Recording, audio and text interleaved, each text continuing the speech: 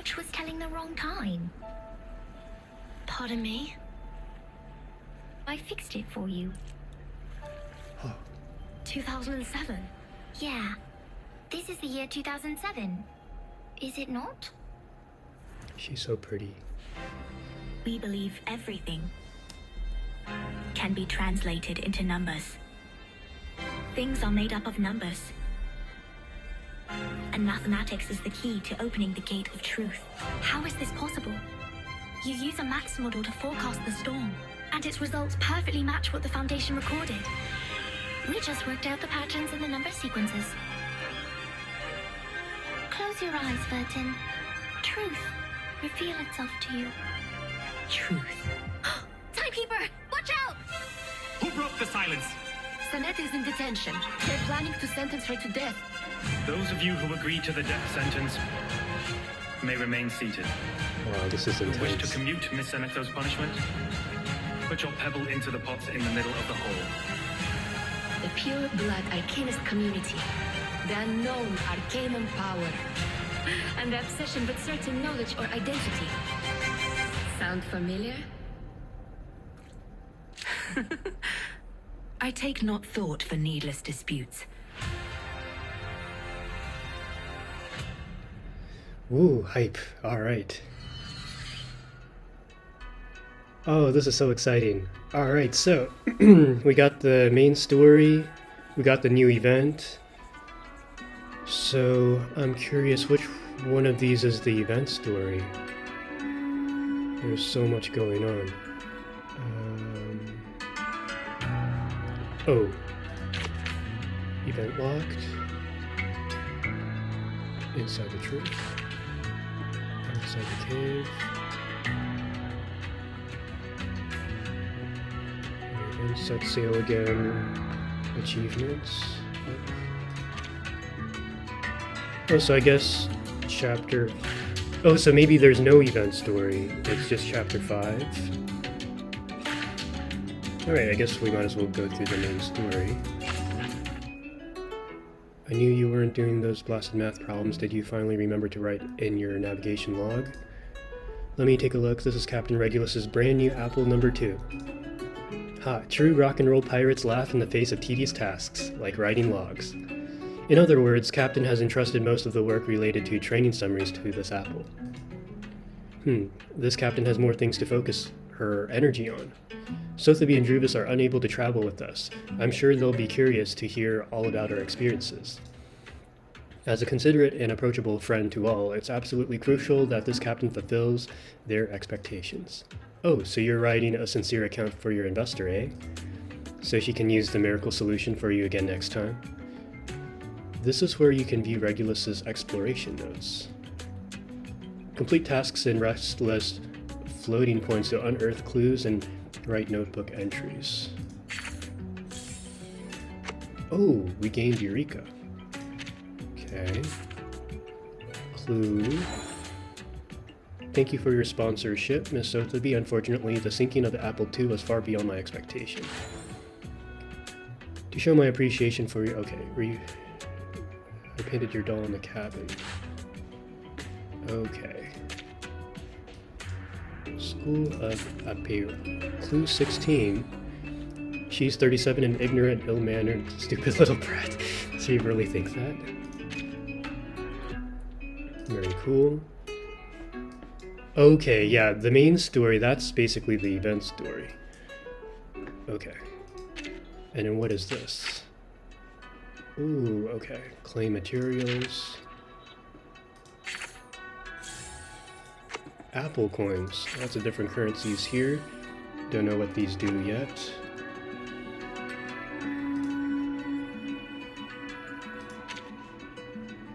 As the sand remembered. Oh, okay. It's telling us we should do the main event first. Okay, so we'll do that. Black box conjecture, what is this? Good timing. This is the vital part of my proof. You have brought me the Eureka. What is this? A truly marvelous hypothesis. I hope the margin is wide enough to contain its demonstration. Prove a hypothesis to obtain rewards Oh, I remember now. If I'm not mistaken, I think Jackson was saying this is random. This time the rewards are random. Let me just make sure there's nothing else important to get. Terrific! I already have a wonderful demonstration in my mind. Oh, It unfolds like the volume of Descartes. okay. An infinite plate of food that We is don't always need near your that seat. Terrific! Ooh. I already have a wonderful demonstration in my mind. It Okay, unfolds okay. like the a truly marvelous hypothesis. There's a new I mini hope the event in margin is Honkai wide 2. enough to contain its Will you do demonstration. sparkle pulls on the side? Yeah, I could. I mean, I was going to film for the main story, try to do it in one take, but I can always edit it, so, yeah, I can do that. Or actually, let me do that afterwards, Leo, if you don't mind. Yeah, I'll just do this all in one take here. Okay, we definitely want the limited Psi Cube, so I think this is where we need to spend our currency on. Thus, an Ooh, excellent didn't get result. lucky. I've always believed carbuncles have a better taste than most real numbers, because they know that a triangle is the strongest shape. Okay, so let's go ahead and do the main story. I'm just asking because you told me you were going to tell me how the pools were going. Oh yeah, sorry about that. Yeah, I got distracted. Yeah, sorry, Leo. Alright, so entering Chapter 5, The Prisoner of the Cave. Appreciate you being here, by the way. You're like my only viewer. Appreciate you. Alright, so new chapter to the main story, so you can watch this with me, Leo. Alright, Bon Voyage. Be it the Thames or the Aegean, one must navigate carefully. I don't know what that means. Oh, what I should probably do is move my camera to the top left. I'll do that after this cutscene. Hold tight! Go ahead and do that. Lean, there is nothing we can do. Alright. Let me move that real quick. Just so I'm not blocking anything.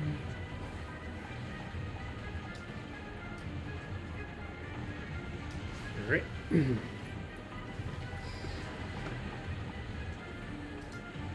Hopefully my internet can hold up. We have another 10 minutes tops before this ship sinks like a stone. 60% of the left cabin has been flooded, as well as 75% of the right cabin. The ship cannot survive such a ferocious storm. Timekeeper, we should get ready for evacuation. Prepare the teleport soft disk. Wait, what are you talking about? Are we going to abandon the ship? These are just some breezes and ripples. Won't last longer than a blink of an eye. Just hold on to the wheel at will. That sounds like the turbine just cracked. Great. So only 2 minutes left. A true captain will never abandon her ship. I've sworn to live and die with Rockin' Apple, the second of its name. Then why is it the second? Good point. Stream quality almost 4K for me. Sotheby Maybe just should lower bought us this ship. I racked my brains to think of all the assurances I could give to get that governess off my back. I think it's better for us to embrace the fact that all things would come to an end, Captain. Sometimes, deserting is to leave for another battlefield. Radios on the ship. The rain washes the radio shell. The flower on top, which was once well cared for, droops. Regulus stares at that flower blankly, then her eyes widen as she suddenly realizes something. Oh, you're one to talk about deserting. If it wasn't for you, we wouldn't have ended up like this in the middle of the... Timekeeper, we have an emergency. The teleport soft disk can't be activated. I'm gonna keep it at I've tried 4K, other Leo, contingency because teleport I'm incantations, filming the video, but so I none want of the them video worked to in be this high area. quality. Neither did the communicator. It's as if something is jamming the signal. I see. I have a question for you, Sanato. Please, Timekeeper. In the field mission evacuation instructions, apart from the part about asking the timekeeper for help, is there anyone else we can reach out to for rescue?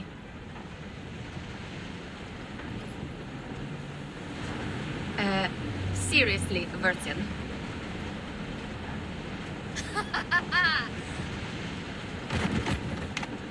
Without hesitation, Regulus I pounces on see them. what's going on now. This is a trap! And you are behind all this. It is you who played that nonsense travel note from 1999 and lured us into this random sea in order to torture us, afflict us, and now feed us to the fish! She blames Radio. Go ahead. Give us the wicked villain laugh, you Manus mole. Quit playing innocent here. I don't know. I mean no harm. Nice try. See what else you got to say when this pirate opens your battery cover and finds Maiden Manus there. Please, do not shake me. Oh no. If I broadcast how to clean kitchen appliances for you now, will it brighten up your mood? Like hell it will. Can't you see? My ship is going down, along with my record collection and your battery cover, to the bottom of the sea for good. Even John Lennon can't do anything about it now. I'm terribly sorry. I can't see. I can only touch, hear, and imagine. Oh. How about this program?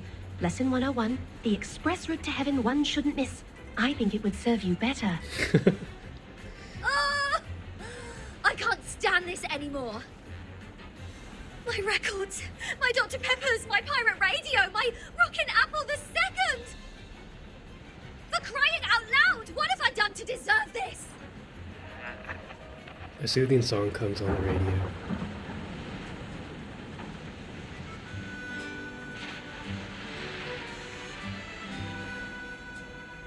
Well, she did try her best to pick the music. Though no one is in the mood, I think this piece is not bad. As to Regulus's question, we need to slightly twiddle this knob to 1913. Ooh, that's a long time ago. Oh, but they go to a different time period, I think, is what ends up happening.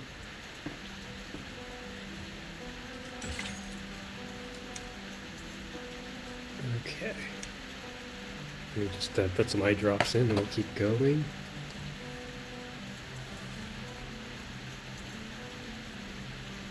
Okay. Secrets are hidden in the seams. Stretch out your hand a bit further.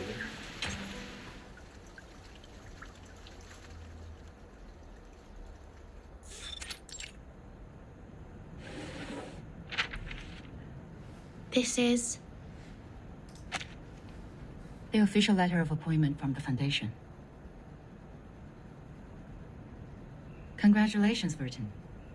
After the long evaluation period and the re-examination, the Storm Reformation, Manpower, and Discipline has been officially approved by the Pact's Security Council.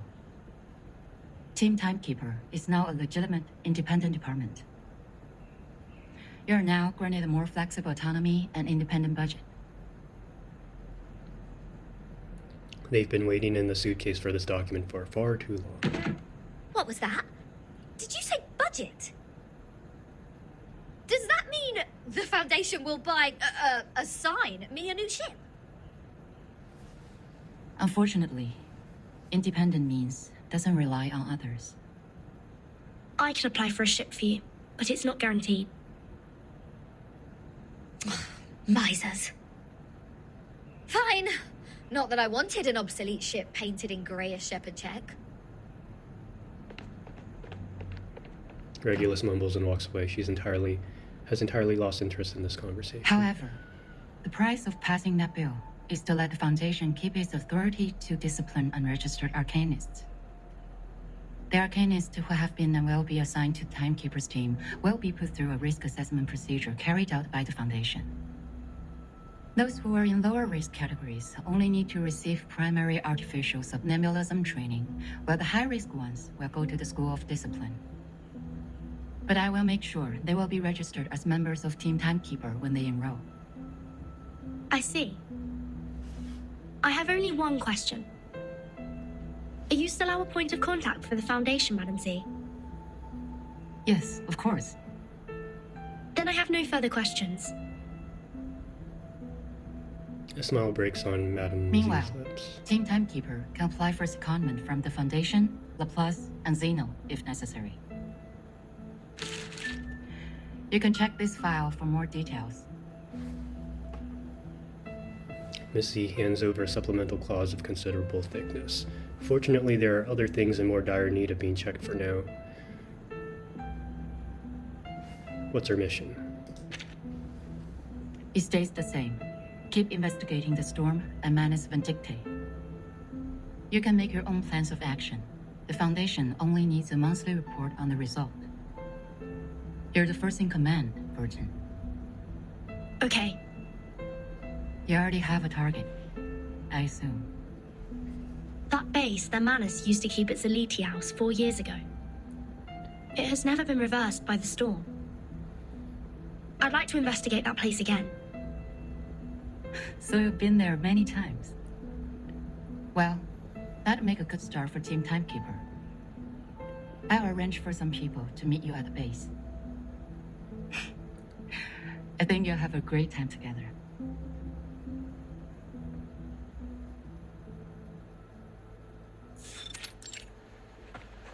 Alitiao base. Oh, the fog is thick here. The mist hangs heavy in the valley, and the temperature is somewhat uncomfortable for those accustomed to the suitcase. It used to be the nest of Elite House, a kind of creature resting in valleys with abundant water resources. What's more, it's winter now. The leaves are indeed covered with a thin skin of frost. Regulus clicks her tongue and eyes the fog-shrouded gate of Xena. So, why do I have to be the errand girl? The Foundation wasn't even planning to give me a ship. Mr. Netto is going through the procedures in the headquarters to transfer herself to Team Timekeeper.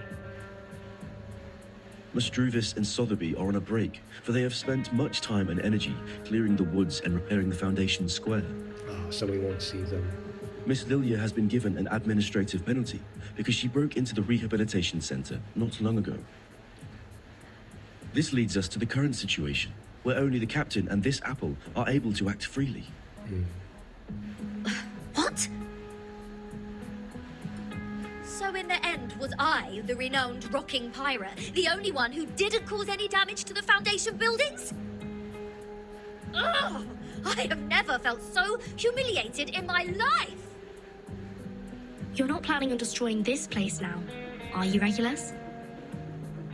No. Huh? Hey, see who's here? Lilia and a stranger. Next to the rusty iron door, Lilia squats on her hunkers, looking extremely bored. What took you so long? Fell into a gutter?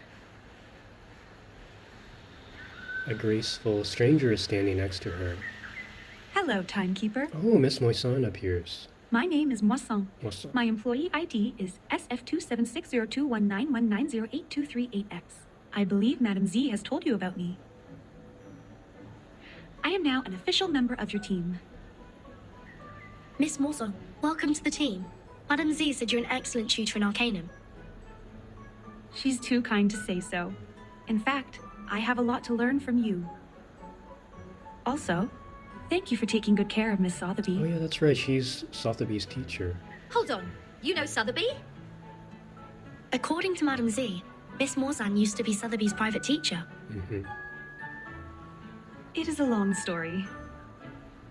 Let Miss Lilia give us an introduction to the base first. As the field operator, she knows this place better. Miss Moisson smiles toward the flying witch beside her, who started to yawn. Someone clearly has grown tired of this humdrum small talk. After I got promoted and transferred to the headquarters, those exciting outbound missions have been removed from my schedule. In short, although it's called the base, the only place unaffected by the storm is a narrow, 20-meter-long corridor no larger than a hunter's lodge. My former fellows had already searched this place from top to bottom. Those Laplace dudes had even sent in their lapdogs to search here inch by inch. Found nothing but some excrement of the Alitius and the dog's own poop. There might be some clues that are invisible. Regulus is a specialist in optical arcane skills. Maybe she can find something. A specialist? Well, I'll take that as a compliment. But for the record, compared to searching, hiding treasures is more of a pirate's lot. So if it were up to me to hide treasures in this place... Regulus walks into the depths of the river valley. Please hold on for a second, Captain Regulus. The fog seems abnormally thick. Regulus halts and hesitates. Slowly, she turns her head. Oh. Ah! Ambush! Ambush. This brat's gonna shut my hat off! Finally, some action. Lucky you, they hit the jackpot right away. There shouldn't be any ambush in this place. Easy, Ms. Regulus. Please carefully retreat to my side. Miss Timekeeper, please cover us. Unknown attackers, everyone be careful.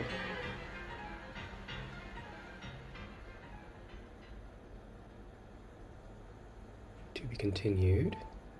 And we should be entering battle now. Okay, so let's change this up. Team 1. Oh, yeah, for the story. So we want to play 37. And now, I belong to this set. Okay, let's play... who do I want to play? I want to try out Lilia. No wingman is needed. And then 230. I'm here for a worn tooth. And then Regulus. Wait! I have to hide the records first! Do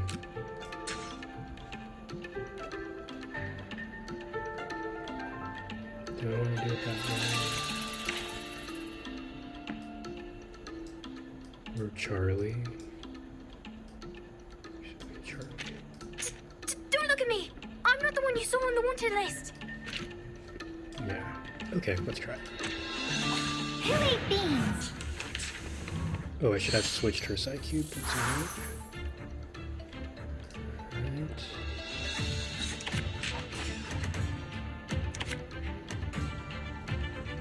No worries. Fine. Don't blink. We should get in here.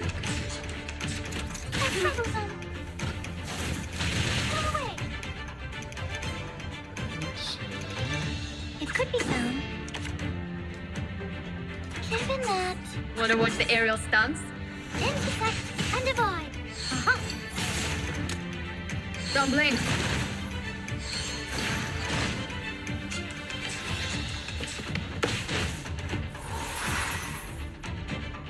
It could be found. Given that... Fine. Time to check my calculation. They are much naughtier than the Foundation's kids.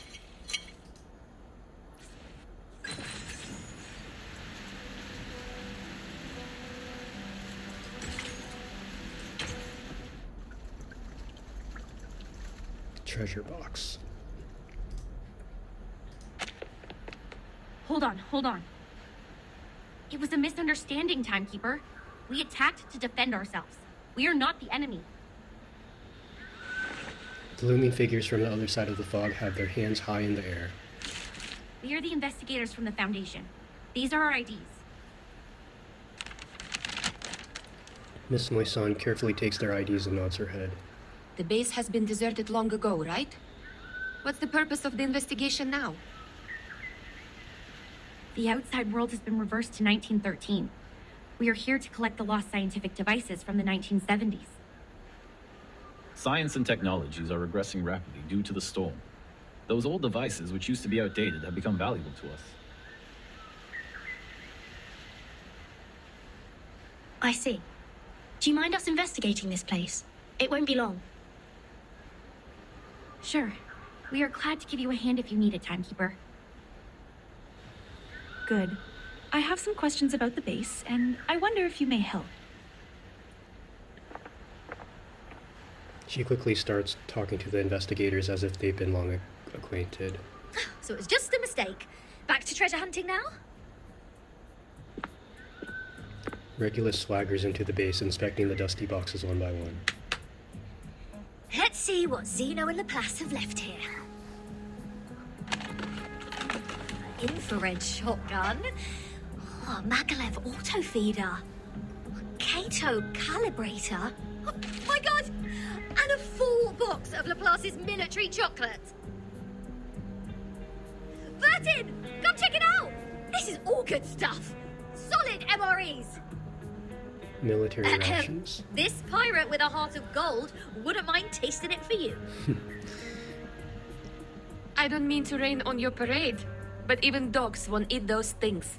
It makes Alitia's excrement smell better in comparison.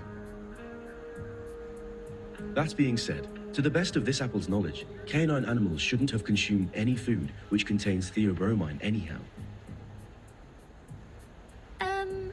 Then can I have it or not?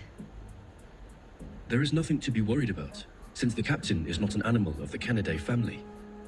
Oh, hey Shalom. Well Thank said, you for coming. As befits the first mate of mine. How are you? Been a long time since stream, yeah. I figured that, Wait a second, why Resimus. not? With the new event, let's go ahead and stream. Show me the thing in your arms.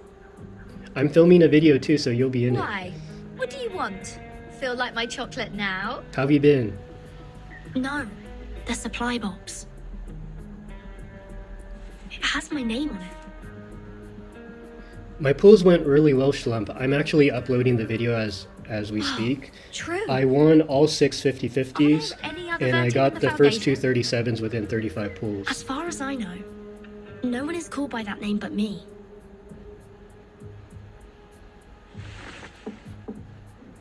Lilia squints her eyes and knocks at the solid edge of the Looks box. like an ordinary wooden box. But these ordinary boxes are always the most A lot dangerous. got unlucky today. Oh, that's right. I think Jackson did the pulling stream, right? Yeah, you know, actually for my 37, I hit hard pity for maybe 3 of them, but I did win all the 50-50s, turns out so I we can't did really find something complain. useful in this treasure And hunt. I went off to a very good start. It even has Vertin's name on it, like a celebrity autograph. A treasure indeed. Regulus, wait, don't. No one can stop a pirate from Yeah, opening her fresh trophy. Is Jackson still streaming?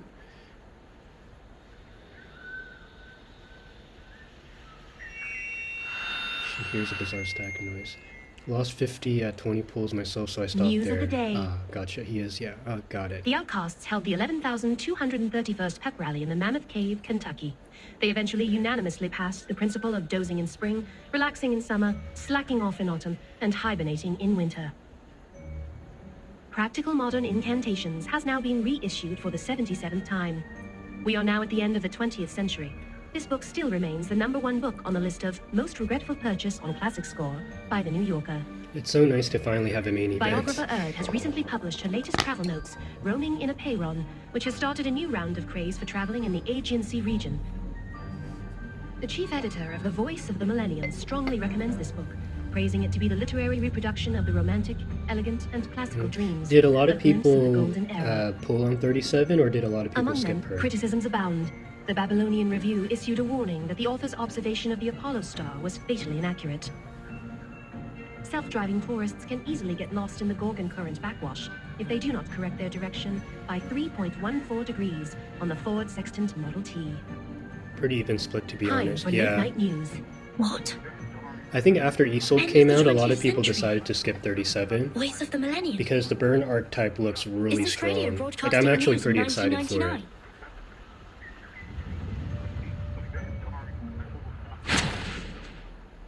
Yeah. The ritual from afar interrupts the broadcast. Just as I suspected. She puts away her usual smile, the glowing light of a spell gathering at her fingertips. Since Timekeeper hasn't reported the time of this era to the Foundation, you two, as the Foundation's investigators, shouldn't have known what year this is. Ooh. Sus. Have fun, gotta get ready for work. Okay, Shalom, thank you so much for stopping by. Great to see you. We'll catch up later. In such pouring rain, time is the best proof of identity. Ha! I get it. Alright, bye. Not a bad plot. Miss Morzon, watch your six. Let us help you.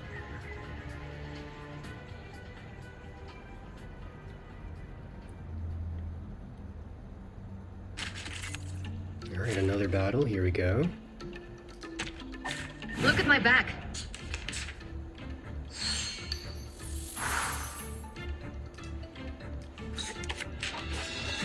It could be found given that. Intersect and divide. Time to check my calculations. Code. It could be found given that.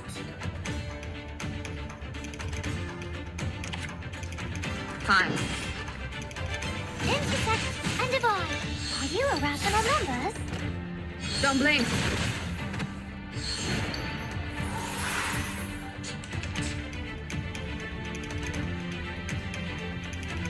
No worries.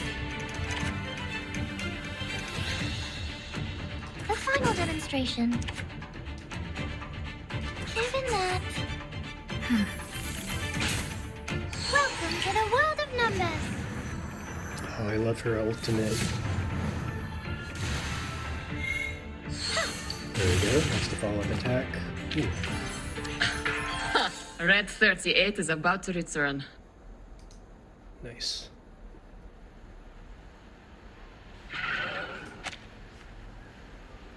So they were bad guys to begin with.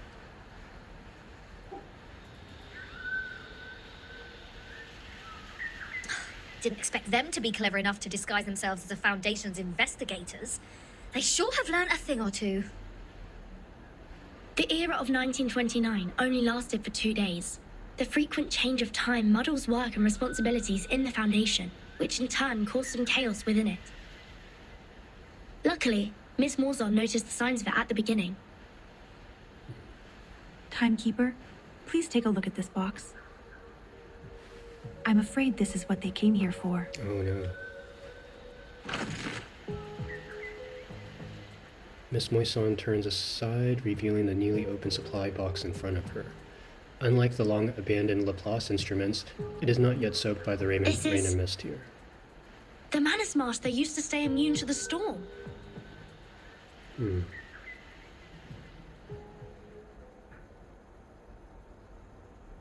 Wow. Alright guys, I'm back. Let's continue with Chapter 5, The Prisoner in the Cave, main story. We are on Stage 4. But before we do that, let's go ahead and do hard mode. I do want to get more... Oh, and I see something here. Ooh, what is this? Oh, I know you must be surprised, darling, but we're old friends. We've talked many times. Have we? Oh, let your guard down. A grandma like me won't be in your way. We can talk about me later, when we need to. For now, let's seize the day and take a look at the new stuff that just came in. As you can see, the fog has filled up this place, giving it a little bit of a mystery. If you see it as a magic show, I'm sure the answer to the mystery is close enough to us, only separated by a piece of red velvet cloth in the magician's hand. Ooh. Now, darling, open the door and go through it. That's what it's for, as well as what makes it better than a wall. Don't you think? Oh, this is where the puzzles appear. Whether it's locked or not, the door itself is already a sign of seduction. It's waiting for someone to pry into its little secrets. Even eagerly, I suppose.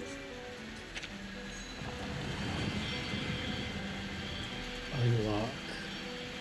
The 3 doors. Oh, this is the 3 doors. Tap here to open the door.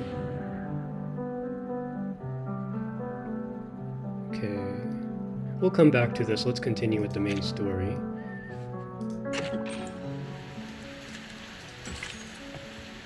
Oh, there's also this.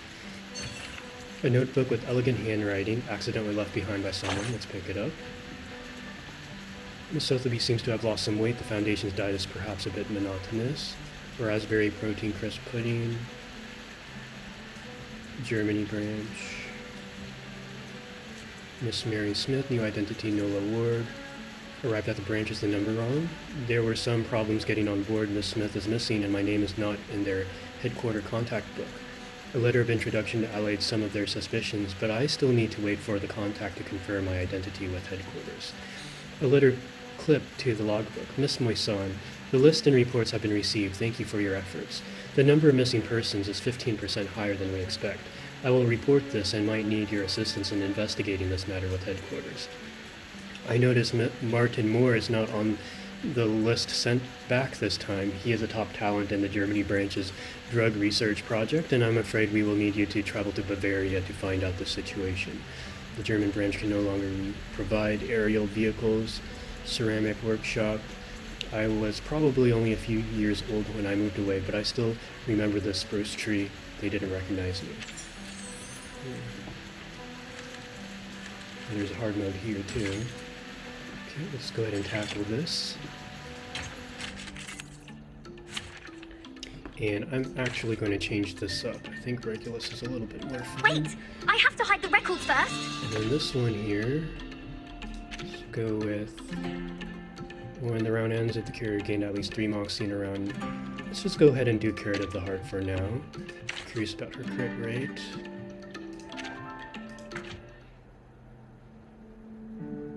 Okay. Alright. Oh, she's kind of squishy. Dental checkup. Nor happiness, nor sadness, nor anger. Cannot gain moxie.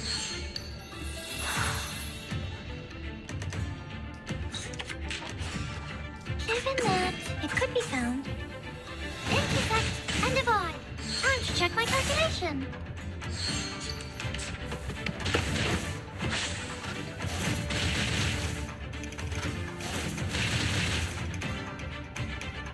Given that... No worries. It could be found. Relax. They're just little games. Time to check my calculation. I smell the scent of mint in it. Rock, rock, rock! Change the world!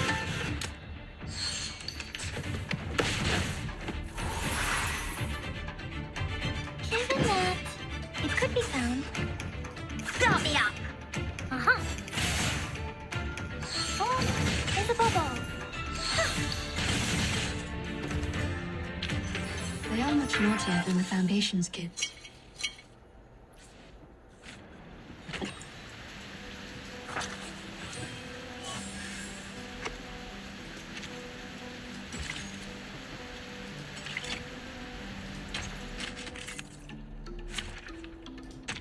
Who ate beans? Oh wait, did I do the hard mode? That was hard mode. No worries. It could be found. Given that... Please, don't resist. Oh, there's a bubble. Uh-huh.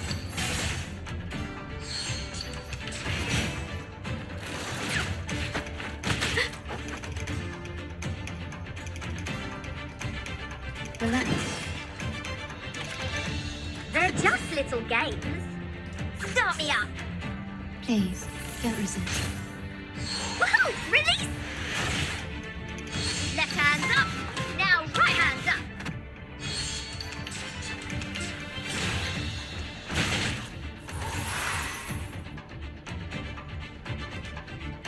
It could be found.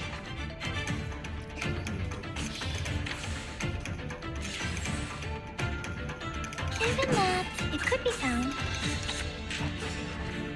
Huh. Uh-huh.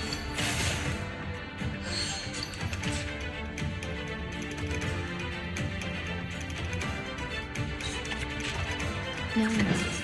Relax. Please, don't resist. I smell the scent of mint oil.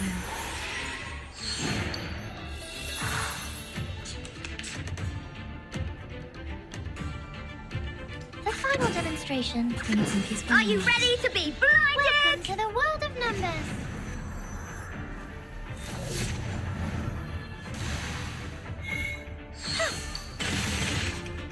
Are you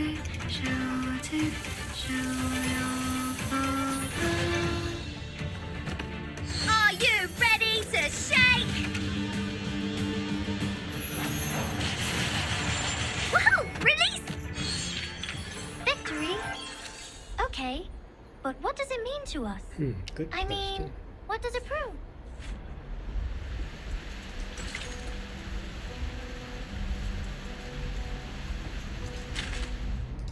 Raindrops never actually fall. They are motionless at the instances of time which constitute the falling process.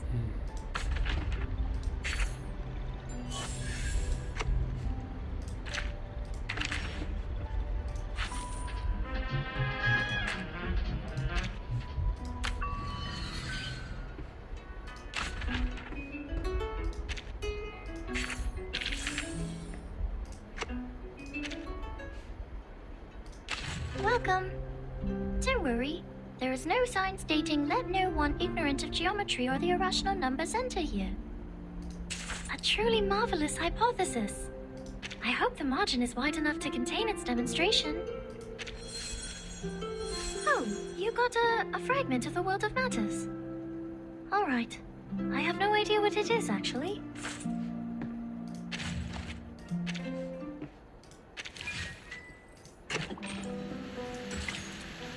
A wave has come crashing down. Grab your umbrella and hold on to the railing.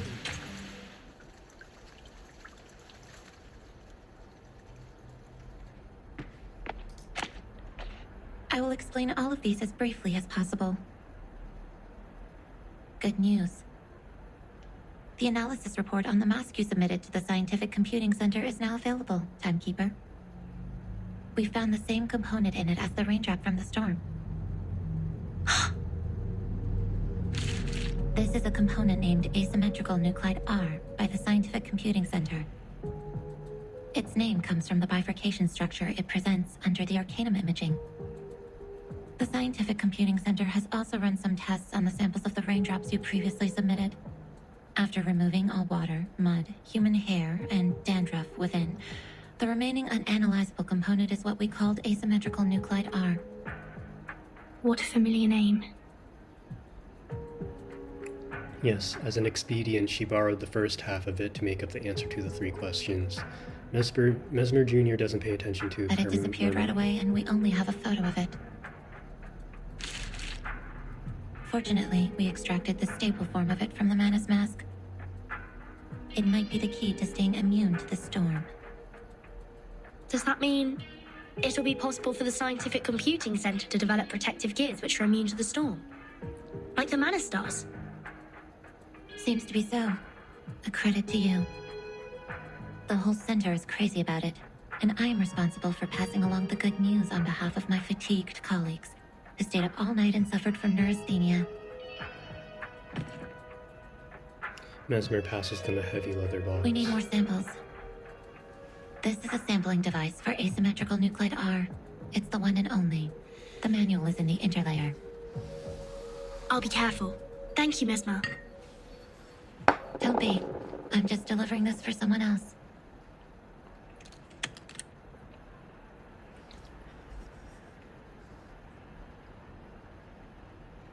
How do you feel now? I'm sorry about what happened in the rehab center. I'm good. It just helped me further verify some factual information about Arcanists. It's just... I thought you weren't one of them, Vertin. I feel like Mesmer should be apologizing to Vert and not the other way around. At the same time, the first assistant rushes from the other side of the corridor. I just heard some spirit-lifting news at the hall. Phenomenal achievement, Timekeeper. Zenetta's face brightens with sheer delight. It's a tremendous breakthrough in our fight with Manus Vindictae. Everyone at the headquarters is cheering. Although, I don't know what this component really is. Is it a kind of ritual? Or a unique substance? That'll be the next thing to find out in our investigation, I think. Manus Vindictae always has more information on the storm and how to be immune to it. We've been trying our best to keep up with their progress. Fortunately, now we have another direction. Oh, and these are the files you asked me to search for. Zeneto hands out a stack of magazines with yellowing covers, each corner carefully flattened. Luckily, the SPDM library has every single issue of Global Arcane Geography since the 1960s. Also, Miss Sotheby accepted your request. Thank you, Zeneto. With these files and the help of Regulus, that should be enough.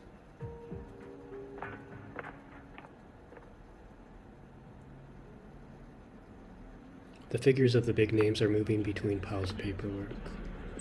And someone is in big trouble. Yeah, go on. What else do you get except for playing dumb, you cunning flower-headed tin box? Speak! Tell us what you know! Like, what were you doing in the Elitiao's base? In what way are you associated with Manus Vindictae? And who put you in that box which has Vertin's name on it? I have no idea. The rockin' pirate advances while her hostage slowly retreats, till she knocks into someone more callous. And those ridiculous radio programs, end of the 20th century, voice of the millennium and roaming in a Pyren. Don't waste our time. Otherwise, we have no choice but bathe you with this bottle of vodka. Ooh. Jeez, do you really mean that? Anything less cruel? Formalin, of course. I never waste my drinks. Yeah, that's more like it. The kidnapper smiled grimly. But I really don't know anything. I'm just the receiver of signals. Please believe me. When I woke up, I was already in that box. This interrogation won't get us anywhere. Laplace didn't detect any unusual arcane marks on her. But she was there with those Manus pawns in that base. Say anything you want, she will still be a solid suspect. Yes, I understand what you mean. But for now, the evidence can't support our speculation. A field trip may be helpful, I guess. What's your plan? Will you come with me? I've informed Madame Z. This will be the first official field mission of our team. Sotheby and Druvus are still on leave. They will not take part in this action. While Miss Morzon will stay put in the Foundation's headquarters as our contact. Wait, a field mission? Didn't we just come back from that Elitiao base? Besides, where is this field? The Apollo star we just heard about means the sun. The Ford Sextant Model T is an arcane device produced in the early 19th century. The Scientific Computing Center has one of those as a part of their collection. The Gorgon current is mostly created in the Aegean Sea, near the Balkan Peninsula. I remembered an Arcanum magazine in the 1970s had a detailed article about this and introduced the circulating current. I read it in the periodical room in SPDM. The current will be flowing backwards every time the Earth is at aphelion and perihelion. This is also known as the current reversal, which is on the 3rd day of January and July this year. And the time in the outside world is January the 1st, 1914. Are you saying that all those broadcasts are leading us to an actual place? Why? I thought we'd have a nice break after this.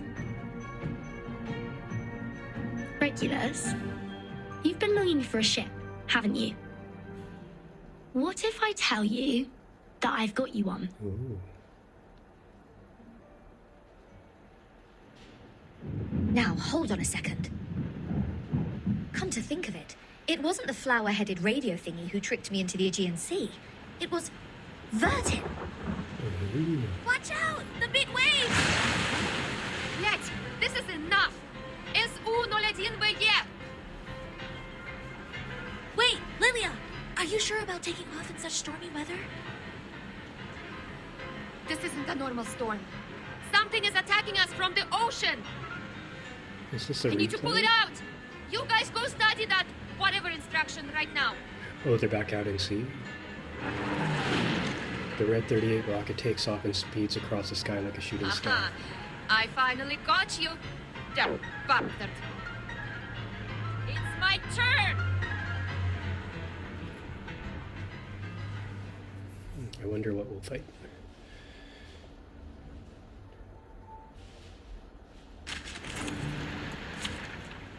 Alright. Who ate beans? Oh, we're fighting the arms of Leviathan.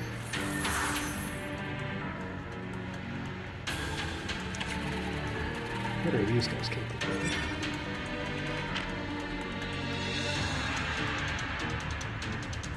Ooh. He can leech. Turns into freeze. Oh, we can freeze me.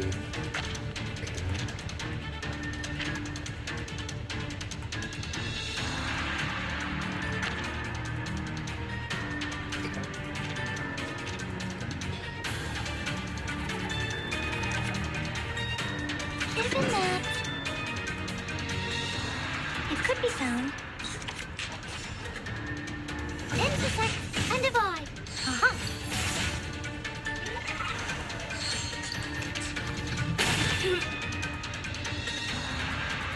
Isn't that? They're just little games.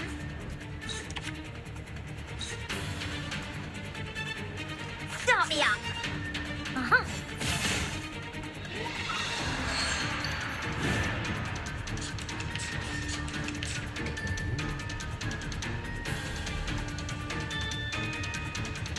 They're just little games. Could be found. No worries. Left hands up. Now right hands up. Time to check my calculation. We can, Thank you. Alright, talk to you later, Leo. Thanks for stopping by. Take care.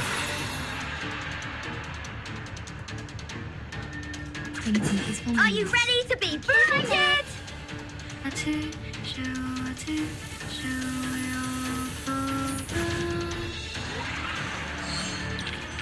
Hip hip hooray!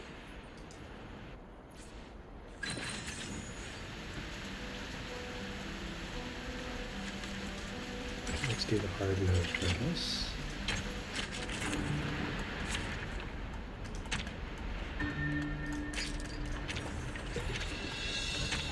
Dental checkup.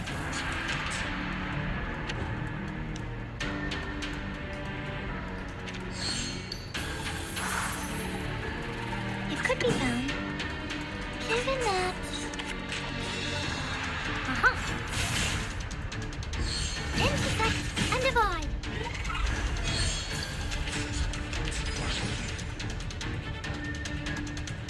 Start me up. It could be found. Isn't that? Nice! Oh, there's a bubble.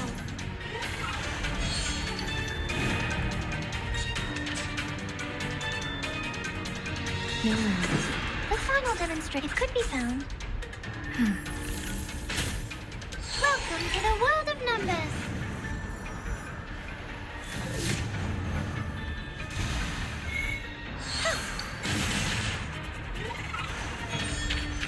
They are much naughtier than the Foundation's kids.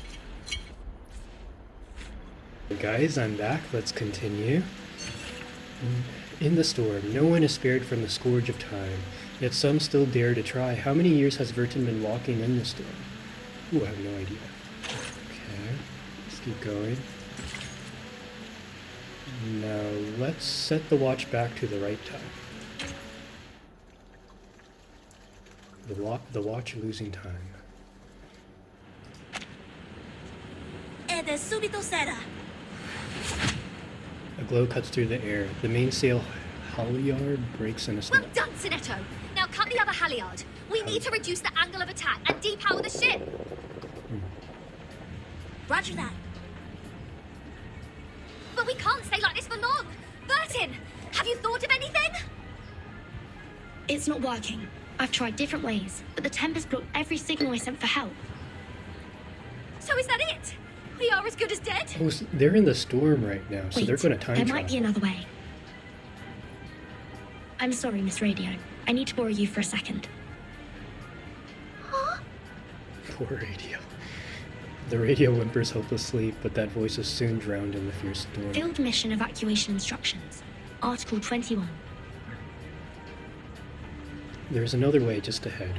Whenever there is an emergency, the field officer may send an SOS code with their wands through any transmission device with round buttons on it. Any Foundation member nearby will provide immediate humanitarian aid. To send the code, please turn the knob 1 time to the right, half to the left, and then 1 time to the right. If you succeed, you shall hear. The knob is turned fully to its endpoint. May the peace be with you. Ooh. I've never seen such a tremendous ritual. When the light of the ritual fades, 3 people dressed in white show up on the deck.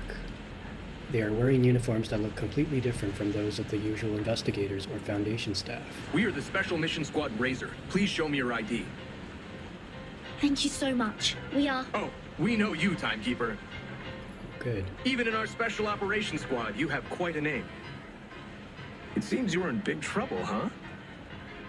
We were under attack by a giant sea monster when sailing in the Gorgon Current. Please help us ashore safely. Right down to business. Good, good. I like a straightforward person. All right, William, Todd, better get a move on. We're going straight into battle, huh?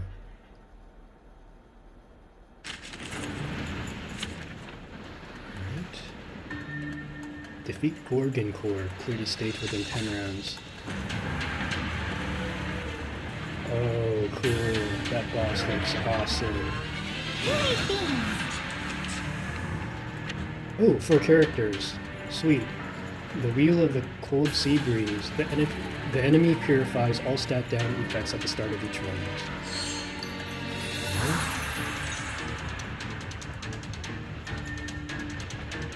Relax. Give him that. Actually, I think I just want to do this. It could be fine. Give him that. Let the show begin. Intersect and divide. Foolish.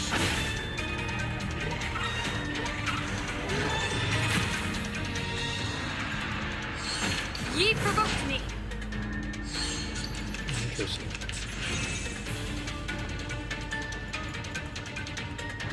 No worries.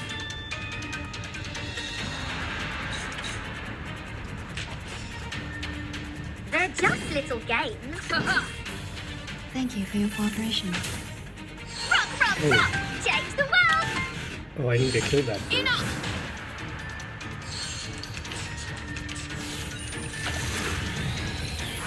The jellyfish disappeared. Relax. It could be fine. No worries. Let the show begin. Thank you for your cooperation. Time to check my calculation. It's invincible again. Regeneration. Foolish. Okay, I need to read up on this. What's going on here? When dying, other tentacles immediately die. Enters deep sea terror, cannot act. Okay, what makes him invincible?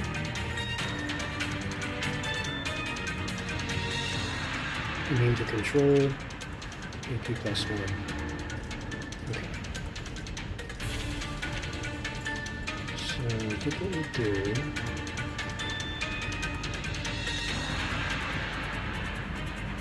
We need some peaceful moments.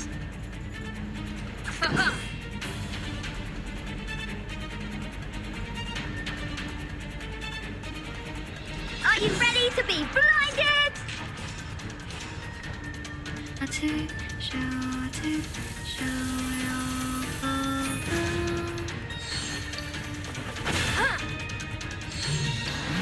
Oh. Victory? Okay, but what does it mean to us? I mean, I still don't understand the boss. The arcane blades are incredibly sharp. The razors pierce the monster's scales. Several snake heads are cut off and fall into the sea. Incredible. Is that a full-size Gorgon? I've only read about this ancient sea monster in literatures. Watch out! Its eyes will turn you into stone! There has been no witness report of a Gorgon since the 12th century. I thought the current was simply named after the mythology. Well, it's my privilege to have the chance to fight against it, huh? William, Todd, let's see who gets it down first! Entity should not be multiplied unnecessarily. Captain, I hope you still remember our founding motto. A broom passes by the ship swiftly. A playful, interested smile comes Want to William's compete with me in face. speed? Have a try, if you dare. Oh, you have guts and I appreciate it. Bring it on! Speed up, my friends. We need to rush back to the Balkan Peninsula for another mission. Everyone, please wait a minute. The size of the sea monster. It's shrinking. What's happening now? It's gone out of sight. Oh, I have a bad feeling Oh, she about has her this. records. Not good. It's crawling into the cabin. It plans to tear the ship apart from the inside. Oh, no. Everyone, watch out! Oh, they're in the water.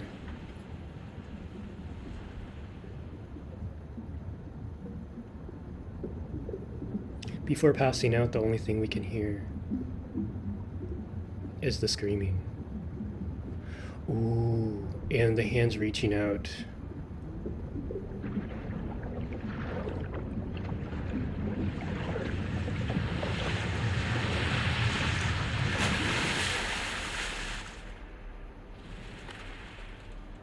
And we meet 37. What is this place?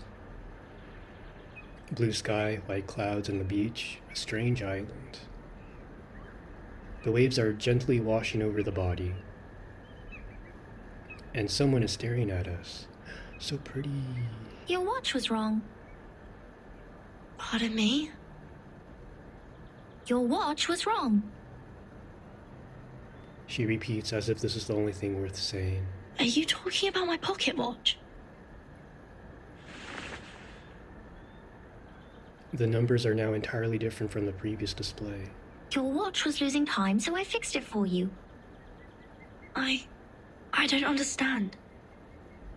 Do you mean this is the right time? Yeah. This is the year 2007, is it not? They've gone forward in time by like 80 or 90 years.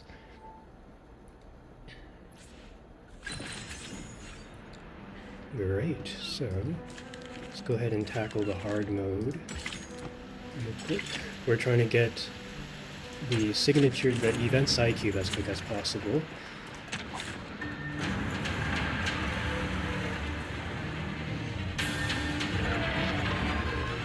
Dental check. The pack dies with the alpha, Moxie -5 for other allies when a character dies.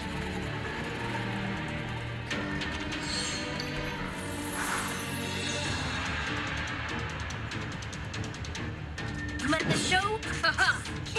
It could be found. Ye provoked me! Oh, the Leviathan's a lot tankier in hard mode. Oh, it's a bubble. Are you irrational members?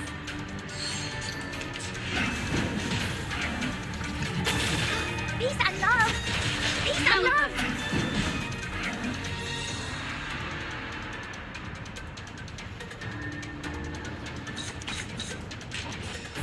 They're just little games. Let the show begin. Left hands up. Now right hands up. Intersect and divide. Ha!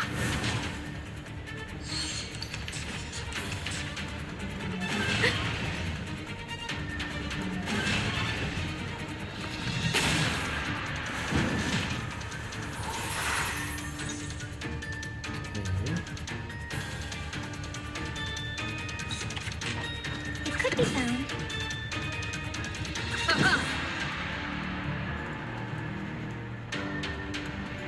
Nowhere. Oh, it's a bubble.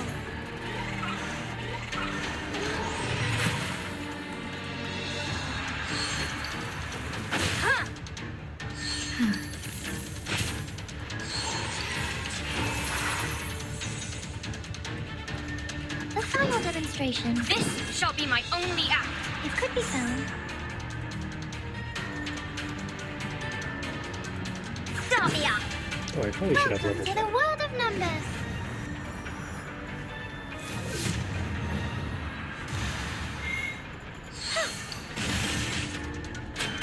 Thy ending is destined.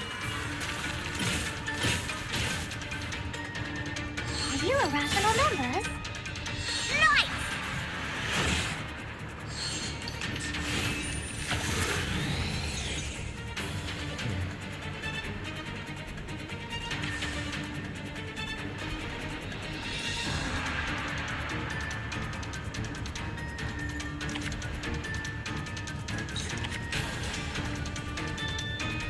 Isn't that?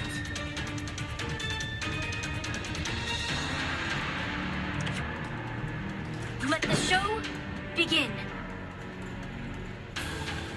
It could be found. Are you ready to be blinded? Illusion is enough for me. Are you irrational numbers?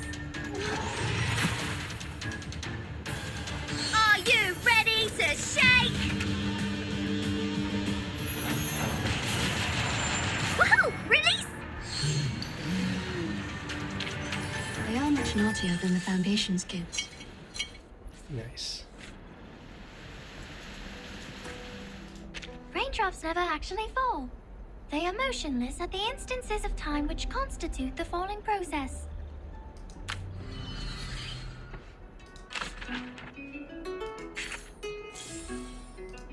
Nice. Oh.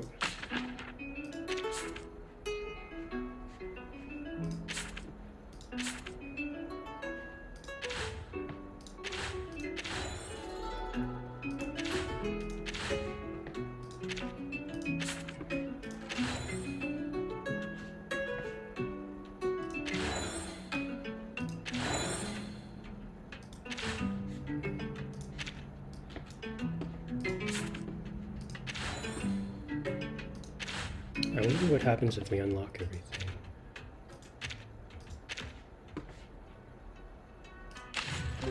Good timing. This is the vital part of my proof. You have brought me the Eureka. Hypothesis A of truly marvelous hypothesis. I hope the margin is wide enough to contain its demonstration. Okay, let's see if we can get the Psi Cube. Yes, we got it. Sweet. She seemed to be a little afraid of the cold. I suggested she take an island vacation and enjoy the sunshine. Don't worry, a parent always welcomes those who listen. Nice. Okay, let's go ahead and level it up. I will not take another step closer to that table unless those brown bean juice drinkers leave first.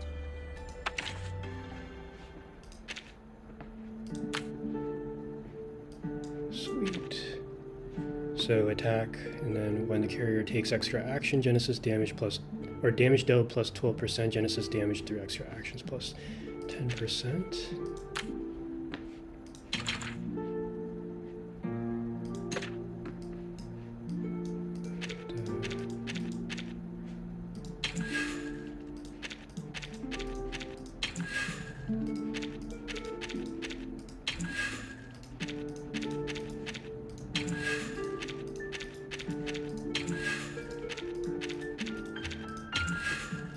Trying to get the 10 engraving achievement.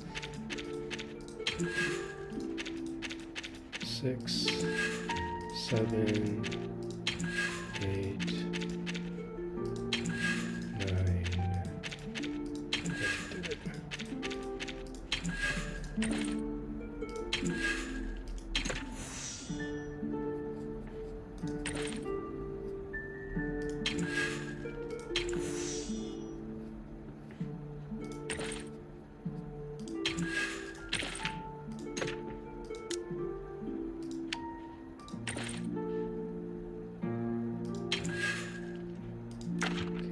Craft this.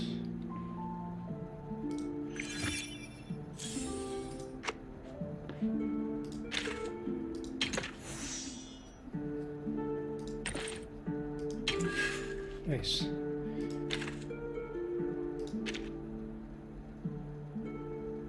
Oh, her HP is really low. Okay. I will not take another step closer to that table unless those brown bean juice drinkers leave first. Alright, let's keep going with the story. So, Kingdom of Numbers. Look, those numbers are no longer curled up on the manuscript.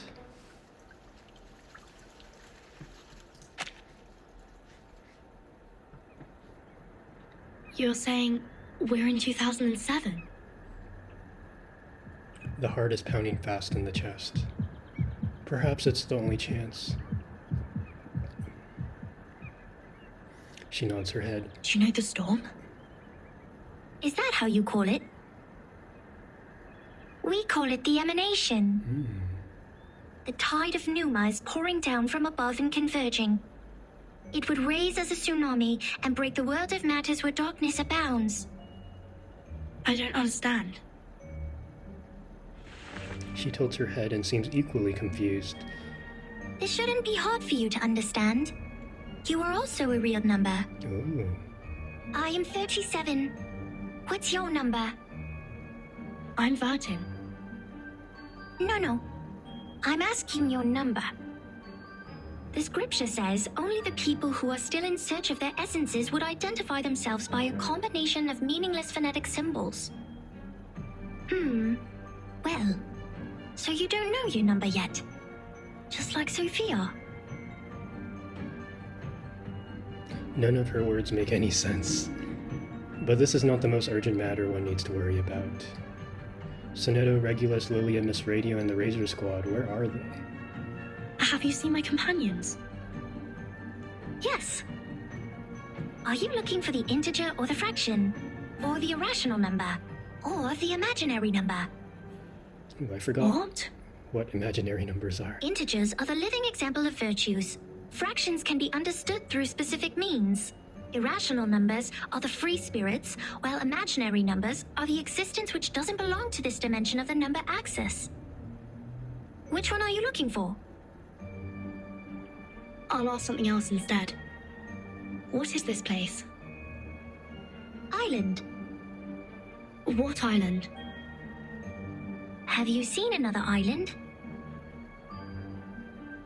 Maybe another question. Did a biographer named Erd visit here before? In 1999? That takes her a while to think about. 1999. Oh, 1999. 1999 is a lovely centered triangular number. But I believe this number has been abused in the Doomsday stories. I mean, people are too invested in its meaning.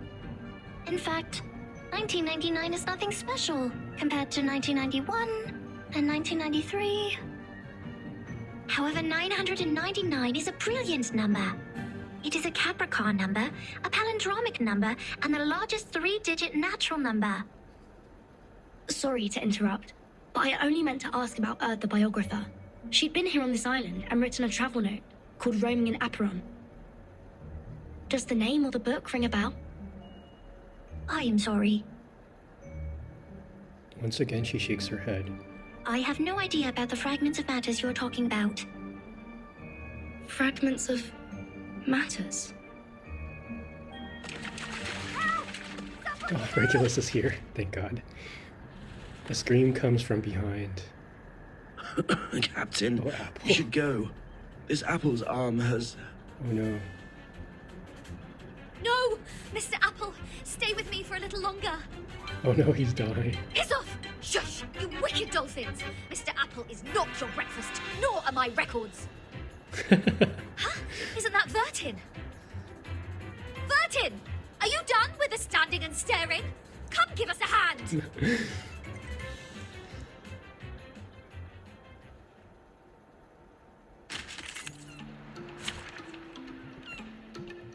Alright, time to test out this IQ.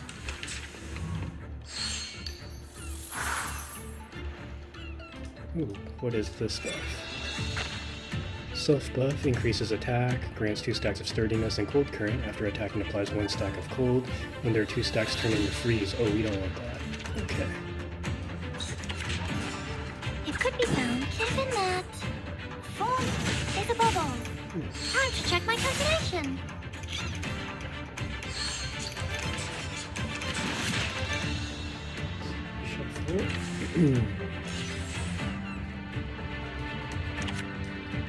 It could be found.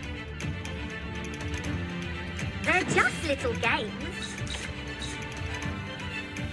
Let's get this one. No worries. Get him in there. Stop me up. Thank you for your cooperation. Are you irrational numbers?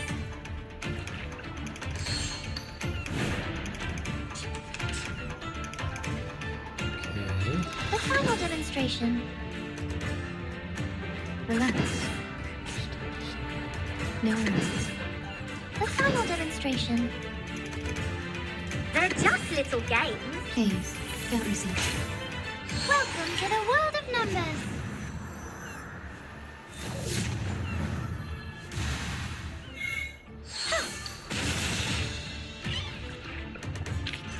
Victory? Okay, but what does it mean to us? I mean... Thank God you were here, Vertin. Mr. Apple and I were this close to being made a stargazy pie by these clever bastards and served to the dinner table. You've also been incredibly helpful, Regulus. Is that so? Like how? Transported in time, probably. You rebuild my confidence in communicating with people. Have you seen Sonetta and the others? No, I woke up on a dolphin's back. Thought they had saved my life at first and was quite grateful to them, but the next moment they just started all the beating and biting. They think you are an irrational number. That's why they bit you. Whoa! This little lady made me jump. Vertin, who is this long-haired stranger? A familiar voice calls from the distance. Oh, Sonetta, Timekeeper. probably. Yes. Thank goodness you are all safe and sound. Lilia's on her way. Now we only need to find the captain and his team members. Next to her stand several strangers in white garments. Sonetto, these people are... They are the Apuron believers. They lent us a helping hand after the ship went down. What's Apuron? The robed figures stand unspeaking and motionless, until one steps forward to break the silence. Not at all. An integer is under an obligation to help his kind. Miss Sonetto, have you found your friends? Yes, only the members of the Razor Squad are still missing. They also belong to the St. Pavlov Foundation like we do. Imaginary numbers are not of our concern. Imaginary numbers? You should not linger here if you have already found your lost friends. We will provide a boat for you to leave. Our school of thought does not accommodate uninvited guests. Oh. Wait, we have something to... What if we know about the emanation? The man honks. We are the investigators from St. Pavlov Foundation. We are glad to share the information about the storm, or the emanation. Please grant us entry to this island so that we can share them. Timekeeper? I'll explain to you later. Trust me. Please, Sonetto. The white robes whisper to each other. Come this way. We will talk. However, only integers and fractions are welcome here. The man puts out a finger directly pointing at Regulus. No irrational number is allowed on this island. Irrational number. Throw her into the sea. Huh? Wait. Now hold on a second. I said hold.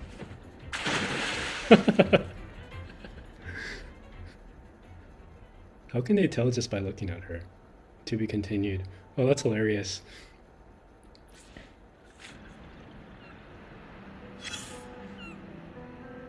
Ooh.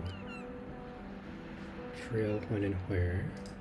You still look confused. I know, darling. You haven't even vomited up the mouthfuls of seawater you ingested deep into your stomach. Just relax and lie where you are. You don't have to get back on your feet right away. Usually, yes. Usually, when those drunkards and patients wake up from a coma, just like you do right now, they only have 2 questions. The first one will help you find out the name of the land you are lying on. And the other will help you calibrate that bizarre watch on your wrist. All right, now it's finally the right time to make things clear. Open your mouth and throw up whatever you have. Seawater, questions, just get them all out. Right here. Who on earth are you? Where's the guy who used to talk to me? Oh, darling, why not let it be? You're all on your own now. Don't ask for more when you already have someone to talk to, even if I'm only nagging most of the time. We gotta let the past be the past. True. Like how we deal with old newspapers. Because all I speak is one simple fact after another. Anyways, we will keep each other company for quite a while. Where am I? Ah, finally a question about yourself. In front of you is a boundless sea. All you can see, besides the beach you were lying on, is water, water, and water. A cry for help will be drowned out by the waves, and even the strongest legs are tied to the ground here, and cannot break free. See? There's no way to leave, but it's a good opportunity to have an island tour. The locals have good manners, so I think you can ask them to show you around. That's at least better than just goofing off. Not even you can avoid asking this question. But a kind-hearted soul already told you that time is moving forward as it used to be, step by step. So the time is... the year 2007. Yes, time is back on the right track, going where it's supposed to be. Raindrops literally drop again, and no one goes back to the past anymore. Well, some miss the good old days, though. Oh, you still doubt it, don't you? I can see it in your eyes. Don't get me wrong, I'm on your side. After all the hard times I've experienced, if anyone told me that my life was just a boring dream, one neither good nor bad, I would throw a shoe at them. I can tell you are being burned by anxiety. But to find the time you want, we need to comb through the situation. Like how you do with your hair. Time is like a soccer tort, and now it has been divided into many pieces.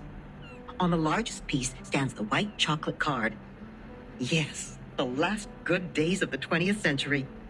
The gentlemen are still growing handlebar mustaches, and the ladies have not yet flattened the curves on their bodies. New money buys one art piece after another to show off their good taste. They don't even mind turning their homes into museums. A cafe named San Marco officially opens, gathering the most outstanding intellectuals and writers of the time. They talk and laugh there as if nothing could stand in their way. Then the cafe receives a neurologist whose briefcase carries the interpretation of dreams, and celluloid film and projectors become a new means of expression for artists. At this point, helmets remain intact in the warehouse. Gauze only works in hospitals. Bullets only fly in the firing range, and the flame that swallows lives is not even lit. But soon enough, the young people who swore to retrieve their homeland will take up daggers and guns to fulfill their oath. Buildings will shake like a leaf, and rocks will fall off and hit the walls. Screams will try to break free from people's throats. And at that moment, a clip will be loaded secretly in the name of supreme honor. The golden age is about to end. A vortex of blood is already swirling in the river of time, waiting to devour everything that passes by. When that actually happens, all the beautiful curves derived from nature, the bee-shaped brooches, the punch, the eiderdown duvets, everything will be destroyed, leaving only an insurance contract behind. And it doesn't even work. Even this cafe will be smashed into concrete pieces. That sounds terrible. See? We have combed the hair now. Everything I just talked about is the time you want. You wouldn't buy the nonsense about the fairness of time when you reach my age. It actually feels different between those who keep their eyes shut and those who keep theirs open. Likewise, those who kill never share the same feeling with those who are killed. This is also true between those who have enough food to eat and those who are starving. All right, that's it. I've talked enough. Now get up, darling, and brush the sand off yourself. Trust me, you will find your own answer to this era. Wow, this voice actress is really good. They should voice everything, including the character events. Dolphins, curious about terrestrial creatures' communication, try to join the confrontation, repel again. Start. Who ate beans? Alright. How should we do this? It could be found, given that form is a bubble. Are you irrational numbers?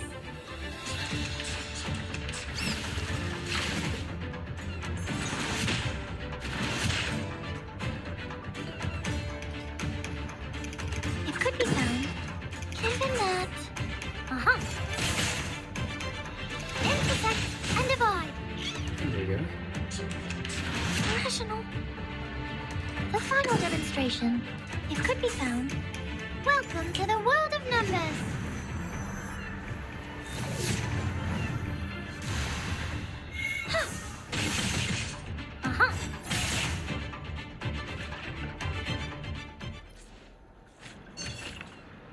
Now you may continue with your conversation uninterrupted. Alright guys, let's keep going. Chapter 7, Canned Beans. In the pocket there are green peas, flat beans, bitter beans. It's not hard to tell them apart.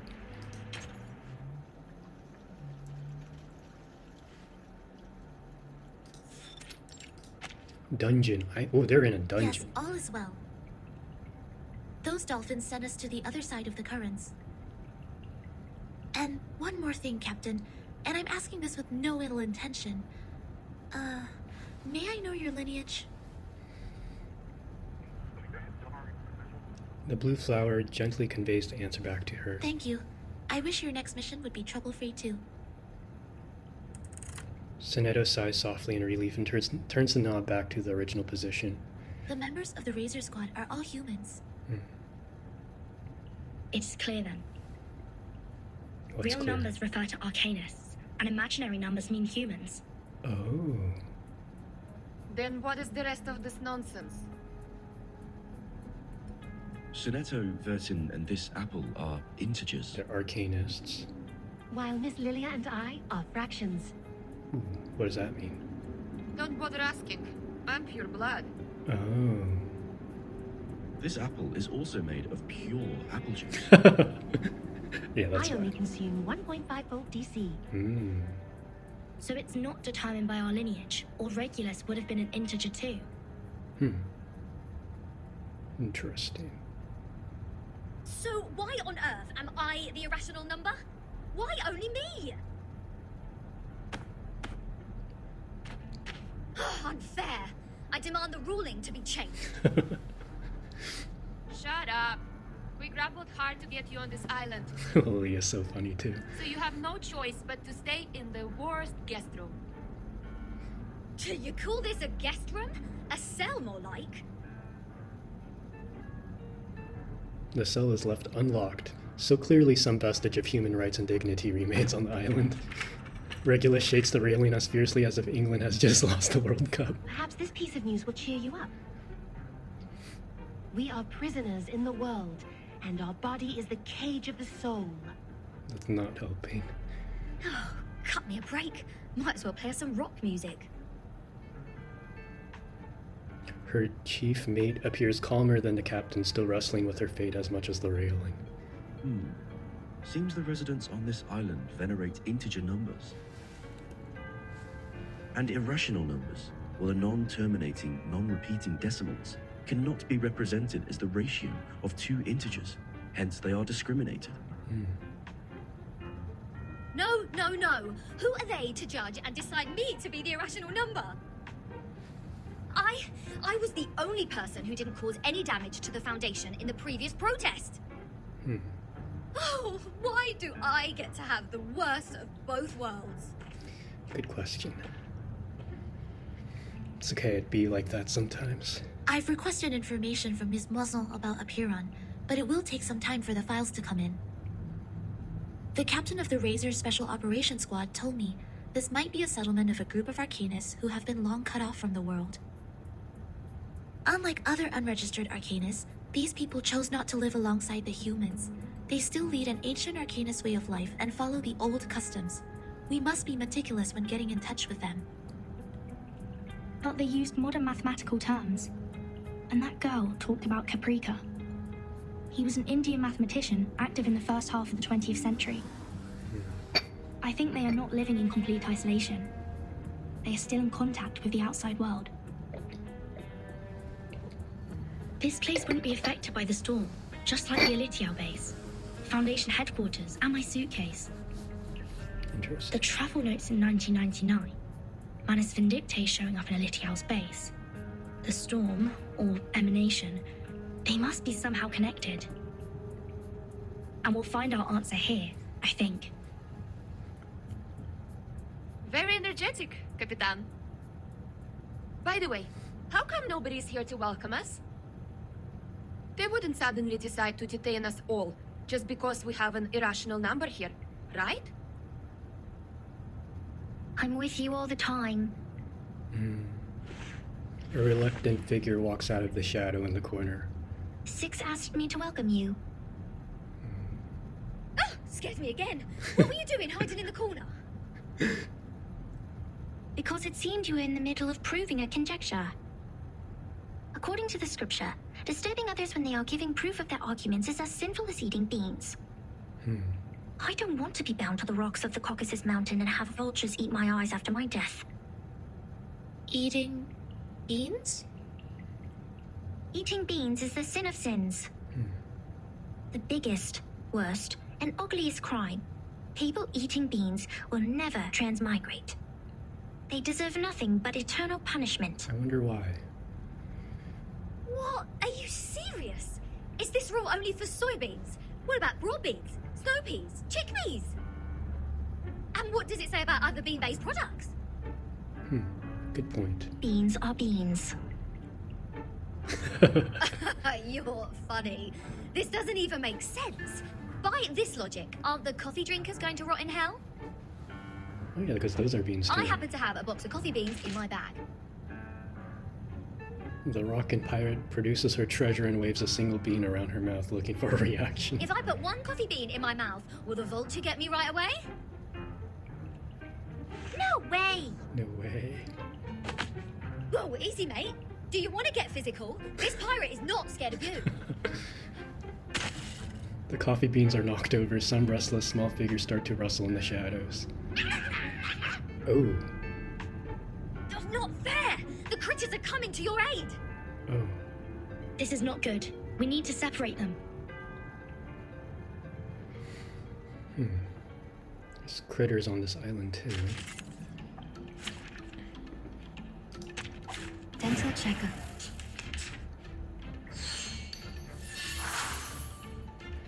Okay. Here's a map. It could be found. Intersect and divide. Time to check my calculation. Rational peace and love! Peace and love! Ugh, don't touch my bag! Start me up!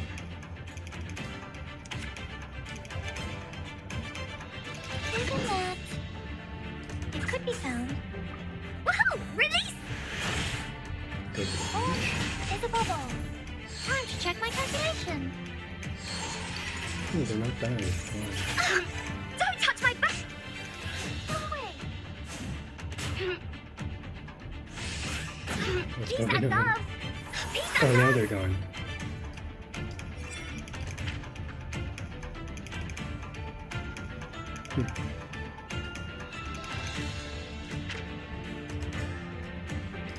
Okay. Relax. Here's a map.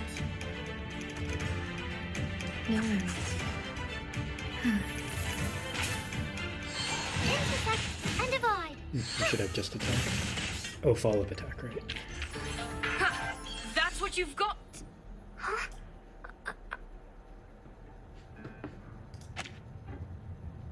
Let go!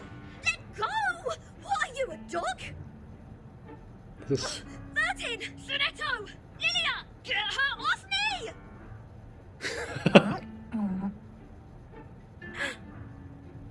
What is going on here? Oh, Sophia's here. 37, let go of the guest's head. Now.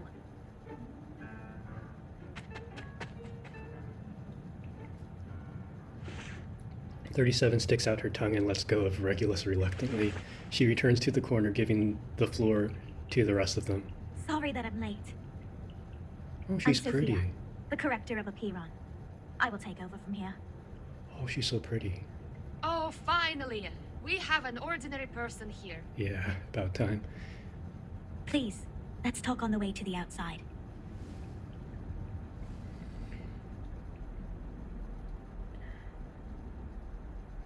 To be continued.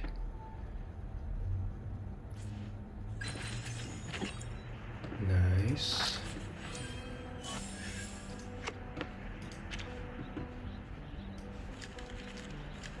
Okay, let's do the hard mode for these.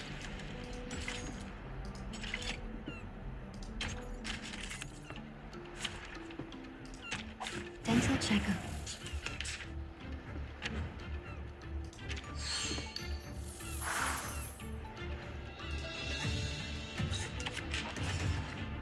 Given that it could be found, time to check my calculation.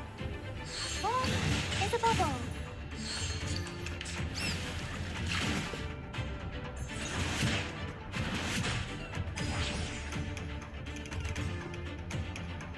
Start me up. They're just little games. Left hand up, now right hand up. Lights! Are you irrational numbers?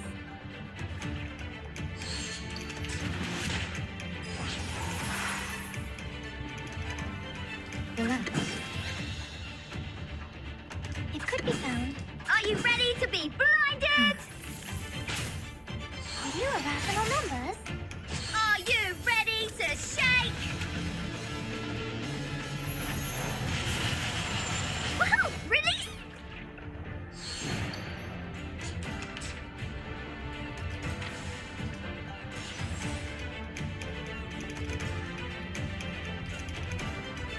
Given that, it could be given that. Intersect and divide. Huh. Intersect and divide. Uh-huh. Victory? Okay, but what does it mean to us? I mean, I like her outfit, her I2 outfit.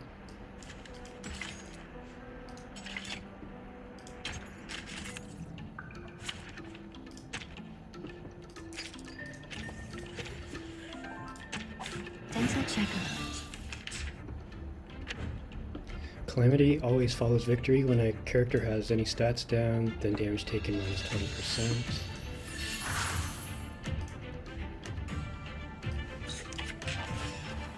given that it could be found, 4 is a bubble. Are you irrational numbers? Peace and love! Peace and love! Don't touch my bag!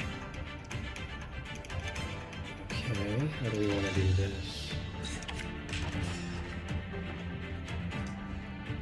Start me up! Given that... Woohoo! Release!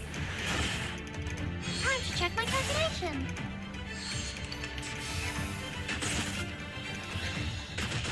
Peace and love! Peace and love!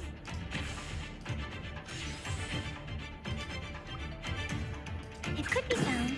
Given that... Time to check my calculation. Intersect and divide. Huh.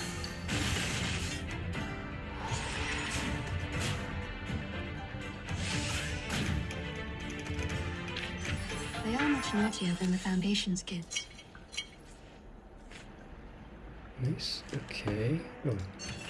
Related to one of the most advanced armaments in a bygone era. Whoa. Villiers W5 Strategic Razor, enhanced version instructions for use. Preparation. The Villiers W5 Strategic Razor is issued to the Foundation Special Operations Team and will be distributed along with other equipment during your initial gear issuance. Please carefully check the equipment receipt list to confirm you have received the correct model and number of items. It is developed by the Laplace Scientific Computing Center, designed for the daily mission needs of human team members. It does not require arcane skills to operate. Before official use, proficiency in the correct use of this equipment is required, and the user must pass related practical training assessments, awakening and linking. When first equipping this razor, please manually awaken and link the weapon by performing the following operations. Sit with eyes closed and perform deep breathing in 10-second intervals until the body reaches a meditative state. After opening your eyes, silently count to 5, then grasp the handle of the equipment with both hands. Release your hands after feeling a slight vibration, and this will be awakened and successfully linked to you. Parameter settings, blah blah blah, equipment maintenance, okay. Ancient rules. Boundaries of propriety always tempt daring fingers. Ancient rules. We believe everything can be translated into numbers. Things are made up of numbers, and mathematics is the key to opening the gate of truth. It is like the fire that lifts us from the darkness.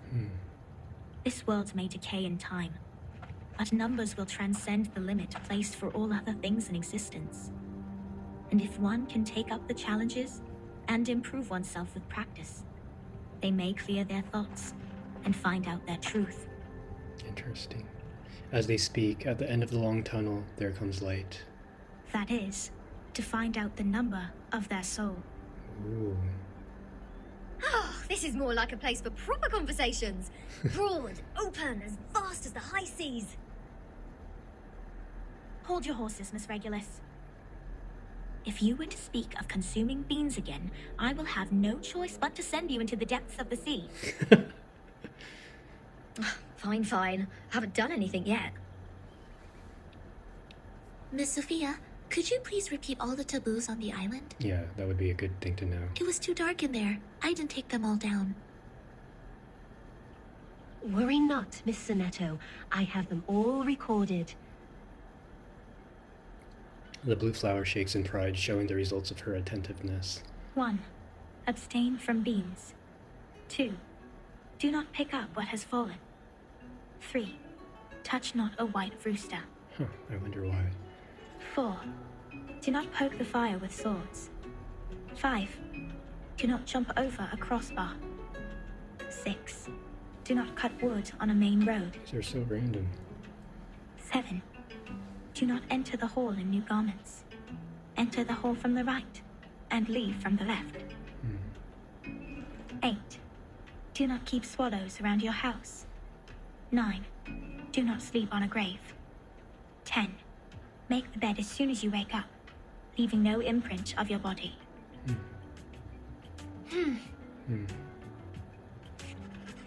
Sonetto frowns slightly as she intently takes the notes. Yet next to her, Regulus is utterly agape, as if she just saw a killer whale running on the ground with 2 new feet. What strange obsessions are these? Even the police in London would be less officious. This is an archaic arcanist group we're dealing with. I assume they have their own reason for these. But what else are we going to do if we can't pick up the things on the ground? Just let it rot? Oh, this doesn't even make sense. You are indeed an irrational number. Huh? What about me? Though I can't identify the exact number of yours, it's never too hard to tell the number types. Like you are a very typical irrational number. Very typical. Irrational numbers are disobedient, sometimes unreasonable, and they hardly play by any rules. Just like the non-terminating random numbers following its decimal. These numbers are the floating points, or the noises. People of this type are the random ones whose actions show no pattern whatsoever. Disobedient, unreasonable, never play by the rules. So that's what their judgment is based on. Oh, she even gets the rock and roll part right. Stop pulling my leg. This pirate will not so easily be defined. What about you? What's your number then? I'm still learning. My time to reveal my number has not come yet. Oh, you don't know? Well, I can help you with that. You're also irrational. You are an irrational number 2. A little crystal green ball coming from nowhere precisely hits Regulus on the head. Ouch! What is this? A grape? Huh. A perfect parabola. Good job, 37. 37 stands behind them, holding a bunch of juicy grapes in her hand. She seems to be enjoying the moment. Oh, it's you again. I won't be bettered in a fight this time. Regulus's face is lit with anticipation. She's well prepared for another fight. But Sophia takes a step forward and stands between them. 37? Shouldn't you be off preparing for the doctrinal meeting? So Sophia's like a leader. 6 asked me to take care of our guests. But I'm usually the one who receives the guests. Engaging with strangers might be a little difficult for you. There's no causal link in these 2 events. People always bother you with trifles only because you're fine with it. Do not sleep on a grave, and do not cut wood on a main road. Idleness is the cause of the breakage of one's flesh and soul in the long journey of perfecting oneself. Those who have not yet found their numbers have even fewer excuses to be indolent. Besides, why would you place the head of a guest in your mouth? Good question. She said she's going to eat beans. That does not justify your action. Come to think of it, is she safe to bite if she had consumed the beans? Wouldn't that make you the bean eater as well? Oh, dang, you're right. The right way to deal with this is to throw the offenders into the sea. Let the Gorgon current take them and confine them in the ever-repeating circular motion. So that's why. Oh yeah, this is the most optimal solution. How come you didn't think of it? This is one of the most basic set problems. Hello? Are we done with the chit-chatting? Regulus. Conspire into my face to throw me in the sea. Mind you, this pirate's tolerance has limits. Regulus picks up the grape that 37 used to hit her earlier, throws it at 37 with all her strength. Boop. The grape hits 37 on her forehead. 37 looks shocked. Her mouth falls open with horror. Right in the bullseye. Dot dot dot. What? What's that look on your faces? An eye for an eye, a tooth for a tooth. I didn't start this. Regulus, did you just pick up the grape that 37 threw at you earlier from the ground? Did you just violate the rule of not to pick up what has fallen? What? Oh shoot.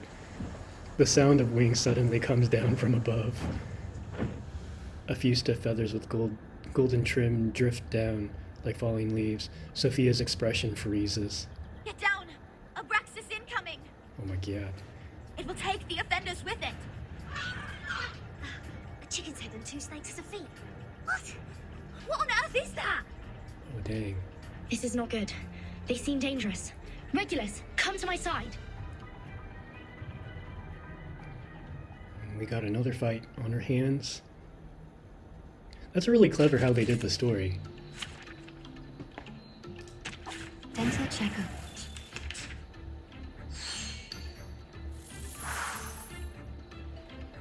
What do these guys do?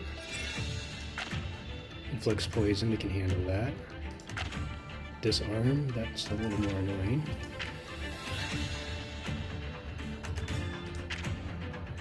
Damage taken -10. Poison applied lasts +1 round. Okay.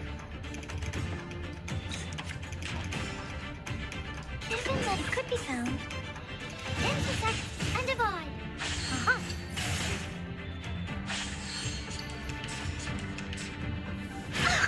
Don't touch my bag! Professional. Okay. Different that. No worries. Start me up! Form is above all. Thank you for your cooperation. Left hands up! Now right hands up!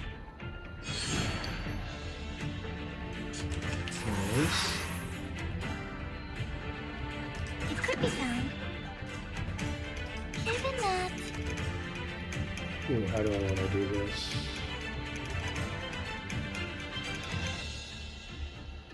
Are you ready to Might be as well. blinded? Time to check my calculation. Form is a bubble. Oh, I forgot about the follow-up attack. Oh, there we go. Now I got restless on it. The final demonstration. Are you ready to be blinded? Welcome to the world of numbers.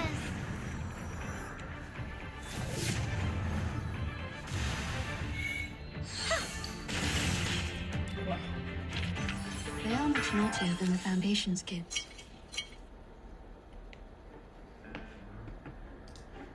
Regulus! The enemy is almost invincible. One of the Abraxases holds Regulus with its snake feet, like an eagle clutching a turtle dove leaving for the dungeon. Captain! I can't leave her alone. This apple shall follow her. Go, Apple. He looks weak and lonely in the air like a left-behind sparrow. It's so funny. To Regulus. A toast to Regulus, lovely. To her ever-fighting spirit of breaking away from jails, no matter how many times she has been put behind bars. I mean, that is really impressive. Luckily, she didn't have any beans. Mm-hmm.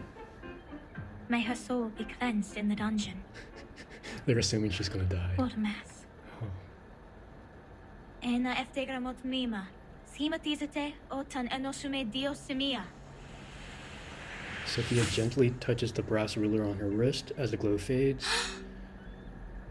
Timekeeper, did you see that?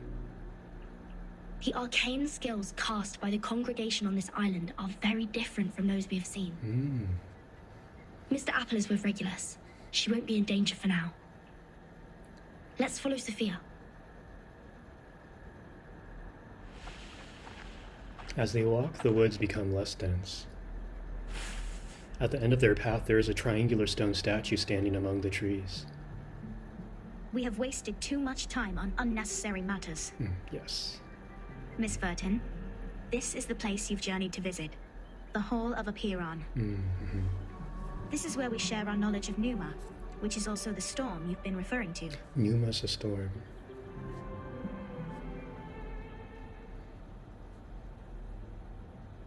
To be continued. Oh, this is getting interesting. Oh, and Chapter 9 is when we unlock the character story. That's right.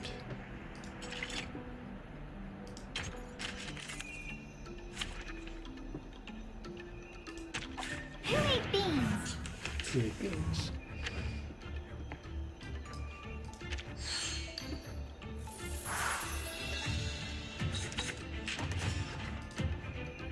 Given that it could be found.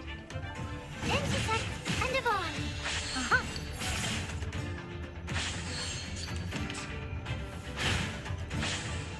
Stop. Oh, we can't gain Moxie. Given that it could be found. They're just little games. Are you irrational numbers? Intersect and divide. Probably should have split the game. Change the world!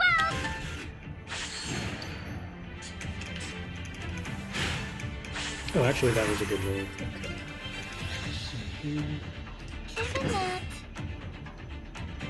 Start me up! Relax. Intersect and divide. Nice. Nice! Phase.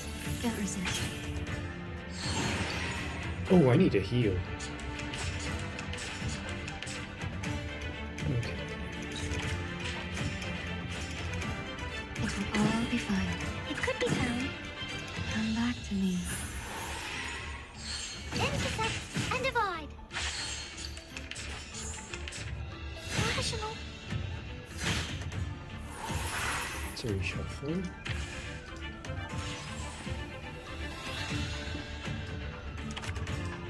Single target.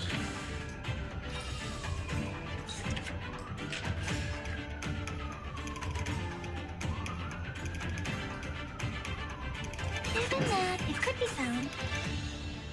They're just little games. Form Invisible ball. Aha. Nice!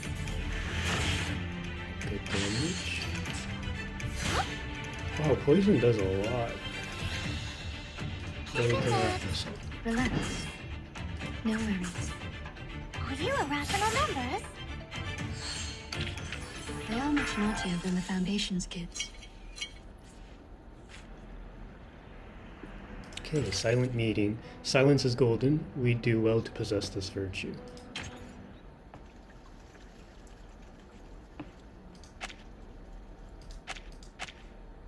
Before you enter the Great Hall, please place your right palm on the stone and swear to it solemnly. The girl closes her eyes and begins an emphatic prayer. I wish to be baptized in the water of Gnosis, and be rid of the long darkness of ignorance. I ask my tongue to be taken, for it has spoken mindless words, and I shall stay silent for the truth. She's reciting it by heart. I choose to leave the fragments of matters behind me, and enter the Great Hall of Forms as clean as a newborn. I swear to let matters stay in the world of matter, and a form in the world of forms.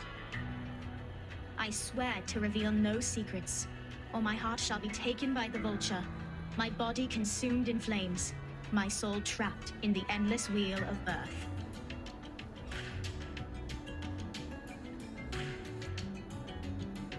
Now, knock 3 times on the stone. Put on these ceremonial dresses. That'd be all. This is so interesting. Remember to enter the hall from the right, and leave from the left. You are the humblest audience here, hence not allowed to speak. Please, stay quiet, and keep the secrets you heard at heart. I will arrange your meeting with 6 after this. I wonder what they're about No to see. problem. Miss Sophia, could you give us some privacy? Please, enjoy. I have nothing more to say. I love her character design, Sophia. She walks away indifferently as if none of them actually existed before her. Vertin, are we really going to do this? That oath we have to make to enter the hall sounds vicious. To stay quiet and keep the secrets. It's similar to the training we once received. I can go inside on behalf of Timekeeper. No, I'll come with you, Zanetto. But According to the I can't trailer, sense any sign of arcane skill on this stone. The oath is more of a formality than a curse. Sineto is convicted. I wonder The how. warning is lifted then? But when Sophia repaired the floor in front of us with her arcane skill, there's no fluctuation of arcane power either. I can't even sense the slightest signs. It's either a kind of arcane skills we're not able to detect, or the moment we stepped onto this island, we've been trapped in a tremendous ritual.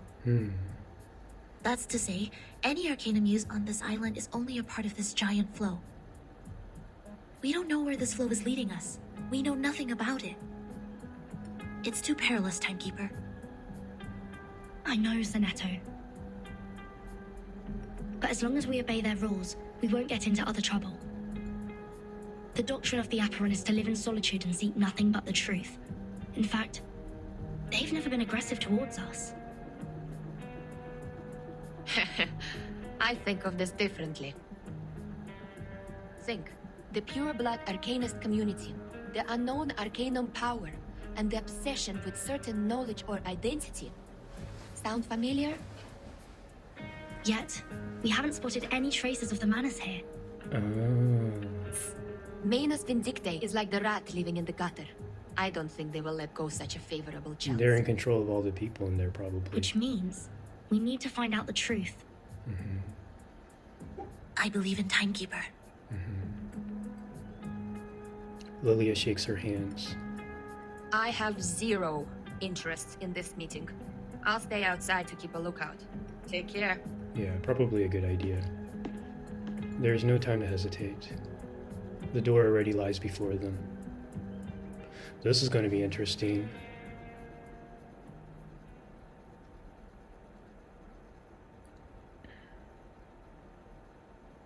Hands on hands, and recite the vows in mind. I wish to be baptized in the water of Gnosis and be rid of the long darkness of ignorance.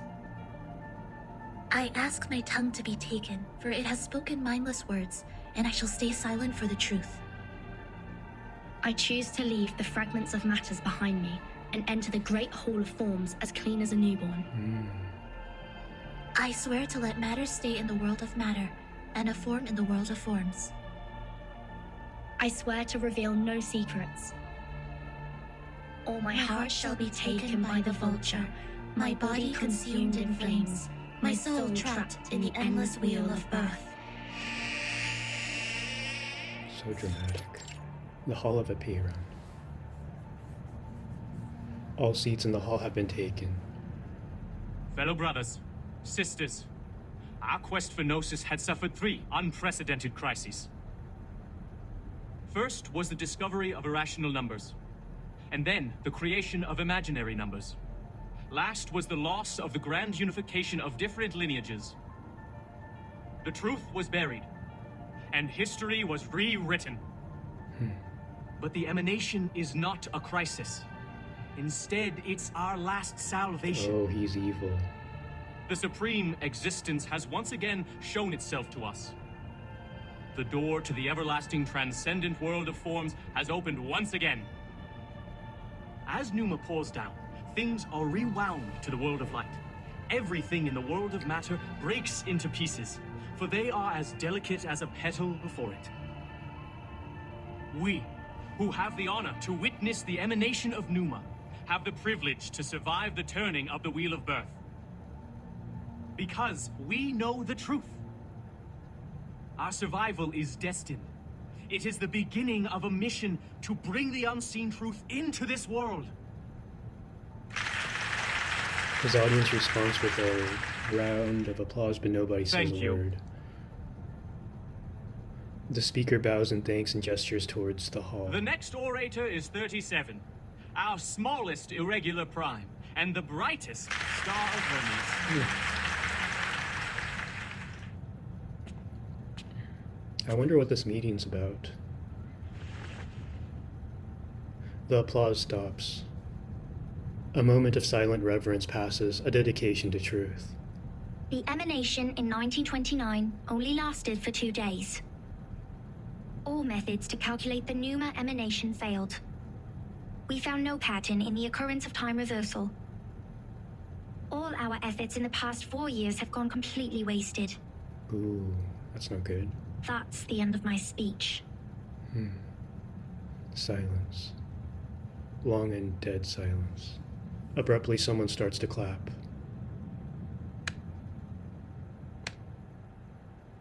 Ooh, who is that person? Oh, dang. Order comes first and opinion comes second. The mission matters the most. This is what she has been trained to believe. Oh, she tried to attack. Shh. Who did that? Who broke the silence? Ooh. The silent audience all turn their heads and stare at Sonetto. Yet the apparition has gone. Oh. Sorry, Timekeeper. I just... Get ready to run, Sonetto. The Abraxases are coming. Oh no.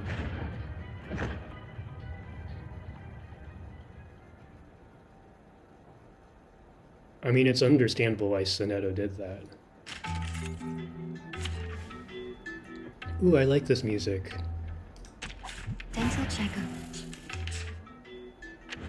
The poison needs to be removed with Poison Feather. After an ally character kills the target, purifies all poison and erosion from all allies and gains immunity for 1 round. Okay. That's his buffs. Damage taken, -10, -10. Poison.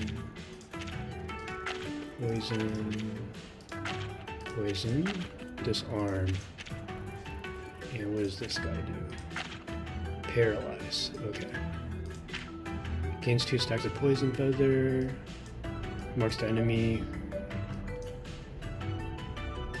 infestation. But then take Genesis damage, so we gotta be careful. Alright.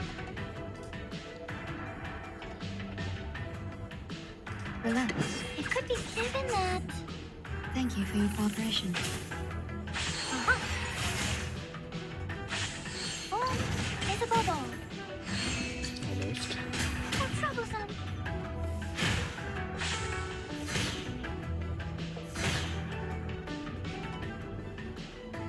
Okay.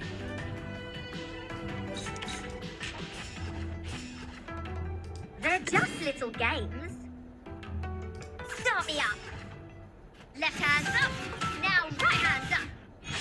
Woohoo! Release! Ah, don't touch my bag! Ah, don't touch my bag! Go away! No worries. It could be found.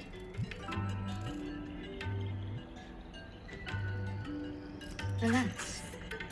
Thank you for your cooperation. Are you irrational numbers? Come back to me.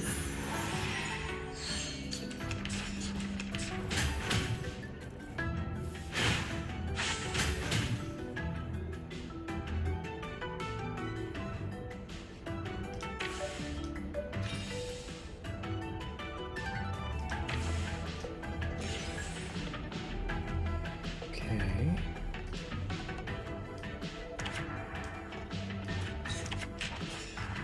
Given that, it could be found. Are you ready to be blinded? Are you irrational numbers? Intersect and divide. Huh. Victory? Okay, but what does it mean to us? I mean...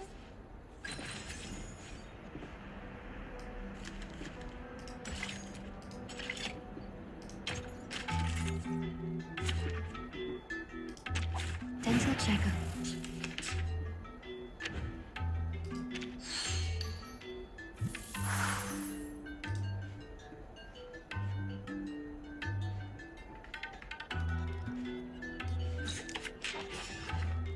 It could be found. Given that...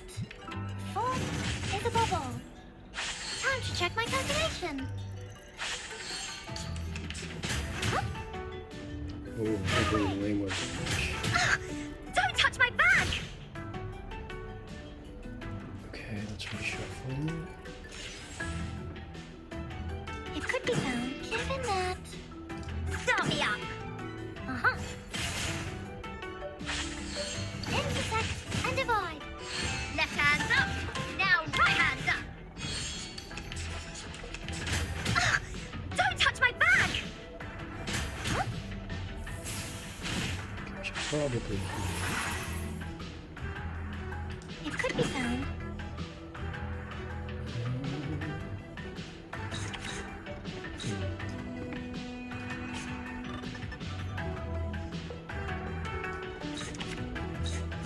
We should probably, yeah, let's heal. So we'll do this, Relax. this, and No worries.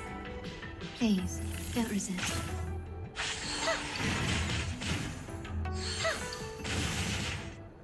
Come back to me.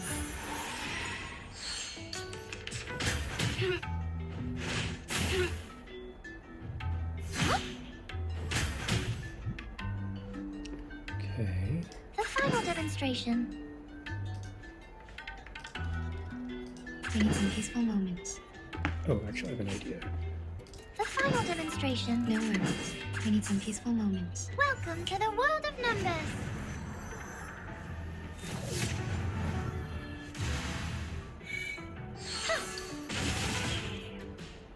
Thank you for your cooperation.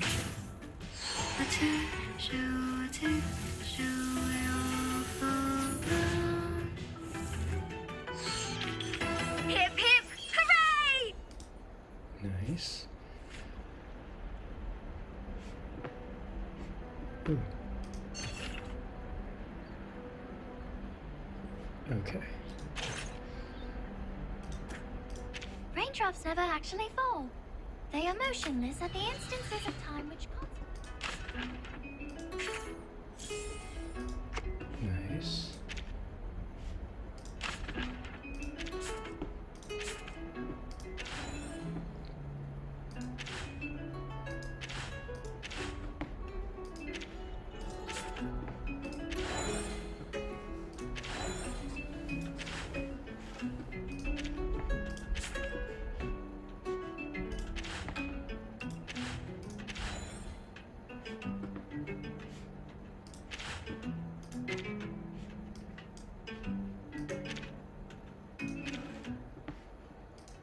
Welcome. Don't worry, there is no such a truly marvelous hypothesis. I hope the margin is an infinite plate of food that is always near your seat. A truly marvelous hypothesis. I hope the margin is terrific. I already have a wonderful demonstration in my mind.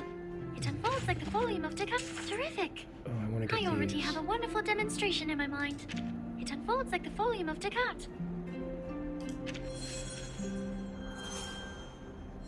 Oh, I It got is them all. interesting that the structure of the wilderness shell is similar to the Fibonacci spiral. But it smells like a It is interesting that the structure of the wilderness shell is similar to the Fibonacci spiral.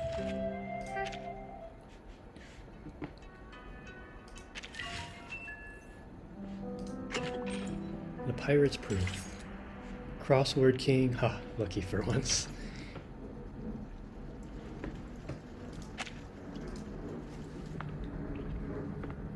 Oh, they're back in the dungeon.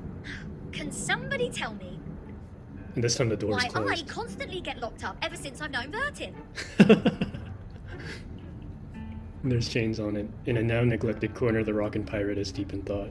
First locked up in a suitcase, then a Foundation cell, now this! Oh, poor Regulus. Oh, what else could it be if Vertin weren't the jinx? Good question. Lads, I know what's going on. You got the wrong person. She is the most irrational number here. The dungeon gate remains tightly locked. The wood made of it wouldn't understand her words. I'm knocked. What does it say here? Freedom will be granted once the proof is completed. That's to say, I have to prove myself not an irrational number to get out of here. Which is exactly what I've been trying to do, isn't it? Rats. Her fist smashes against the wooden gate. What's wooden? Maybe she can break free. She drops to a crouch because of the pain. Captain, maybe you're in the wrong direction. This apple presumes that the followers on this island have a close connection with Pythagoreanism. Pythagoras? That ancient Greek mathematician? The guy who said something about the opposite side of a right triangle? Isn't he the guy who lives in sometime BC? Maths is only a part of the Pythagoreans' achievement, but from a more universal perspective, they are a mysterious group of scholars. Spitting Apple is with Regulus. He's really smart. Believing things are made up of numbers, venerating integer numbers, abstaining from beans, and the religious collective lifestyle. These are all pointing to Pythagoreanism. The earliest Pythagorean school perished because of the discovery of irrational numbers, which explains their odium of it. At that time, a deviant student named Hippasus discovered root 2, and the theories based on the ratio of integers they hold dear were upended. Hippasus himself was drowned in the sea. This apple assumes they see the integers as the standard of virtue, and people can increase the number they rank through study and self-improvement. Interesting. Besides, they are convinced that a numerical code is hidden in everything and everyone. Whoever can solve the code can obtain the truth of the world. All right, now I know what's going on. Regulus immediately gets off the ground. This pirate has had enough of this moral standard, which is obviously prudish, backward, and lacks humanitarian spirit. I'm going to tackle the root cause of this misfortune. Good idea. Pirate, the believer in liberty, walks in circles in front of the gate and suddenly starts to pull the loosened strips on the door. I'm breaking out! Go, Regulus. Why am I not surprised? The captain quickly gives the sufficient and prerequisite condition to prove herself an irrational number.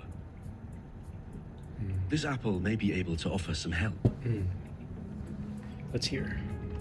As soon as Apple puts his hands on the wall, he feels a violent shake come through it. What's happening? An earthquake? The sound of birds and beasts echoes into the cell. Chief Mate Apple floats out from the gaps of the guest room, making a thorough inspection. All Abraxases are flying in the same direction. Is this their habit, or... Oh, they're breaking them free.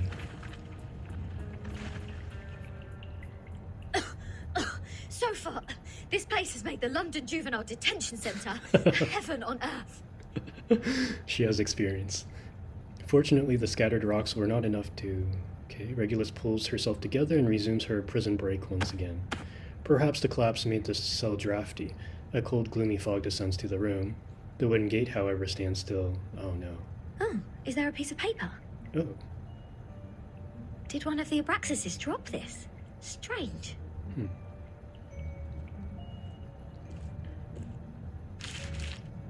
The unsolvable puzzle. Is this a math problem? 0.4, 0.7, 1, 1.6, 2.8, 5.2, 10, and 19.6. 8 numbers in total are listed in this order.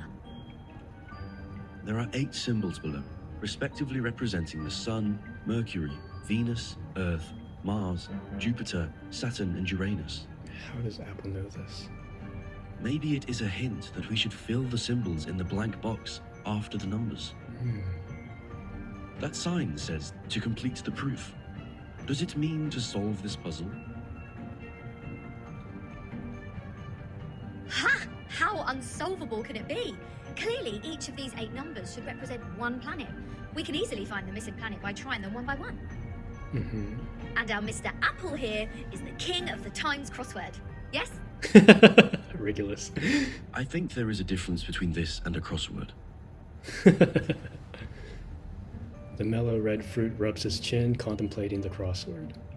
In this apple's humble opinion, the ratio of certain numbers should match this number sequence, such as the radius, volume, or rotation period. Wouldn't the sun be absurdly large if these numbers stand for their sizes? A tiny squeak interrupts Regulus's thoughts. Small rustling figures have gathered at her feet without her noticing. Hey! The underground critters are back! Oh, Go no. away! Don't touch my notes! It's not your food! How did the critters get in here?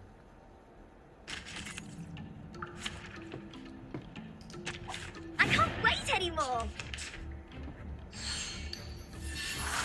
Alright. Relax. It could be found. Please, don't resist. Oh, there's a bubble. Are you irrational numbers? So troublesome. Peace and love! Peace and love! Isn't that? Start me up! Oh, there's a bubble. Right!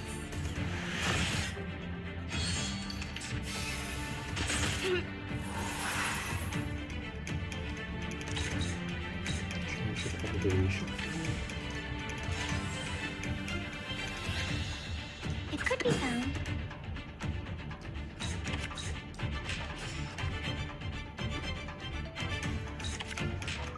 Uh-huh.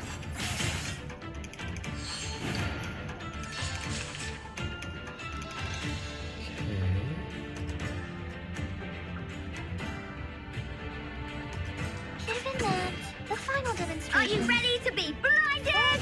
There's a bubble. Welcome to the world of numbers.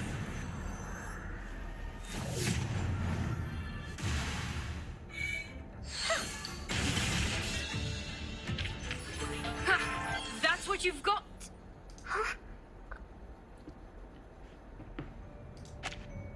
Hold on, please, Captain. Seems like the critters are trying to tell us something. They are pointing at the sign of the sun. Is that so? Even the critters on this island know math. The sun. What if the sun is just here to serve as a reference point? I read an IAU's report in the Times 2 years ago. You know, the International Astronomical Union. Earth's average distance to the sun is approximately 93 million miles. As for Mercury, the average distance is 36 million, and Venus 67 billion miles. Let's say if we take the distance between Earth and the Sun as one astronomical unit, then the distance between the Sun and Mercury would be approximately 0.4 units, and Regulus is Venus so smart. 0.7 units. There you go. These numbers are the ratio of their average distance to the sun to the Earth-Sun distance. Touched by a flash of genius, she fills in the first 3 celestial bodies. One's cloudy knowledge comes back with precise clarity. Everything both logical and inevitable. The average distance from Mars to the Sun is about 142 million miles. Jupiter about 484 million miles. Saturn 886 million miles, and Uranus 1.786 billion miles. By rough calculation, and if we round the results to 1 decimal place, Mars would be 1.6 units, Jupiter 5.2 units, Saturn 10 units, and Uranus 19.6 units. That's weird. All these numbers one can hardly remember have become so clear in my mind. Oh, someone's helping me. But if these numbers stand for the ratio of distance, what's the planet for 2.8? There's no planet between Mars and Jupiter. If the Sun is the reference, we will have 1 planet missing here. Is it really a puzzle unsolvable? Aha! Nothing is unsolvable. You are looking at the solution. There must be 1 planet out there, unknown to us as of yet, located between Mars and Jupiter.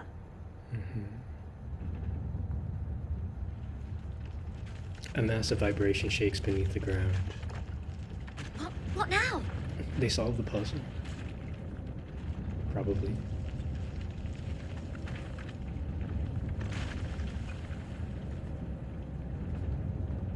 Or Lilia broke in.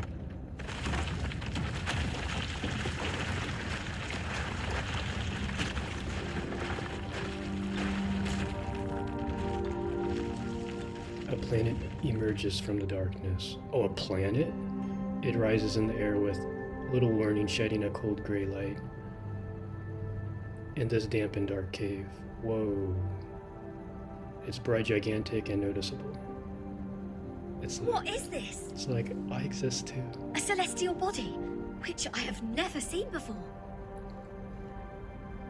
Captain, this apple has an impression on this. There is indeed a star between Mars and Jupiter.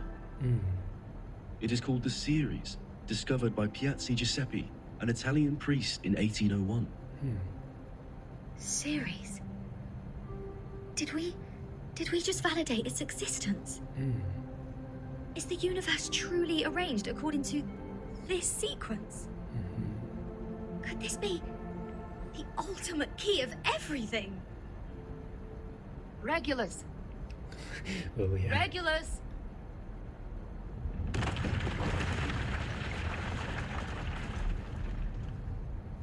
Someone is eagerly shaking her arm. What are you doing?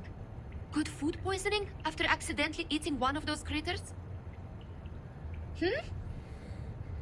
Odd. My head hurts. What was that? Was that a hallucination? All the stars have disappeared. Now there are only cold walls and damp air. Oh, and Lilia, who is looking grave. I'll make it short. Stanetta is in detention. They're planning to sentence her to death by giving her the poisoned wine. Hey, what? They gotta save Sonetta.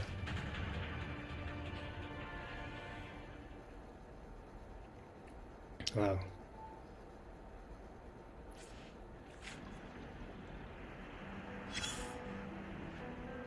As you can see, this school on the island lives in a box made by the truth. Even if they have a donut in their hands when they are hungry, they still see a topological space. Like the cute ring attached to an initiation toy. It's not food anyways. But if you give them a puzzle, they will enjoy it like the best Kaiserschmarrn.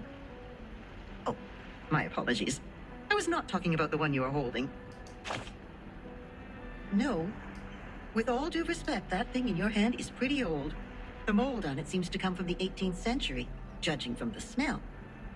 I'm sure you know it will make you sick if eaten. But we have to admit, it is not just ordinary mold. It reminds us of the story in which, once, a merchant's son looked up at the night sky and found the answer to the stars for us.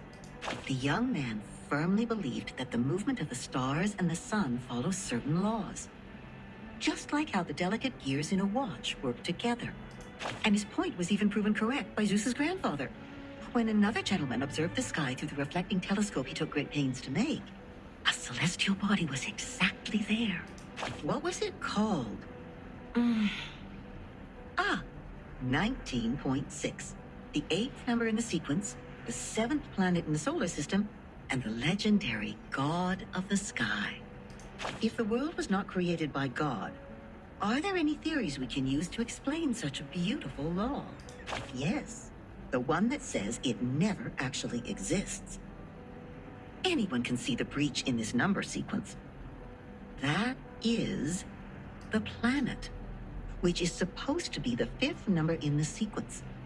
I mean, how come we have never seen it before, if it does exist? I don't understand what's going on. Either God is wrong, or we've been blind all this time. What do you think? We've been blind all the time. Yes, such a planet definitely exists, and as expected, it was discovered in the end. Yes, that's the Ceres. It only took that great mathematician an hour to find its orbit through calculation. Oh, what great astronomy! What great mathematics! What great creation! It was a beautiful dream, but it was still ended, eventually, by another discovery. The 8th planet.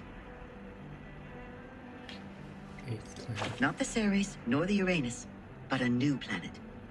People found it through more precise astronomical data and calculation, proving that the number sequence found by the merchant's son was only a myth. Now we are clear of what we've been talking about. It's an unsolvable puzzle. It makes no sense from the very beginning. We found the Ceres because it happened to be there. It is real, and no one can deny its existence. In other words, we can perfectly prove the rationality of mathematics because we invented it. It's been a good dream, I suppose. Now, imagine that you are walking alone in the darkest valley ever, trying to drag your fragile body upward as much as possible before it is worn out. Hoarse cries squeeze their way out of your mouth to ask for a response from the gods. Suddenly, an afflatus dawns on you. Afflatus. The next moment, a miracle happens. You are already at the top of the mountain, witnessing the rise of a huge celestial body from the skyline. Even if it's only in your imagination, you have just witnessed the dawn of the creation, and the shock is real.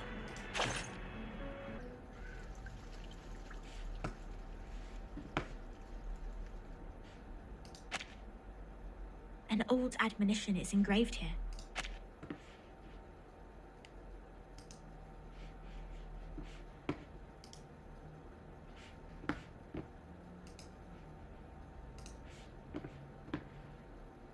Let no one ignorant of geometry or the irrational numbers enter. 37 told me you are the integers. She's the genius kissed by the god of truth. She can see our numbers and has never made a mistake. But I don't understand. Why would you break the silence at the meeting?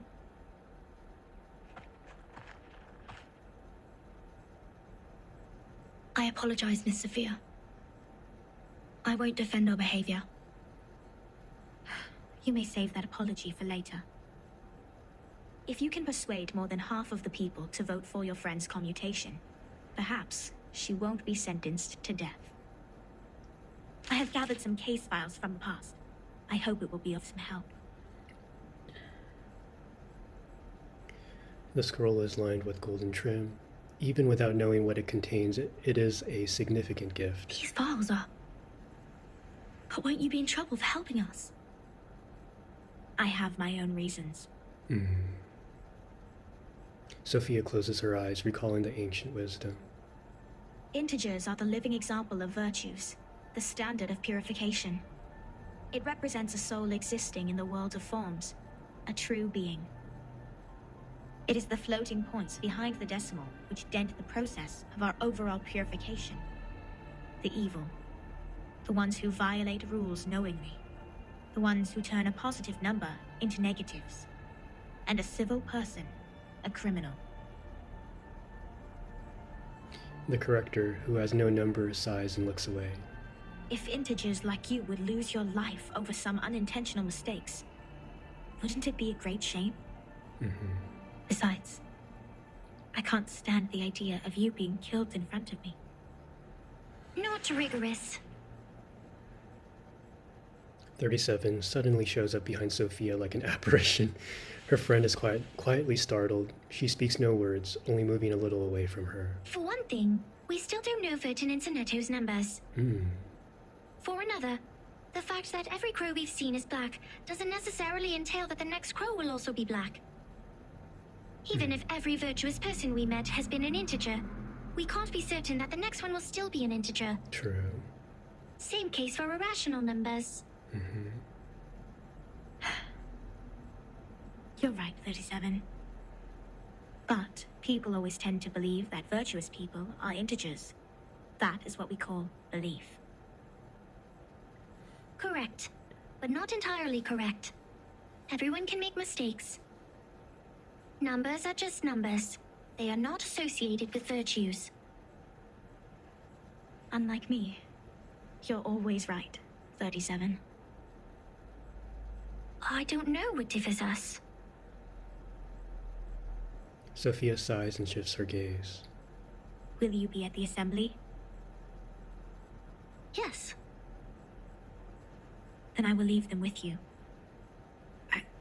I'm not qualified to set foot in the Hall of Truth. Oh, they touched on something personal. I have done poorly in receiving the guests.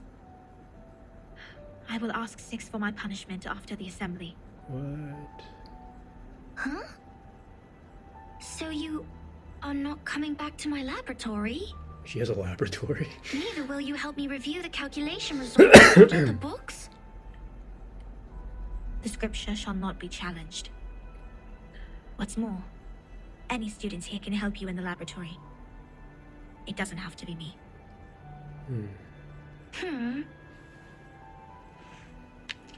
37 is disappointed. She lowers her head and kicks away a tiny piece of rock. Had I known, I would have let someone else welcome Vertin and her friends. Like 210. He loves to brag to young ladies so much that he would take the punishment willingly, right? You were that someone else who was assigned to receive them in the first place. If I hadn't stopped you in time, how much longer would Regulus's head have stayed in your mouth? Not to mention what happened last time. And the time before What happened before that? My goodness. But the fact that I have messed up all the receptions before doesn't mean I may excel in the next one. The chances of messing up the first reception and the 100th reception are the same. Whatever you say, you little sophist. She puts down the file and leaves in a hurry. Oh. She's a nice person. Everyone says so. But compliments won't help her find her number. Why hasn't she found her number? 37 drops her head, but soon her face is lit with an excited smile again, like a child who has found a piece of candy. So, Vertin, are you ready for the debate? The debate? Does that mean you will help us? Vertin's smart, she'll win. Of course. I don't want to miss the chance. Oh, and 37's super smart, so they'll definitely win. What chance? The chance to see your numbers. Ooh. There's no greater knowledge than the knowledge of oneself. And there's no more exciting truth than the truth of oneself. She's infinity, Vertin. I can quickly tell which types of numbers you are, but it requires proof to know the exact number of your soul. I want to know the answer before you see your own numbers. So it's 37 who proves it, not Vertin. I'd be glad to give this chance to you. 37 turns down the corners of her lips, discontentedly. That's boring. Let's go, Vertin. The assembly's about to start. I wonder if Arcana's going to appear. That will be interesting. That would be crazy if Arcana was controlling all of them.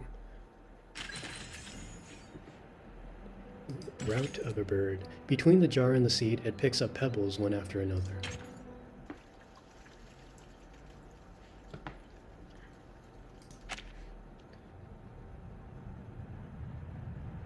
In pairs and dozens, the Apparan believers enter the venue.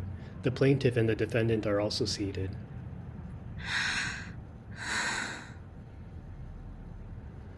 Are you alright? Don't worry, Timekeeper. I'll defend myself. She looks pale, but she is gazing steadily at the front. Back in the Foundation, I once won a public debate of a similar nature. This is my duty. I won't let it get in the way of the team's investigation. Sonetto. Sonetto lowers her head in silence, then sets off resolutely to the center of the hall. This scene is all too familiar. Inside the hall, a judge sits By in our authority. tradition, Miss Sonetto will be given the poisoned wine, so she will be muted and stay that way forever. Oh, that's kind of However, intense. Sophia raised her objection against the decision. After giving the matter some discreet thought, I have decided it is necessary to hold an assembly and take care of it democratically. Those of you who agree to the death sentence may remain seated. Those of you who wish to commute Miss Sonetto's punishment, please put your pebble into the pot in the middle of the hall. Now, Miss Sonetto, Miss Vertin, you may defend yourselves. Until the sand in this hourglass falls to the bottom. Is that fair? Surely this is a formidable war. Relax and take a deep breath. Do as the training taught you. I am Sonetto from St. Pavla Foundation. I wish all the honorable audiences here would lend me their ears to hear my defense as a humanitarian gesture. What number are you? A sharp question is thrown at them from the auditorium. Defendant, the court requires an answer. What is your number? What? Me? No, I don't have a number. Don't waste our time. People without a number cannot stand in the Hall of Truth. All her words are void. Sentence her to death now. The crowd mumbles approval. The judge knocks at the stone bell. 42's argument is valid. Defenders, what do you wish to contend? That's valid. What? It's valid? Yeah, that's what I was wondering. That's crazy. Sonetto's face has gone pale. What she has prepared, formal justice, procedural justice, or the training she had, simply had no effect here. This is a new territory. Objection! Objection, Go 37! A petite figure stands up from the auditorium. According to the record, the last time we inflicted severe punishment was in 1980 to a visitor who ate beans. Holy. He ate a carbuncle that feeds on beans, and he was sentenced to death according to the set theory. In our scripture, eating beans is the most evil sin, which undoubtedly fits the most severe punishment. But if we are now executing people for breaking the silence at the assembly, how would it reflect our attitude towards the consumption of beans? Has the latter become less sinful? I suggest Sonetto's punishment to be commuted. The crowd start to A clamor. good argument. Oh, dang. All right, Go 37. 37's argument is deemed valid. The debate will continue. 37 sits down, feeling satisfied. Then a tall man languidly stands up. Objection. What? Go away. The punishment for eating beans is to throw the offenders into the Gorgon current, while the punishment for the silence breaker is to drink poisoned wine. I'd say Gorgon Among current's all the worse. punishments we have, there's no other punishment more dreadful than being thrown into the Gorgon current. Oh, I see. Yeah, that's true. Because eternity and infinity are the two things we have the least knowledge of, which makes them the most ghastly punishments among all. So the beast Giving her is... the poisoned wine doesn't make the consumption of beans less sinful. Oh, Her no. argument is invalid. What? The objection comes quicker than the knock on the stone bell. Objection! Both of the crimes would fall into the same category if we are taking the punishment as a frame of reference, which is death. Yep, that's true. Objection. Which The way? two crimes in question are not commensurable, which makes your comparison invalid. I don't know what commensurable means. The debate is heating up. The crowd is becoming restless. More and more pebbles are thrown into the pot. What's this? Oh, that means they're siding with Sonetto. Completely lost in this irrational debate. I see. So that's how it works. Yeah. Timekeeper? Relax. I will help you. Yeah. Calm down. Raise your right hand. Take a deep breath. This is just a debate. It's not about reality, it's not about justice, and it's not about reason. It's about winning. Oh. I object. All right. Got awesome music. Ooh, we're entering a battle. Okay, yeah, they're going to lose. Who ate beans? I'd like to start by quoting 42's first argument. People without a number cannot stand in the Hall of Truth. In that case, it's not possible for Sonetto to commit a crime in the Hall of Truth. Because she can't even be in the hall. Oh, dang. That is true. What? Good point, Vertin. This is our chance to out-argue them. Yeah. Sweet. Given that, intersect and divide. Rational. Okay. It could be found. Are you irrational numbers? These are merely clumsy sophisms. We've all seen her break the maxim. Objection! What you see cannot be submitted to the court as a transcendental fact. Oh, yeah. It's nothing but the fragments of the phenomenal world which can't be used in your argument. Yeah, between Vertin and 37, they're not going to win. Objection sustained.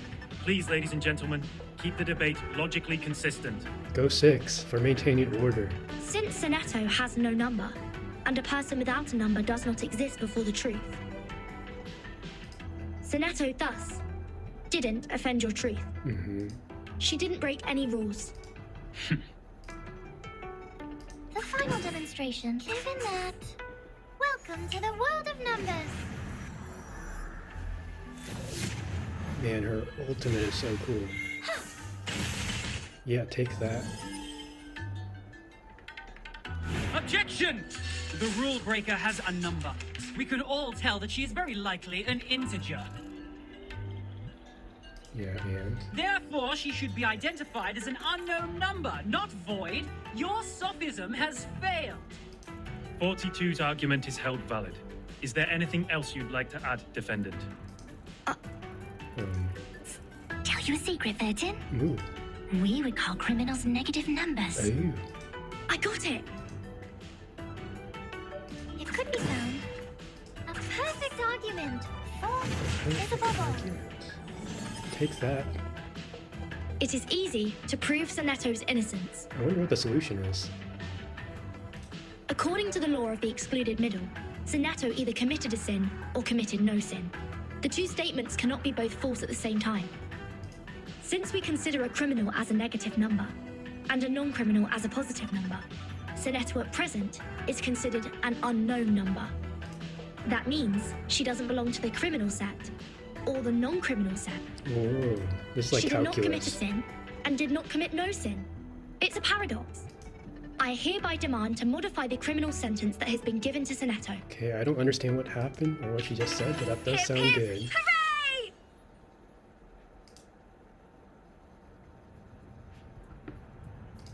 Pretty cool. The law of excluded middle. A good sophism.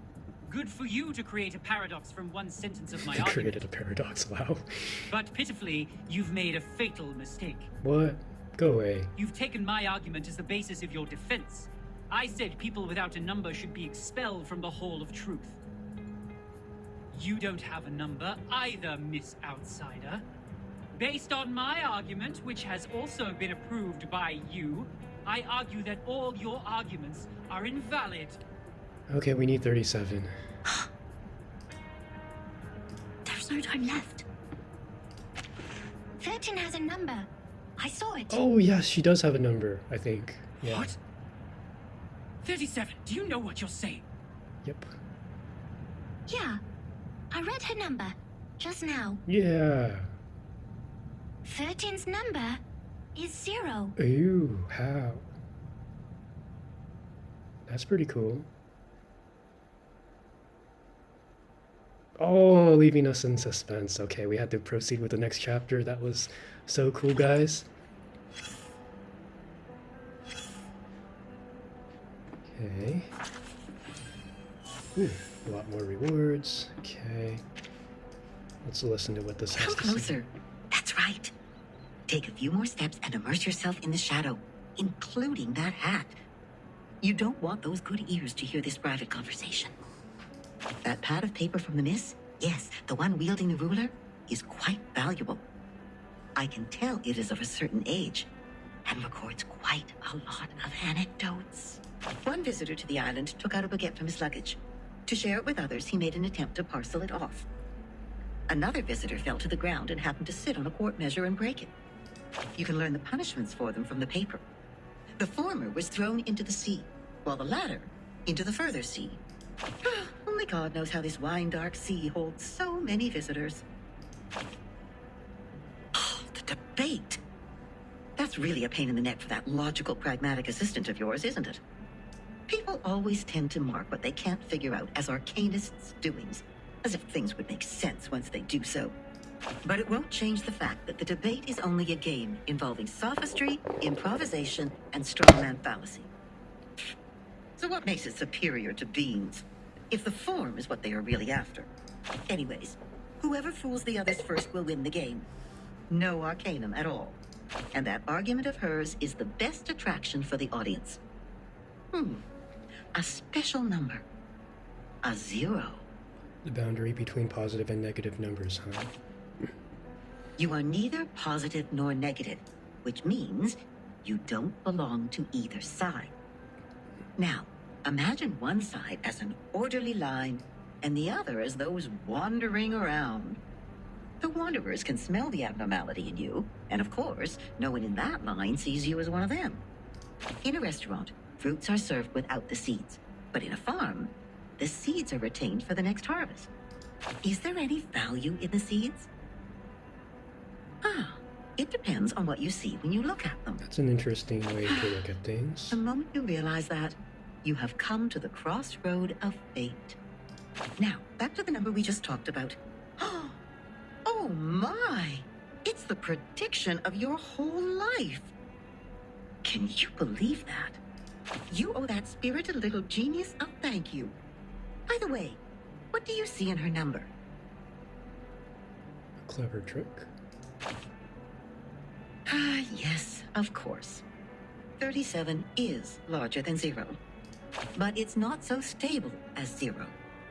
These prime numbers, they are just hard to divide because they have very few things in common with others. Dude, this is like really deep philosophical thinking. That's why she's always so energetic, highly and solely focused on what she takes an interest in. She has nothing like the characteristics of the ones you know in the Gray and White House. Those people are proud of themselves for having kind-hearted factors around them. As their teaching goes, it's always dangerous to be unique. But some look up at her again and again, exactly because they can sense the danger in her. You are also a good example. You've been looking up, haven't you? Ooh, what's up?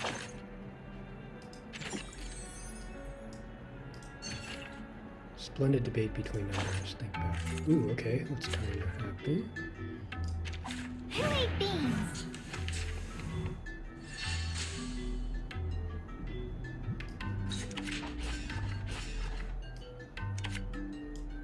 Given that...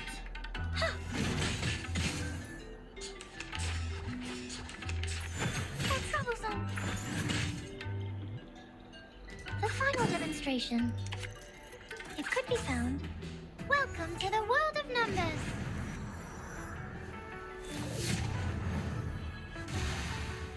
Form is a bubble.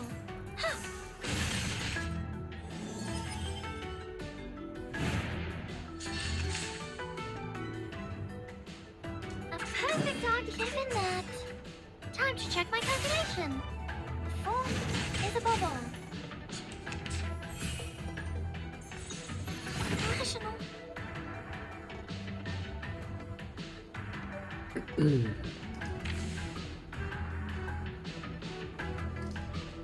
could be found. Given that, time to check my calculation.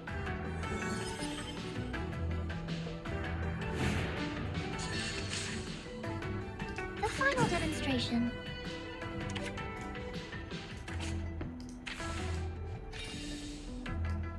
Let's secure the victory, guys. The final demonstration. A perfect argument. Welcome to the world of numbers.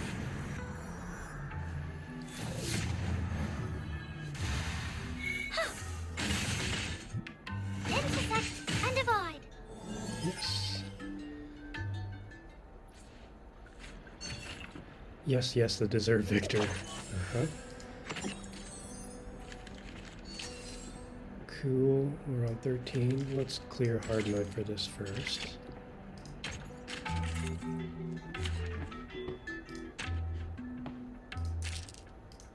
Wow, we have a lot of jars. Who ate beans?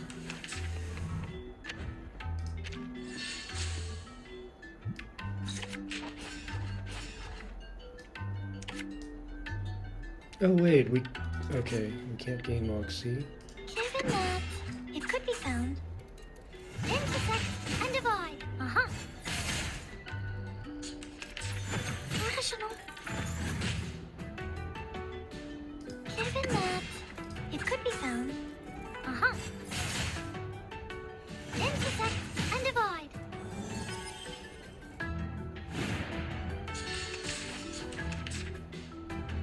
Given that, it could be found. Are you irrational numbers? Huh.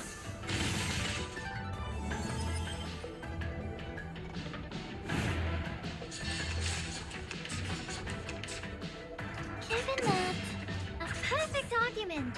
Form is above all. Time to check my calculation.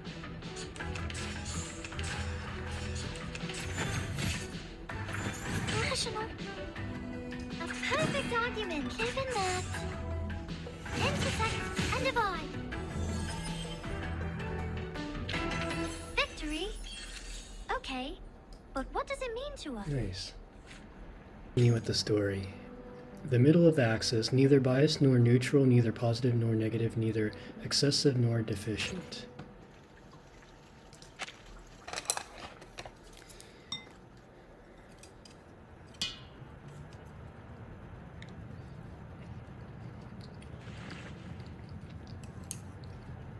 "37. You just said Vertin's number is 0. Do you know what it means? Very clearly.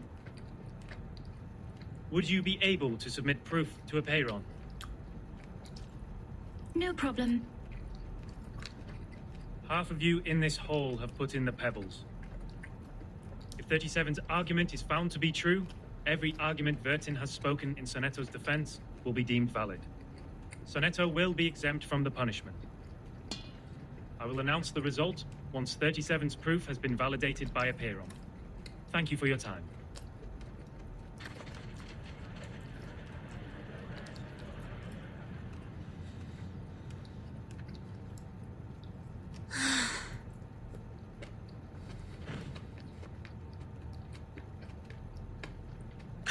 Sonetto! Timekeeper, I'm so sorry. I tried my best, but still I couldn't understand the debate. I failed again.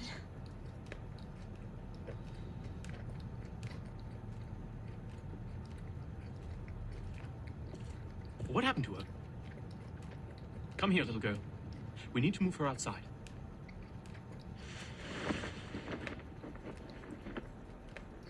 Lie her down on the ground and wipe her palm and feet with dew and peppermint oil. That would be okay. No, he's he's helping out. So he's not a bad guy. Thank you. You're welcome. The distinguished number 0.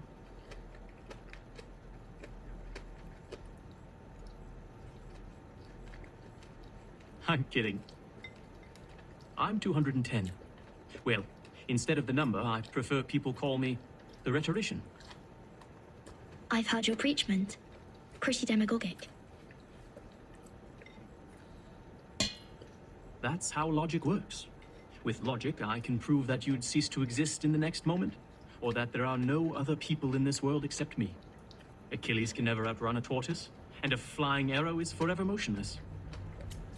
This debate is nothing but meaningless wordplay. I That figured. pacifist let you off this time. 6. A perfect number indeed. For he knows the benefit of reconciliation. Who wants to have blood on their hands and be devoured by the cycle of hatred? Yet it's a torture for any intelligent mind to hear such an immature debate. Can you feel the suffering of our leader now? I'm sorry. No apology needed, Miss Outsider. I also feel sorry for your pain. Given that 37 has revealed your number. What do you mean? 37. Our evil little genius. The most cunning star of Hermes. She's been having fun revealing others' numbers for a long time. Our numbers are our essence. And it's also the most important proof we get once in our lifetime. But she enjoys taking that opportunity away from you. Just because her talent allows her to do so. Oh, you either discover it She on did your that to her own. friend, too. She found out Sophia's number. Oh. But without casting an eye on that paper with her number on it, Sophia threw it into the sea. Sophia is Sophos. But you, I pity you. Interesting. It doesn't seem like trouble to me. Alas, poor little Vertin. You still don't understand. The number of our souls suggests our fate. It might be changed through algorithms temporarily, swirling, shifting, or transforming alongside other changes occurring on the coordinate axis. But in the end, we can only be ourselves. 1 is thought. 2 is opinion.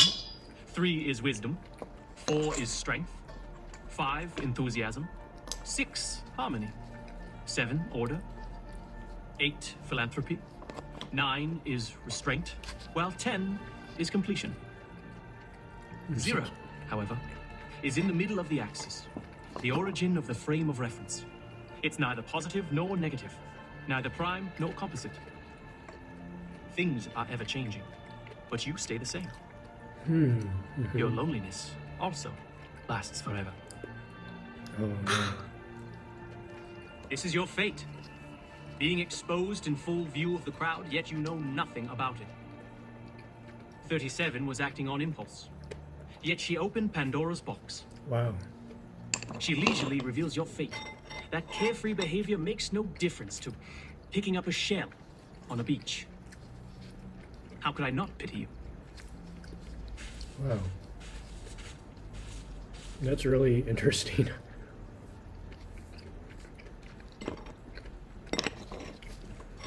Ms. Vertin.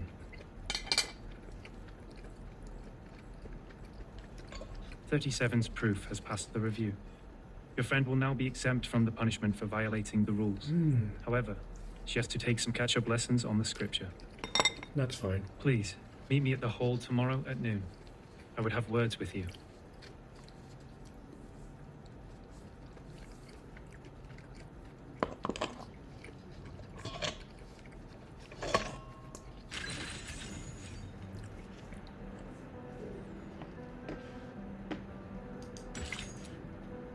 He declares that the old standoff must end.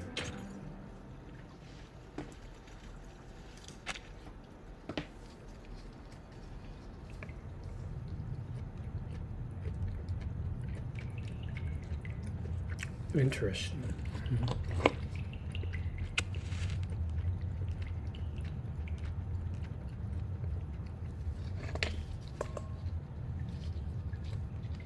Before this negotiation begins, I wish to tell an allegory to the two of you.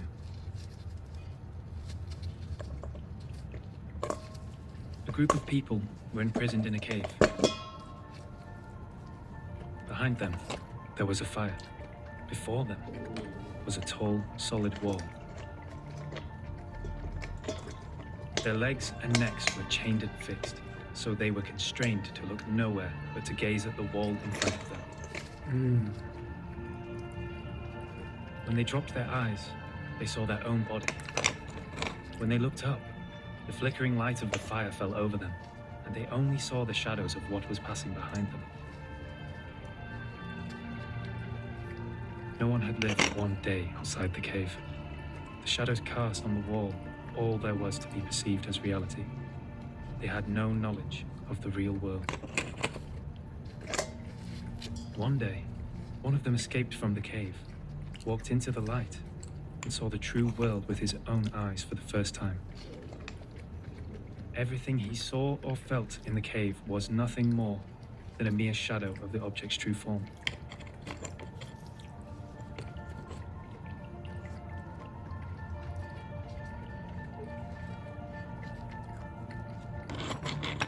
Our world is a poor one, Miss Vertin. The phenomenal world is the cave in this allegory, where we are surrounded by shadows or some humble fractions of the truth. It is ugly, frivolous, filthy, perishable, subject to decay, and filled with hollow desires and meaningless struggles. Only the wise can walk out of that cave and see the world as it truly is. In that eternal, transcendent world, everything is in its most perfect form.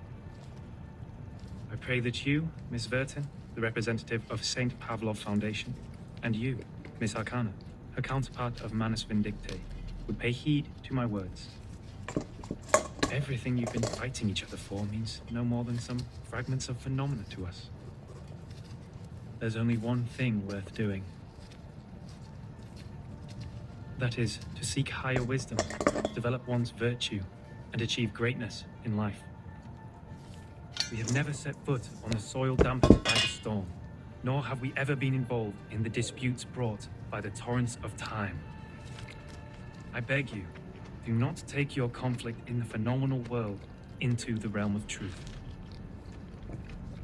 For certain. Oh, Arcana. It was never my intention to sully the sanctuary of truth.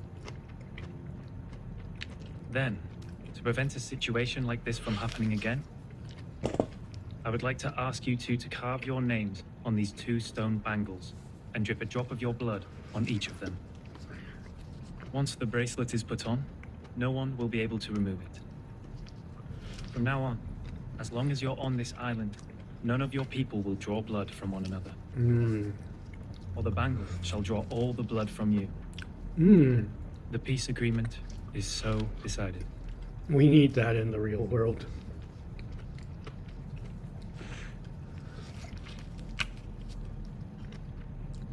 I appreciate that. I'll sign it.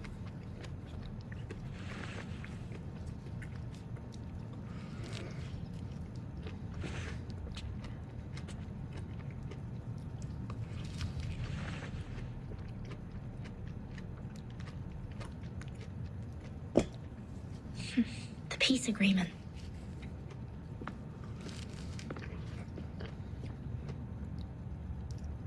Oh, I get a bad feeling about this. Lady Vertin, we meet again. I wish the best to thy friend. She's doing well, thanks to you. You're most welcome. Thou shalt quench, for times hath changed. I would not wish to shed even a drop of Arcanist's blood in vain. But Schneider should be the victim of a merciless bullet?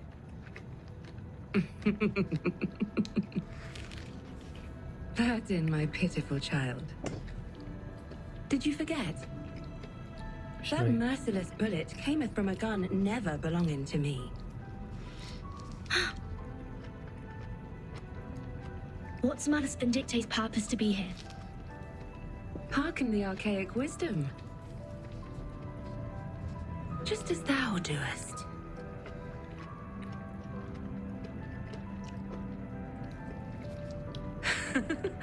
I am not surprised. I adore thy visage, Lady Vertin, emotionless in the storm. Oh, that phrase hits hard. Alas, no man shall bravest the storm and live, including thee.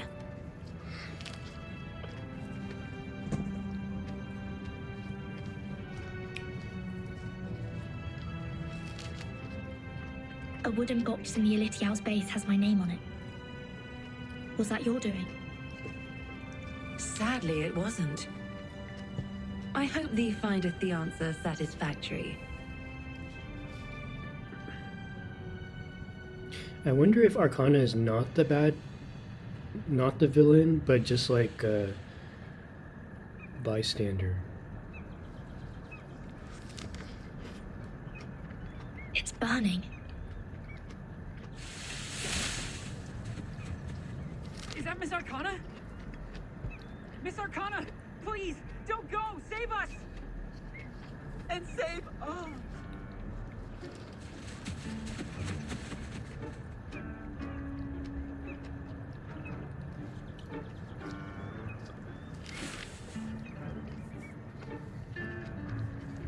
No! Come back! Come back! You ignorant foreigners! I just started introducing vectors and matrices, and that's the most interesting part! 13! Great! You always show up at the right time and right place! Stop them as people! Whatever it takes!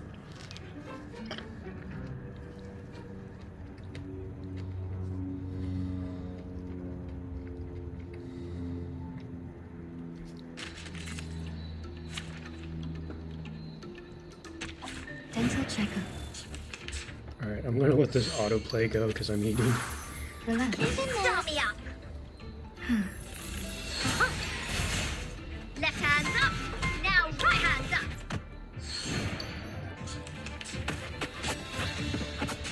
Peace and love. It could be peace and love. Start me up. Intersect and divide. Rock, rock, rock. Change the world. Peace and love. Peace and love. No worries. Isn't there? They're just little games. Intersect and divide. Left hands up. Now right hands up.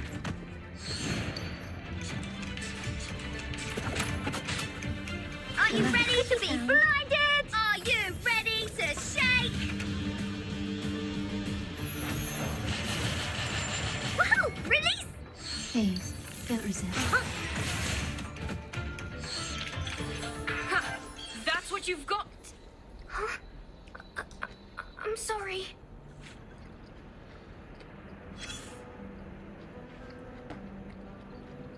Oh, look at you, climbing out of the cave in the allegory, all dusty and dirty like a little savage. They must have tried to fill your little brain with long preachment. But you should feel lucky, because at least they didn't give you a quiz right after that. Oh, that's our expert on absent-mindedness. Yes, we should bear in mind those glory days of yours back in school. Try to reach the corners of your mind, if you would. And there you will find another bunch of people standing in front of a stone table. Yes, those people in gowns. White gowns with gray diamond patterns. One of them was standing on the stairs, gathering all the little vacant eyes to his side. What was he called? Give me a second. Teacher, instructor, tutor, the educator. Just titles like that. No names at all. No one gets to write down their names on that banner, after all. But they have nothing to complain about. You know what they say? What is reasonable is real. That which is real is reasonable. They showed you a broad avenue in their teachings where you could enjoy a sense of security with all the solid ground, convenient automobiles, and warm sunshine. And at the end of the avenue even lies an inspiring mission, to which you are expected to devote your whole life. There is a distinction between good and bad here, and it's as clear as our innate sense of right and wrong, like a floor of black and white tiles. Any stains on it will be noticed immediately. But in fact, there exists another path in the woods. It's much less traveled, leading to the unknown darkness which cannot be seen with eyes or proved false. You may even experience indescribable chaos and madness there. This path, however, has an excellent view, and it's one of a kind. The plants are thriving with bursting energy, and the flowers are blooming in a delightful atmosphere.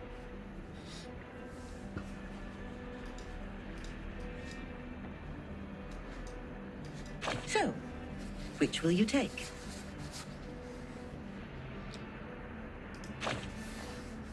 Oh, Oh, that's not an easy choice to make. This grandma must give you a round of applause. I would have even pinned a boutonniere to your suit if I had one. But I have to remind you, those things in there are not easy to deal with. They can drive you insane, and you have to be very careful. You've seen the living proof. Many were freaked out after they came back, and people had to tie and lock them up. Others even dug their own graves. Oh, my. That was a bit over the top. I hope I didn't scare you, darling. Here's some good news to cheer you up. Actually, there's still one more way you can take. It would be a good choice if you want to enjoy the scenery without getting lost in the darkness. I'm sure you know that myth. You shall take the soul of your love out of the underworld, yet you shall not look back. That's right. You shall pass by the sleeping sirens, yet you shall not make a sound. The ones with the belief set off. They entered the dark woods barefooted, yet moved so smoothly, as if they were walking on the avenue. They kept their mouths shut and eyes forward. They never turned back, never picked up what was not theirs, never set foot on the forbidden lands, and never looked straight at the sacred greatness. They showed frugality, patience, and wisdom in the face of hunger and danger. So the beasts continued to lurk in the shadow, and the ones with the belief passed through the woods safely, until the path disappeared along with the direction sign. Then the first one to look back gave an exclamation before being exiled. Think about what I just said. That which is real is reasonable. Never look back in the woods, darling. If you don't want to be turned into a pillar of salt which can do nothing but wail, then never, ever look back. That's something I need to remind myself time to Yes, time. we better stay awake, stay calm, stay cautious all the time. Pillar of Salt story. But then there comes the problem. Anyone, Excuse me. how can you ignore your love for those thriving plants and blooming flowers? How are you supposed to deal with the unstoppable feeling that overflows like a melody when it is stirred up by the beauty of the scenery? Of course, you will cry the loudest cry, dance the wildest dance, drink the strongest drink, and vomit all the filth inside you. After all, there is no need to enter the woods if the soul-stirring scenery is not what you are after, right? No. So you'd better let it slip your mind, darling. Just let it go and hurry forward. Remember to keep your eyes shut and hold your breath. When you do so, the scenery will no longer mean anything to you, nor will the fragrance of the flowers. You will get out of the woods and reach where the truth lies. Is that what you want? Don't worry. We have plenty of time. You may come back at any time and pick another way. You know, they do so. They write the story so well that I wish they did this every patch, right? Just a new chapter every patch. That would be great. But anyways, guys, I'm going to go watch the settle on the treetops, enjoying a moment's rest.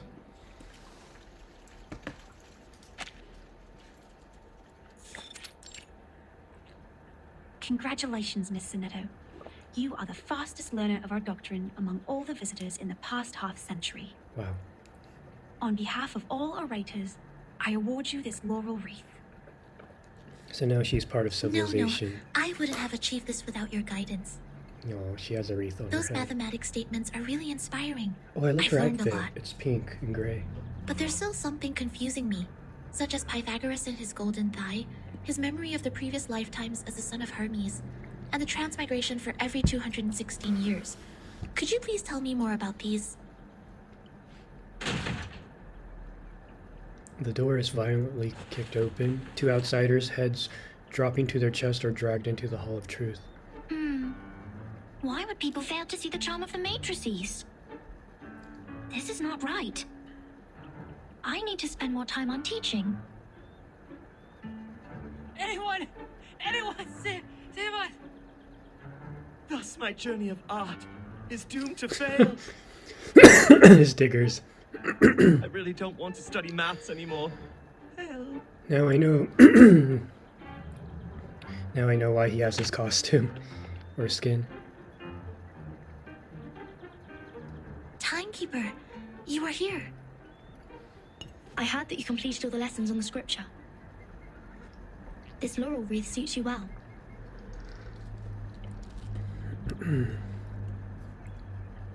Timekeeper, I'm sorry. At the assembly, I failed to understand the Arcanist's logic. It was totally different to the debates I have participated in. But now I have... That was not your fault, Sonetto. It is now behind us. Yeah. I need to tell you something more important. I've signed a peace agreement with Arcana, and the price of breaking it is... death. I wonder why she did that. What?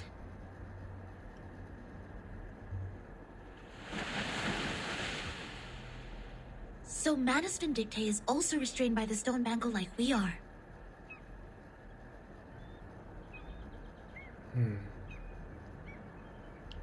Yes, she put it on without hesitation. But I don't think her purpose would be as simple as hearkening the ancient wisdom.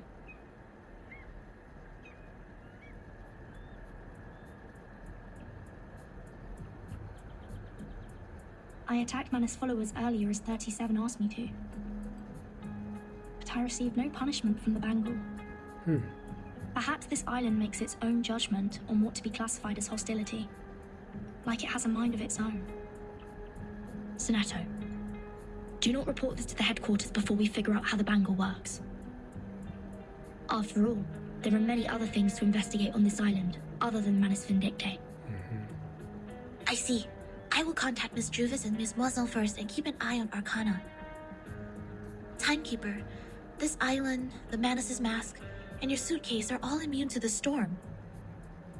Does this mean we could collect more asymmetrical nuclide R samples? I tried to collect some samples last night in the outer region of the island. But the detecting device showed nothing. If we were to find out more, we have to go to the center area. What are you conspiring now? Do not poke the fire with swords, and do not jump over a crossbar. The assembly will not be held every time when there's a crime. I like her Please eyes. take heed of my warning, and do not overstep the line. Learn a lesson from them.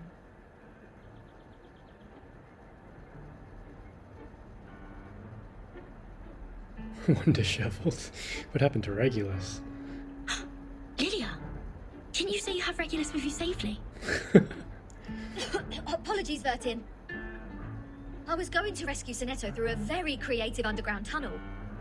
But things didn't quite go as planned.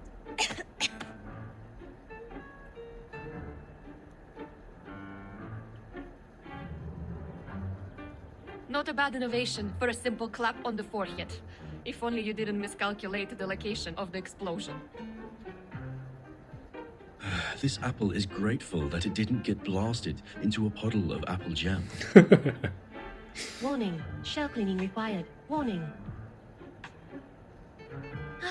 I don't know why, but when I was in that cave, ideas kept flooding into my head. Though, judging by the outcome, they weren't all good ideas.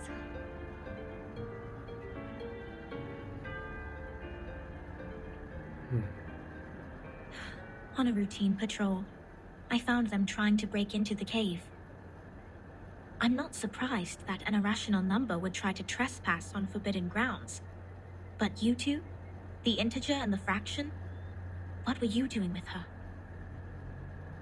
This is a serious crime.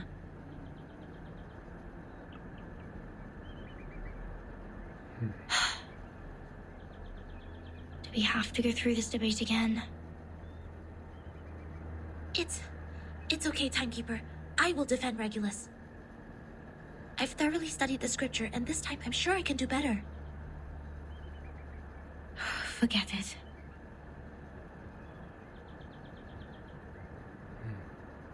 Forget it.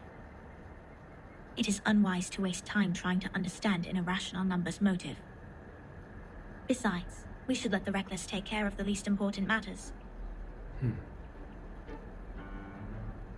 That's it. Regulus, you will come with me to clean the beach. Huh? Me? Again? Since you have too many floating points, words of discipline would not work on you. We would have suggested you study with the rest of the students here. Abstain from eating meat, bathe in cold water, rise with the Apollo star, study our doctrine, read the scripture aloud on the beach, Dang, that's a lot of things. so as to remove your floating points and purify your Purify soul. your soul. What? I won't do any of that. But taking your peculiar character into consideration, I decided that some compulsory labor would be the better option. Oh. Regulus also smiles in relief.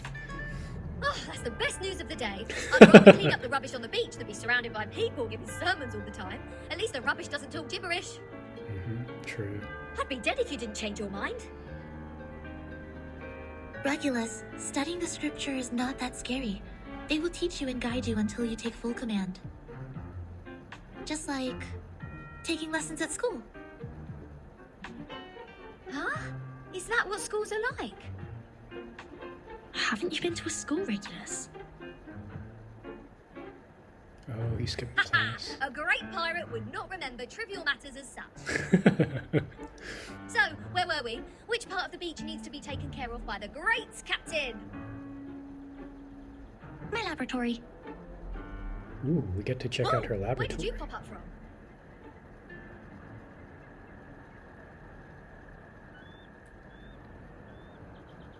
"37. Aren't you supposed to preach to the visitors?" I've seen their numbers. A group of negative repeating infinitesimals. They will achieve nothing but to repeatedly step in the river of mistakes. I gave up on them. Oh, that's really bleak. Fine. Those of you who are complicit in breaking into the cave will also be sent to labor. Sinetto and Lilia will come with me to patrol. Regulus, you can go clean the lab. As for Verton, you will assist 37 with her study of the emanation. Don't waste more time on the trivial matters of the phenomenal world. Integers. That was the sole reason you were on this island, was it not? I wonder what Sophia's thinking about. Don't let down your guard. The arcanists on this island are not as easy to deal with as you imagined. Down in the cave, I heard some pretty alluring and intriguing anecdotes. Miss Lilia, this way. You will cover this area. Stay on the radio.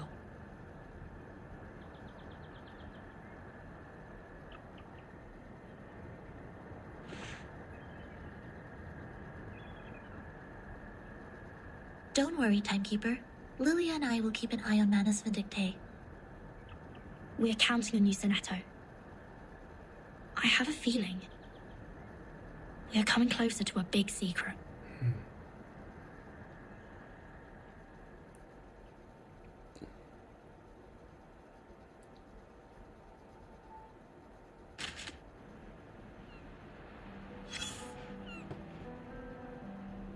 Trail. Intercept the deserters.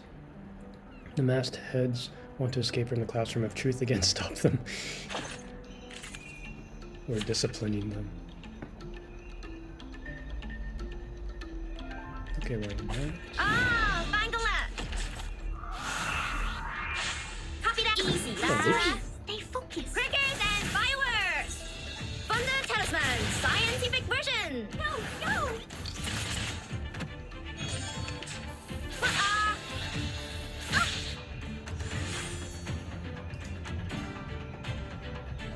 What's this? Move your legs. Be serious. Stay focused. I tripled the ingredients this time. That's Criddle. That's Criddle. Nice.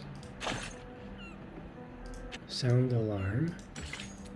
Ultimately, there is always more than one weather forecaster. What does that mean?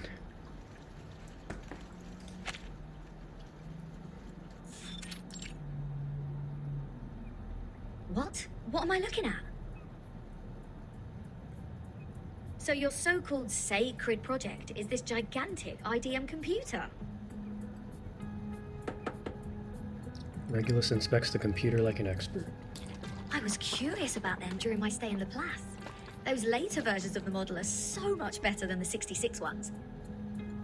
But this one doesn't seem that far advanced to those.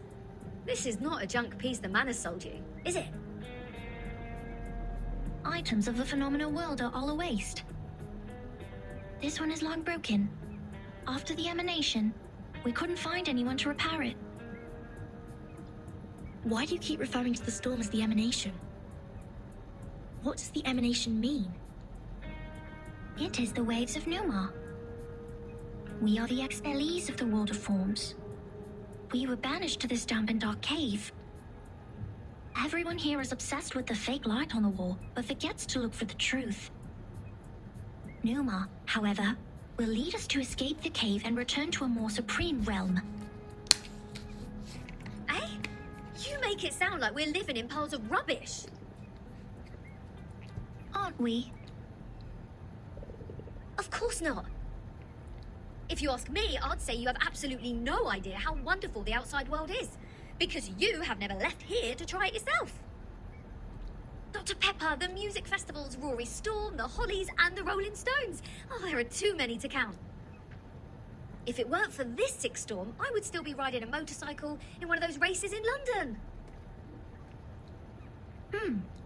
Your soul must be pretty contaminated.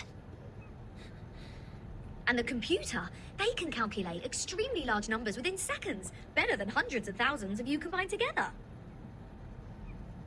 In the case of numbers, it's not the bigger the better. Also, this computer has never played a useful part in our study. Come on, mate. You people just leave it in a cave. It's like sending an infant to the kitchen and waiting for it to bring you dinner. Never mind, you'll see what I mean after I fix it.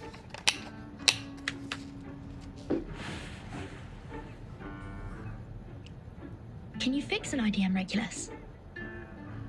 No, but I've seen the Laplace people do it. Shouldn't be too difficult, I assume. Oh, the dust! When was the last time you sent people down here to clean? Oh, some critters are nesting here. Oh, did I break into your party? Bertin, come give me a hand. They won't let me touch them.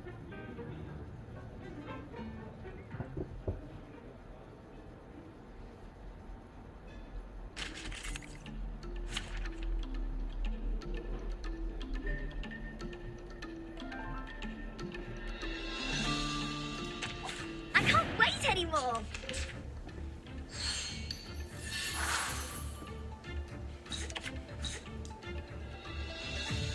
It could be something than that. Huh. Time to check my calculation. Stop. Stop. Don't touch my bag!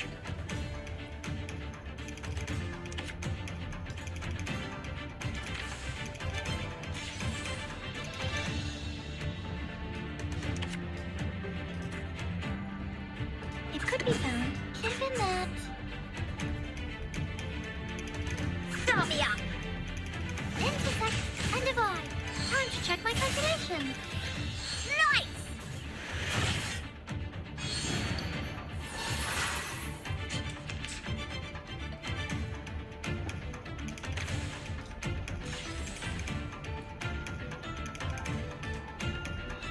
It could be found.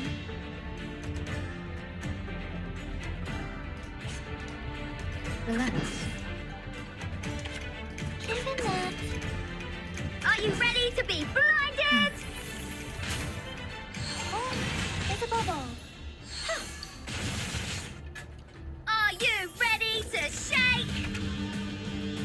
I like the new skin animation. Woohoo! Release! Victory? Okay, but what does it mean to...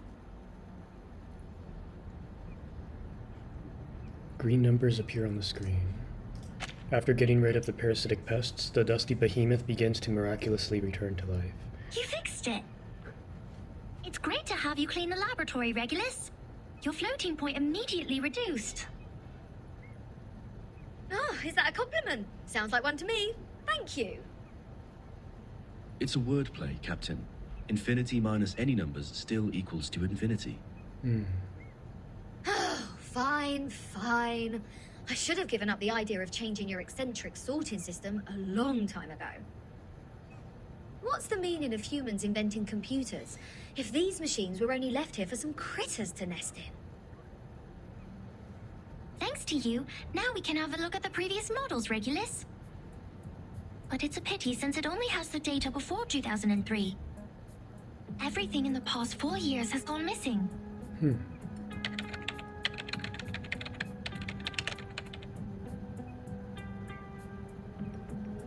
This is our chronology, Vertin. From 1999 to 2007, the emanation has taken place 7 times. In the initial 4 years, the emanation has a pattern. First, it brought us back to the 90s, then the 80s, and then the 70s. After that, it suddenly leaped to the 30s. In the subsequent 3 years, it took place twice. Every record here can perfectly match what is in the Foundation's files. Wait, these are the records before 2003, you say? But this one refers to the storm in 1966, which happened recently. These are indeed the records before 2003. What's following the records is our forecast. That's to say, you prophesied the 1966 storm 4 years prior to its occurrence. How is this possible? That you are clever enough to develop such a precise mathematical model, while at the same time you just let the IDM become the home of these critters. We just worked out the patterns in the number sequences. You made such precise prediction even without leaving the island. That's incredible. You don't need to go into a river to find out the pattern of its flow. Moreover, we would send people to observe in the phenomenal world. My mother was one of them. She is the co-author of this model. Nobody knows this computer better than her. So you have a mother too? 2? 37. Where is your mother now? Like many people, she was restored to her true form. Since then, I took over this laboratory. Her true form? What does that mean?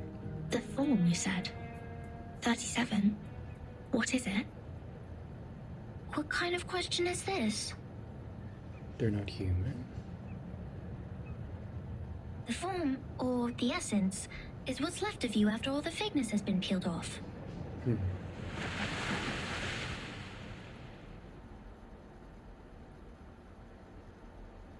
Whoa, okay.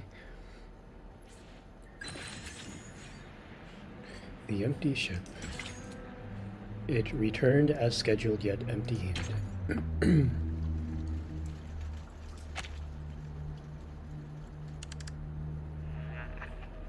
Now we are listening to the New Year collection. The world-famous painting Mona Lisa was found and returned to Musée du Louvre in the afternoon of December 13th. The US Congress passed the Federal Reserve Act on December 23rd, formally establishing the Federal Reserve System. The conflict between Austria-Hungary and Serbia has escalated. Bulgaria challenged the Bucharest Peace Treaty. Tension is building up over the Balkan Peninsula. In London, futurists gathered under Big Ben, celebrating the upcoming 1914. This is news of the outside world?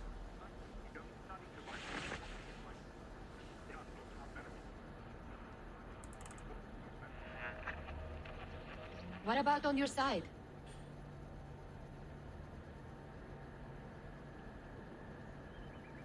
Well, I am with Sophia. Arcana's still in the hall. She hasn't taken any action so far. Got it. Please keep an eye on the Manus followers. Be mindful of the restrictions set by the Bangle. Who are you talking to?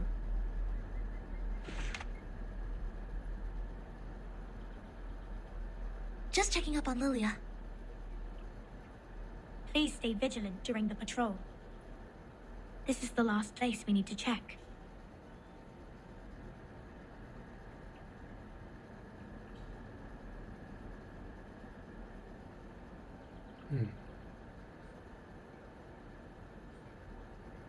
We must keep this graveyard clean. Our dead deserve to be left in peace and undisturbed by the phenomenal world. Oh, they're cleaning at night.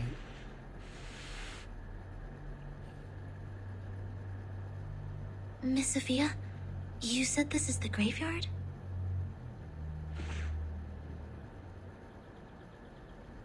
Yes, the Geometry Graveyard it is called.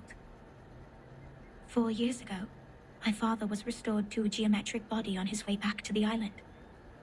So was 37's mother, who was also on that ship.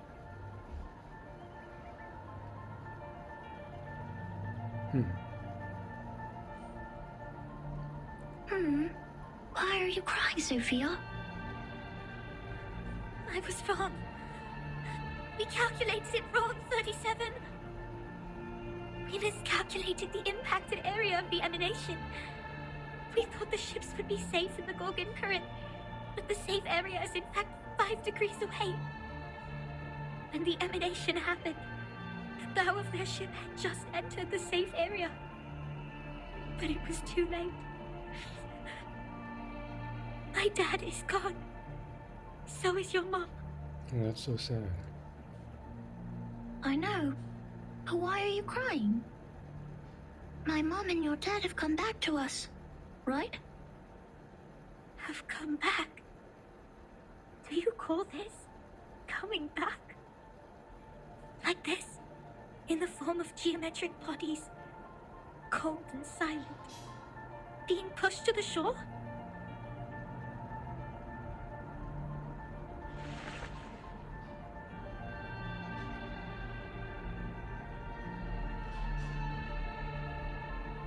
No. They have gone somewhere further. Look at them. These geometric bodies. How pure and how elegant. I've never seen such perfect geometric bodies before. If they are not from the eternal and transcendental world of forms, how should we explain this?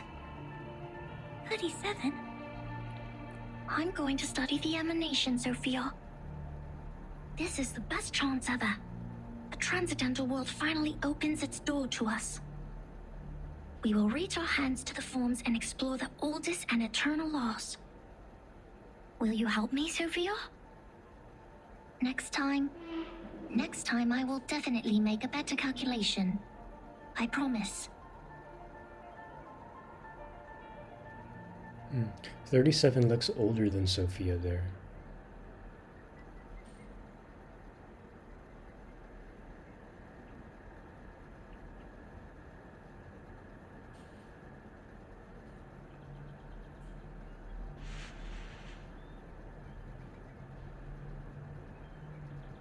Thank you for assisting 37 with her research, Neto.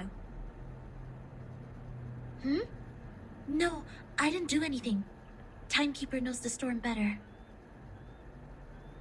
You have helped us greatly by just coming onto this island. For all this time, 37 has been locked up in the laboratory, refusing to talk to anyone, nor participate in any group study. Since the 2-day emanation in 1929, it is you who helped her revive her interest in other affairs in Apiron.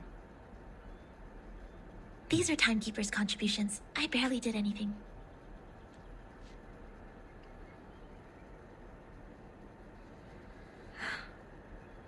I can't help 37. Because I don't see the charm of numbers. I lack the perception that an integer should have. That's why I can't see my own number. The numbers... charm? Sorry, I have never thought about this. For me, Arcanum is my inborn mission. If you ask me, you are an unbelievably excellent Arcanist. You can flatten the ground, clean up the beach, and rectify errors. You did it in an efficient and precise manner, which is already an advanced ritual. Any students who have sworn to knowledge can do this easily. They aren't doing my job because they wish not to waste time on these trivial fragments of the phenomenal world.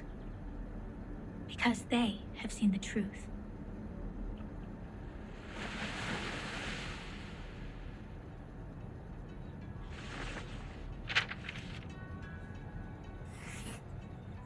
The phenomenal world is never complete. Like you can never draw a perfect circle there.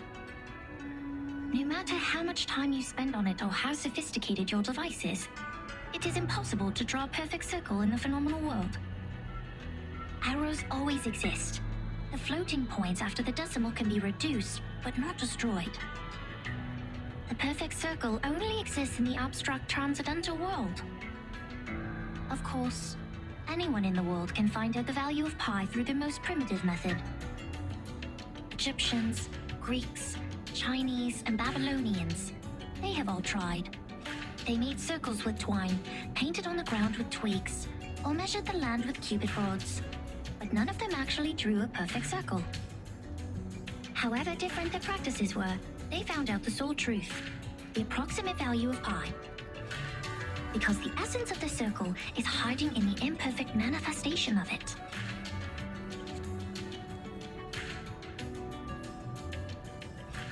This is the truth. It is eternal, unchanged, pure, and transcendent. Anyone can reach out to it at any time, in any place, by any means, and everyone will get the same answer from it. The forms transcend all matters.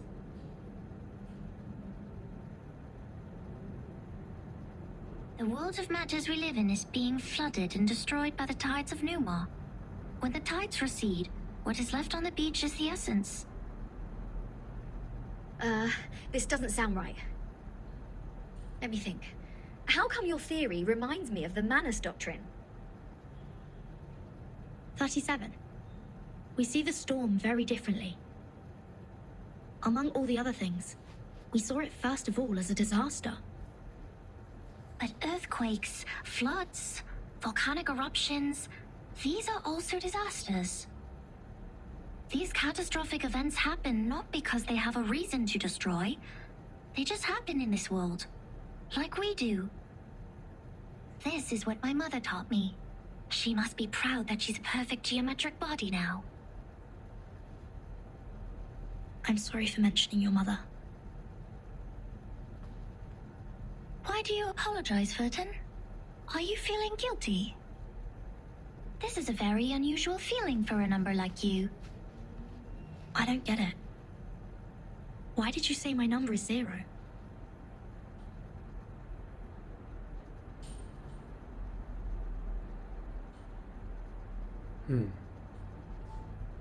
Is that not the case?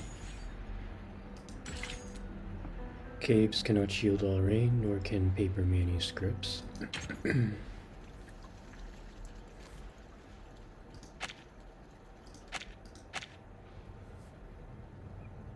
I just saw it. The numbers of everything and every being would just emerge in front of me. I see it, and I speak it out loud. That's it. 210 told me numbers imply our fate. Don't believe him, Verton. Numbers are just numbers. I know nothing about fate. Fine. I don't think I like 210. And the feeling goes both ways for us. Because I once said he is a poor number. 210 equals 2 times 3 times 5 times 7. He is the product of all prime numbers between 1 and 10. Looks like he has it all, but he doesn't have any real forte. He likes to sugarcoat himself with metaphors. Only those with a flawed essence would adore the trickery of words. This is indeed an extreme comment. And 6 is no better.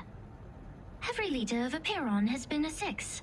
6 is the perfect number since it equals the sum of all its proper divisors.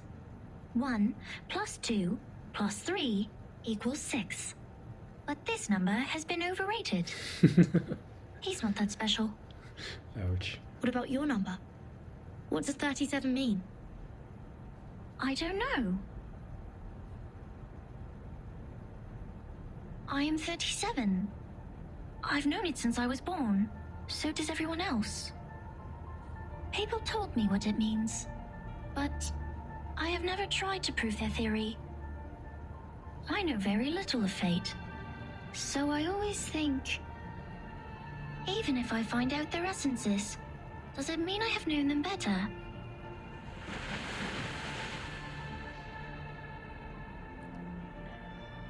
37 once tried to tell me my number.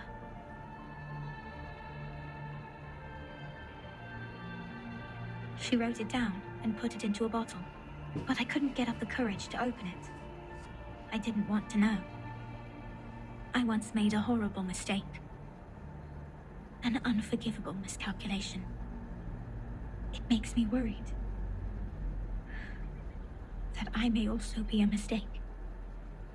So I threw the bottle into the sea.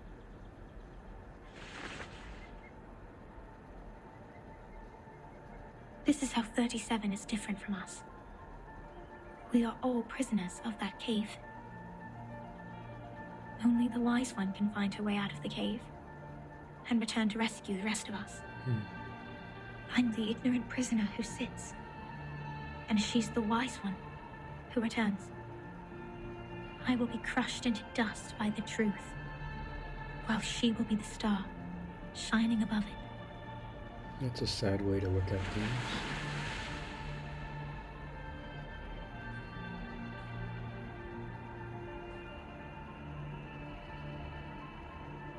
The truth is like the stars in the night sky.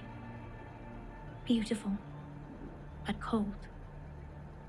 It has been there long before my existence, and will stay that way long after I'm gone. It sheds no tears for the weak, nor laments the tragic fate. It's forever bright, and always moving forward. The person who avoids the truth is not qualified to study it. And this is heavy stuff. I'm sorry. My interpretation has been emotional. No. I think I kind of know how you feel, Miss Sophia. However unworthy you think you are, there must be something we can do. Maybe we can't reach the core of the truth, but we can clean up the path to it for the future explorers. This is our fate. Interesting insight. I have come to understand why 37 likes you so much. Let us go back to work then. Start from dusting the tombstones.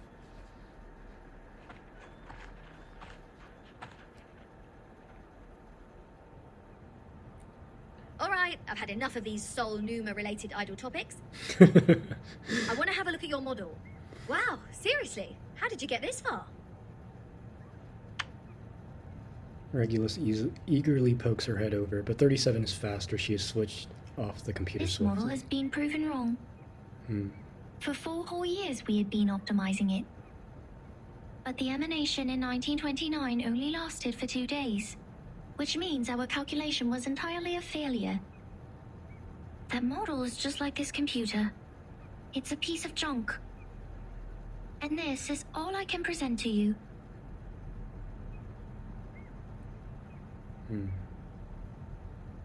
No, it's not junk. I think I know why your model didn't work. Oh. What? Manus Vindictae has changed history. They accelerated history, forcing historical events to happen earlier than they were supposed to. Thus, the storm in 1929 occurred sooner than it should. No way.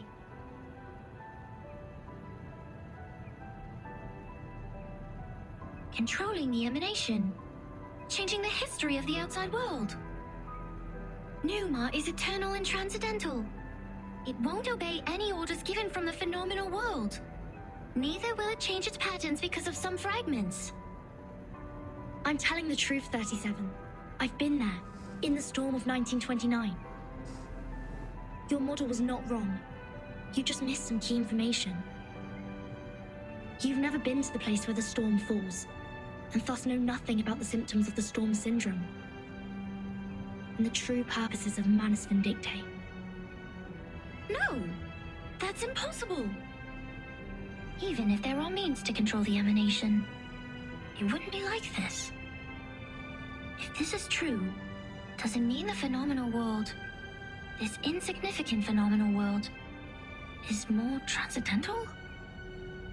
Mother's model was defeated by this?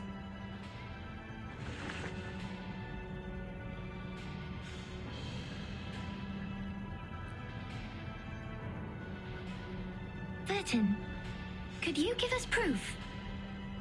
The proof that Manus Vindictae accelerated history and triggered the emanation. I swear I wasn't lying. No, not like this. To prove it in front of the Piron.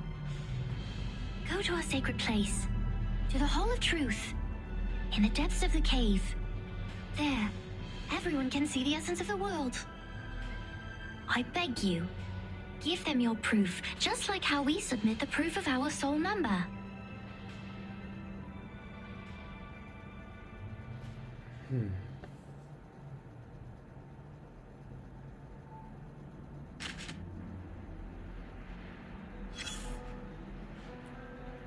Trail the mist. Come here. Place your hand on it.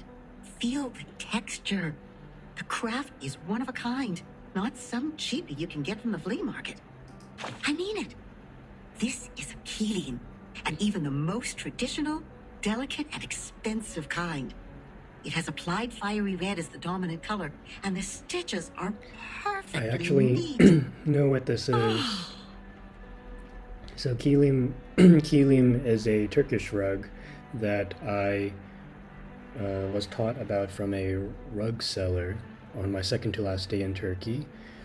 Kilim is like one of 3 different styles of making Turkish rugs. Kelim, I think, involves making. It is red. It is red because of the region that typically makes this kind of Turkish rug. And I think it's a combination between silk and cotton. From the sea, just like you, darling. It arrived with a meerschaum pipe, a glass jar, a pack of sugar cubes, and a child in panic. Both she and the Keelium were born on the land where the craft originated. Their appearances apply the same dominant color, and the patterns in them share similar complexity. Oh, they're talking about Sophia, maybe. Oh, your curiosity is aroused. But we are not done with the carpets yet. You've always got to get a souvenir or 2 every time you reach a new place. So you will have something to show when you tell the stories one day, right? Look at these handmade fabrics. How splendid! Those incredible patterns were the only thing on the craftswomen's minds when they made the carpets. It's safe to say they have spent their whole life improving their skills at using the vertical loom. And that's how we get these carpet knots arranged in beautiful lines. But they are just people like us. What if they get distracted? What if the carpet knots go off the right track and get tied to the wrong threads? Then you will be in trouble. Big trouble. All the problems in the universe will come at you, and the situation will be even worse than the bureaucratic system of a millennial empire. Calm down. Many swear like you do when there is nothing they can do. They always step into the same river named mistake again and again. That's why we need them. Those crossing the river with their rulers, spanners, toolboxes, and dusty faces. The correctors, an ancient profession. Their duty is to remove the loose threads and iron out the wrinkles on the carpets. In the language of this island, that is to check the calculations on the papyri and even the holes on the punched tapes. No one is capable of doing this job except the altruists, because it is similar to unraveling a ball of wool. Besides finding the end of the threads, you must always pay attention to the cats. Yes, the cats. They may jump on the ball and make things even worse. And she, the red-haired little girl with the carpet in her arms, was overwhelmed at the beginning. Not yet familiar with the ruler, she tried her best to find the end of the threads. So the cats took the opportunity to jump on her together and left countless scratches on that little forehead. Poor girl. See, that's the problem every corrector has to deal with. Their job is to correct errors. But what if their own existence is also part of the errors? Oh, it's no big deal. There is more than one loom in this world. She left the complicated patterns behind and came to this simple kingdom featuring numbers only. There she made the first contact with a spinning loom named Geometry. She had never seen anything like that before, and it was almost impossible for her to comprehend how it worked. She could hardly convert the numbers on the books into an actual diagram in her brain.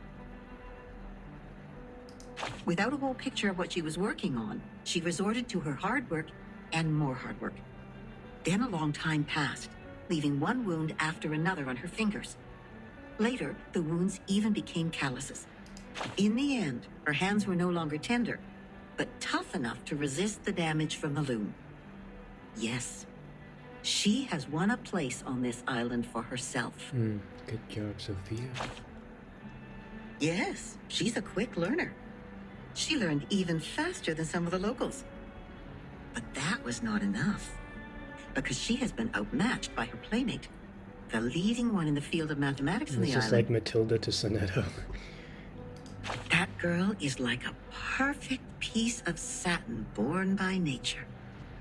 It is in order to reach the showcase where that perfect piece lies, and to stay on the right track and fit into the school. She has done everything she could. But, she is still the most distinctive carpet there. Anyone can tell that as long as they spend some time on the island. Of course not. She's only a bit different from others. So she will continue to weave on the loom until one day the spindle pierces her callus and the fire burns everything to the ground. Shh. I should stop here. You know that mathematician who was thrown into the sea? He died because he said something he shouldn't have. Cut not wood on a public road. Open not an unwanted bottle. I don't know what to say next. I guess the best line for this circumstance is, see you later. This is such good writing. The upstream boat. Pardon me, I'm just eating dinner. Refuse quick fixes, door-to-door sales, flip to the answer pages, and the porch that can be reached in only one step.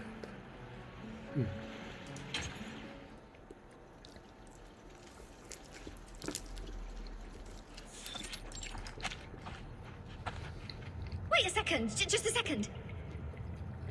Isn't this still the dungeon? Are you setting us up? All caves are interconnected. This is the way to our sacred place. 37, wait. I remember Sophia once told us that trespassing on the sacred place is a serious crime. No worries. The restrictions were to help us not be distracted by the unimportant details in life.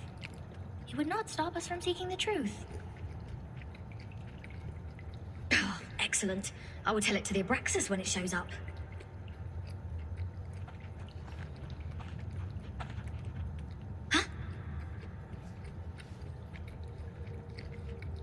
Hey, 37. Are you sure this is the right way? My heart just sank as if I took a bite of those overnight potato chips. Are you scared? Oh, you wish. But when I was exploring underground with Lilia earlier, we ran into some fog like this one. Oh, it doesn't bring you anyone to guess, mind you. Maybe you were their target because you are an irrational number. Oh, is that so? You integers will be fine then. Good luck. Don't beg this pirate for help later. Hold there. Something is coming out.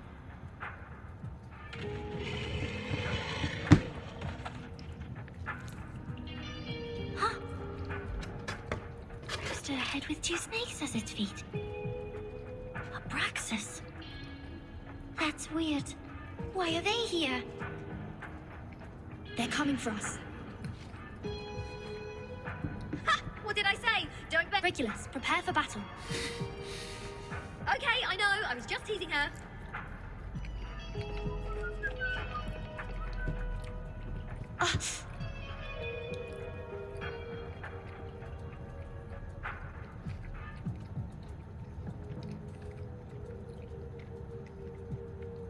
The stone bangle is activated.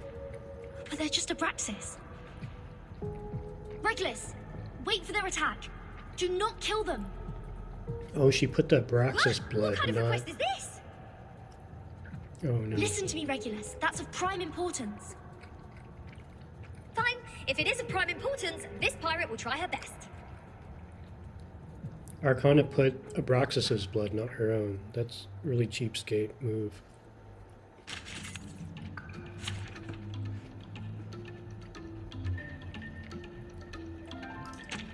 Dental checkup.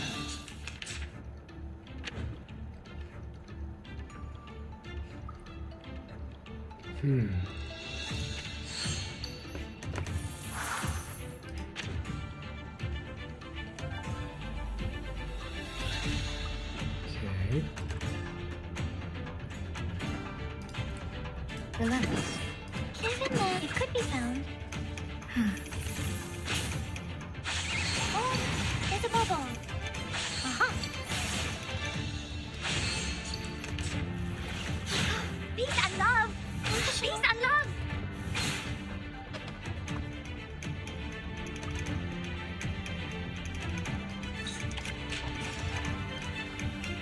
Start me up.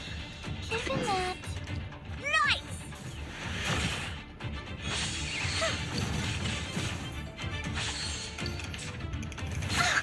Don't touch my bag! Professional.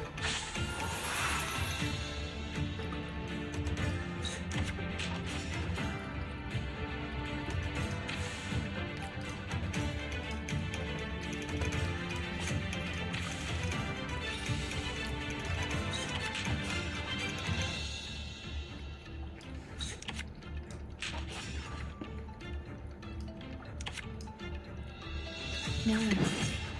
It could be found. Thank you for your cooperation. Time to check my calculation.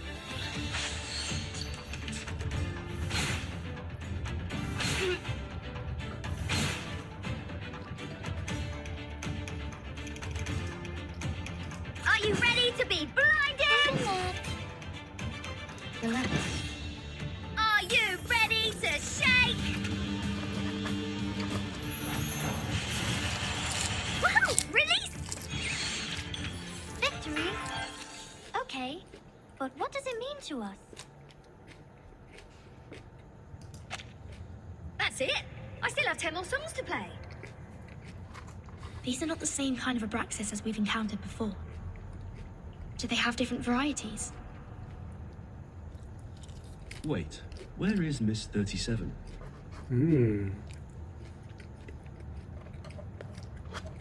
Hey, come on, keep up. She didn't help at all. Did she just take off like that while we fought? Sneaky little. We should leave too, Vertin.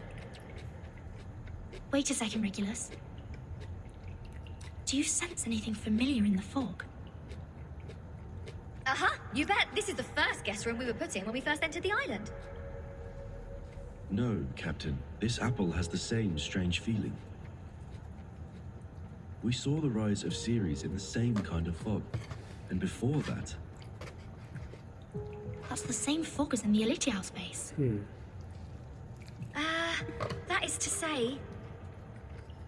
This fog is the cause of our illusion to see the Ceres and the Abraxas' attack.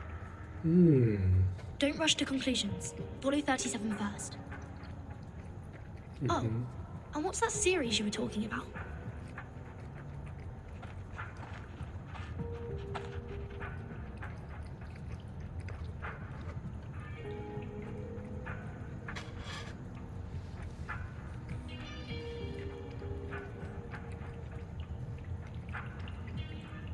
I just picked up a piece of paper.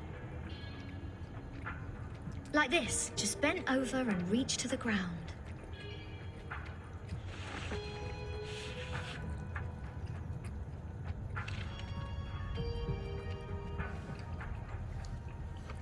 What book is it? Oh, probably just some math problems left from the critter's breakfast. You never know. Wait, the compounds of alchemy. The 12 gates lead into the discovery of the Philosopher's Stone. Ooh, Philosopher's Stone. This is our alchemy handbook given to Edward IV by George Ripley. Why is it here? Look at this, Captain. Of the Great Stone of the Ancients by Basil Valentine. The 112 books by Geber. Emerald's Tablet in Latin. Seems like there are more ancient texts about alchemy hidden inside the hole, but they are all incomplete. Oh, so maybe I need to crack some more crossword puzzles to find out about this. Our caves endow people with wisdom. Our secret knowledge is hidden in the silent boulder walls.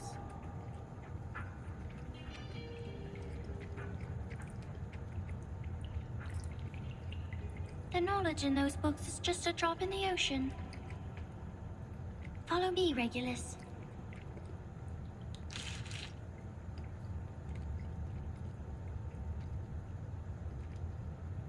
Vertin, you lot go ahead. Go with 37. I will meet you outside. Regulus doesn't trust. You want to read these books here? The knowledge passed down through language can easily be distorted. Compared to the wisdom of a Perron, it's nothing. No, I'm not going to stay here. I'm going back. Oh, all right, I might as well just admit that your cave indeed has the power to give people insights. If I follow its lead, perhaps I'll finally work out the answer about that little thing I've been carrying with me. Never thought that I'd find the answer here. Easy as picking up a shell on a beach.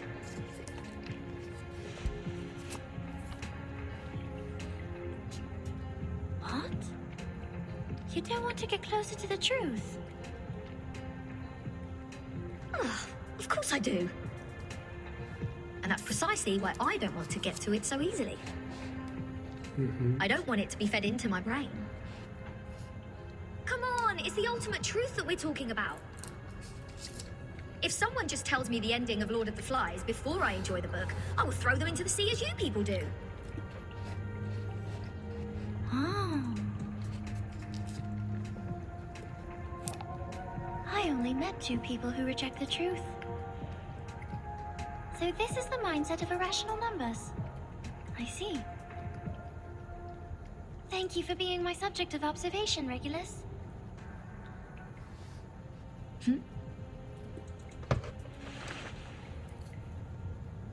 Go, Vertin. We have a long way ahead. 37's so absent-minded, it's funny. Be careful, Regulus. Don't worry, I know this place well enough by now. After all, I've never been so welcomed in any other place ever. Poor Critters, Regulus. monsters, creatures with strange heads. Do you worse? This pirate is not afraid of you.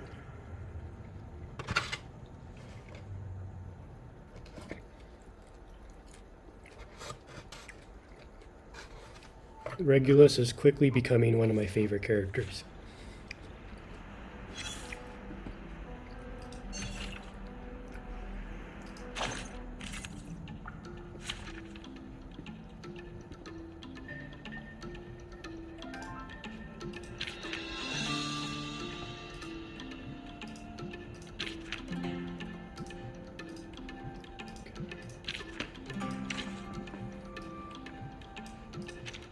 And now, I belong to this set. Wait! I have to hide the records first! I'm here for a worn tooth. No wingman is needed.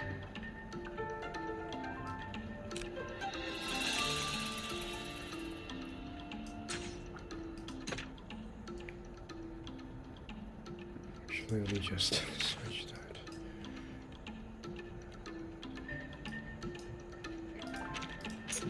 Don't look at me! I'm not the one you hate, Beans!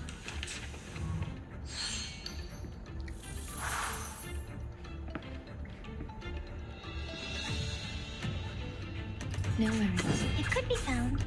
Given that... Please, don't resist. Uh-huh. Intersect and divide. Stop.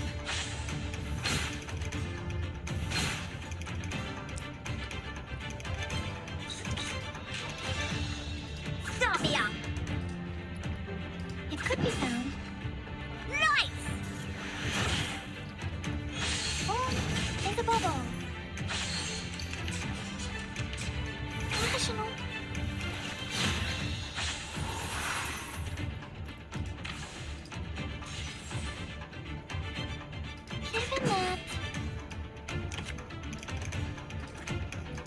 be found. Time to check my calculation. Form is above all.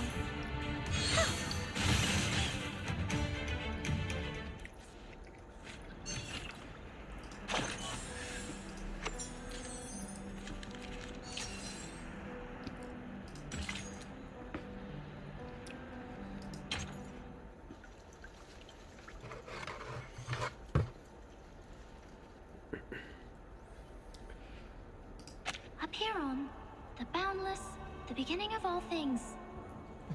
Everything originates from it and returns to it. Infinity has no start and no end. But nothing would come into existence if there's only infinity. Look up there, Vertin. Now they are presenting in their true forms. In their purest and newest forms.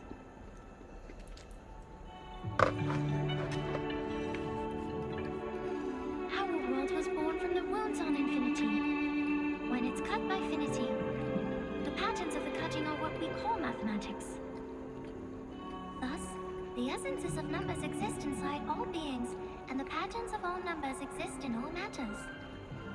Like the butterfly's wings and its body are in golden ratio, and the plant leaves grow on their stems in the pattern of the Fibonacci spiral. This is the most primitive rhythm of Arcanum, and it is also the beginning of our extraordinary study. This is the essence. And how do I submit my proof? Close your eyes, Vertin. Only when your eyes are closed will your mind open up. Now, stay fully concentrated and recall the question you want to verify. Only in the absolute contemplation can truth reveal itself to you.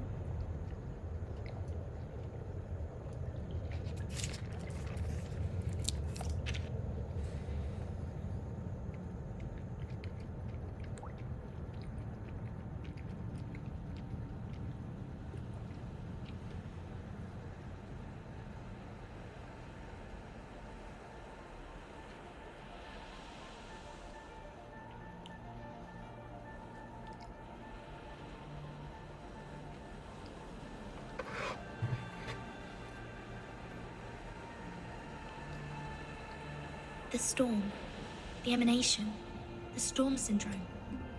Where are they from? Foundation, Manus Vindictae, Aperon. What roles do they play? Why does the storm fall when history trembles? Why doesn't the storm fall into the misty land? What is the ingredient of asymmetrical nuclide R?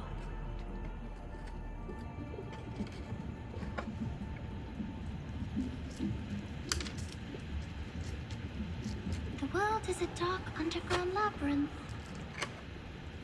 But Numa can guide us to go beyond all things and reach the exit. Vertin, can you see it?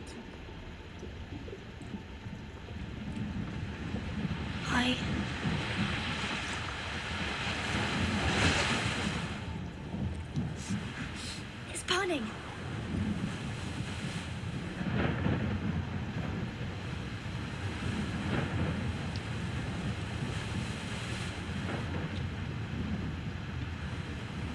What's going on?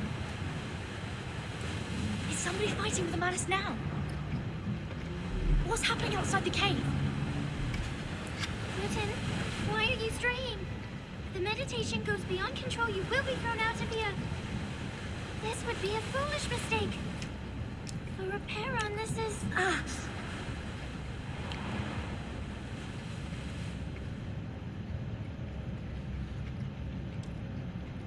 Alas, no man shall bravest the storm and live. Including thee.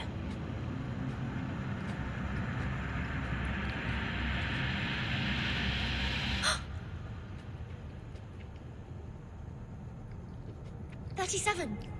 37!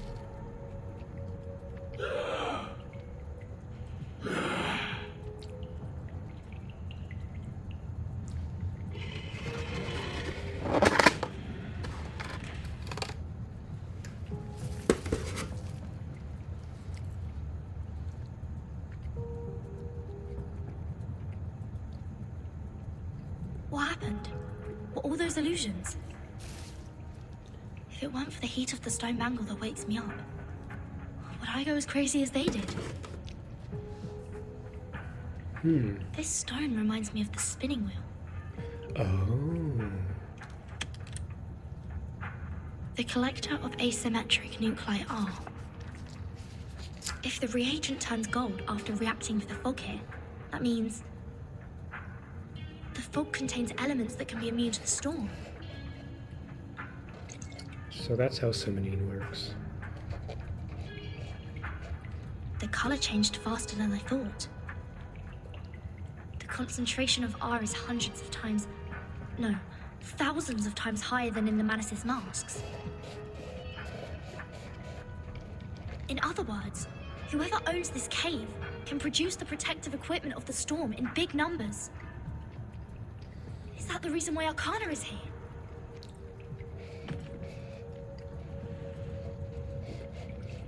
Oh, Mother, our model. Has it failed? Has it failed? I need to take 37 out of here.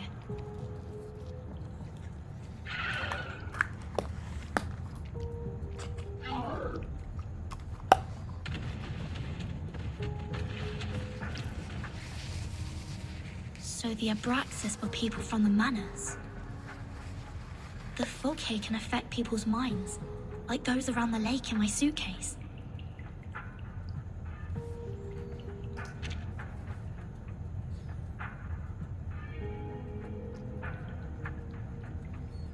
Have the Manors found a way to launch attacks without being punished? Excuse me. Or don't they care about the price they will be paying anymore?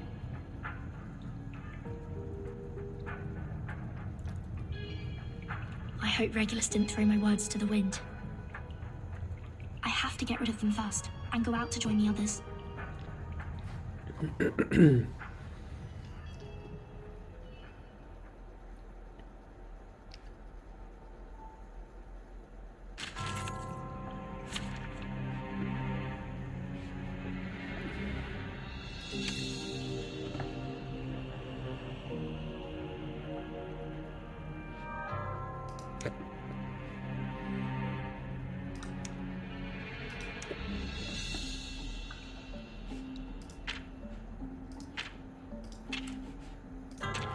Dental checkup. Oh, nice, we get to use 4 characters here. The peace agreement no longer works. Or is it safe as long as the contracting parties have no intention to fight? The conditions are not clear. A reckless attack may lead to the punishment of the bangle. I have to be careful with the method and timing of attacking.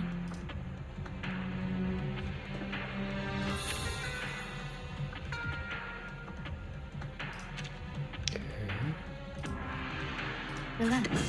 It could be found. Given that. Let the show begin. Thank you for your cooperation. Intersect and divide.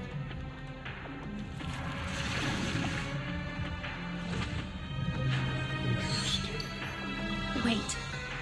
The body is melting. It turns into a seed. So this is how the Manors fight against the restrictions. They sacrifice one man to feed another.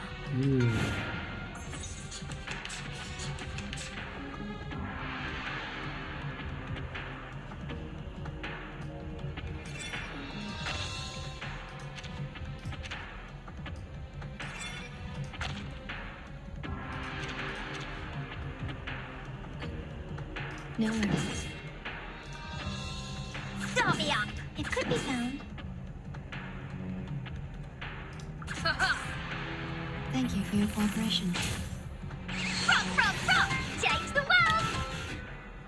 Wow, Regulus does so much damage. The sacrificed follower has been absorbed by the seed. Is this some kind of ritual? In a cave, one can see the fall of everything. Sorry, 1 second.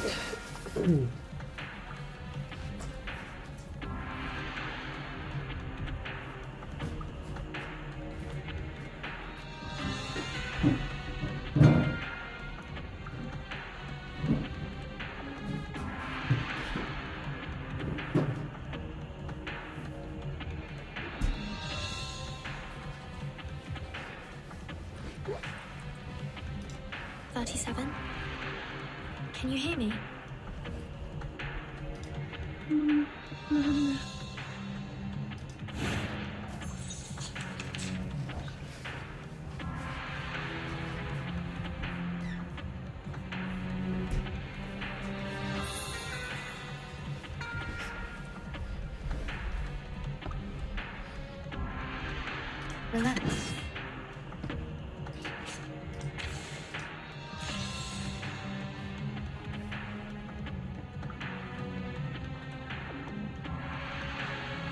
No worries. Let the show begin. Relax. If in there, it could be found. Thank you for your cooperation. Intersect and divide. Are you irrational numbers? Foolish. Wow, Charlie does so much damage. The dead followers turned into geometric symbols. Is it because of the cave? So the sea is the form of Manus Vindictae. The forms transcend all matters.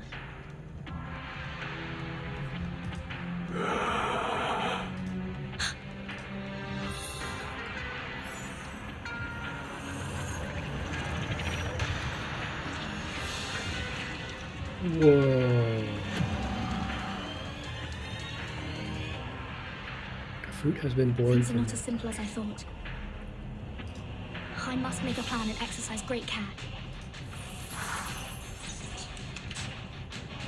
What is that?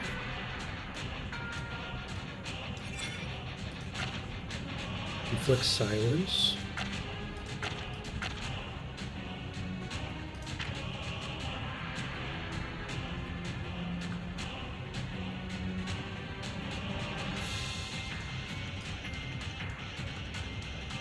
Oh, mental attackers are not good against him.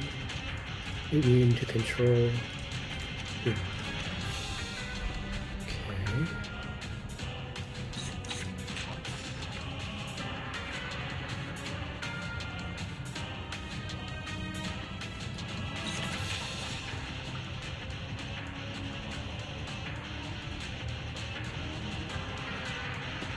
Fun.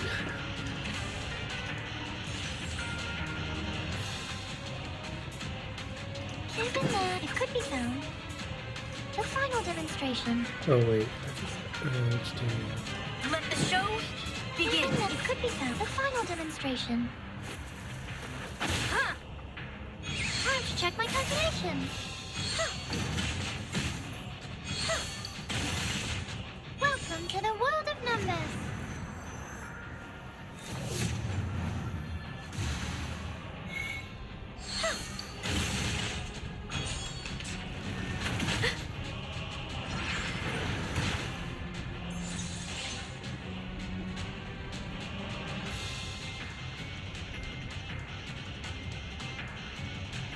They're just little games. If in there, it could be found. Left hand up. Now right hand up. Peace and love. Peace You and love. irrational numbers. Intersect and divide. Ha.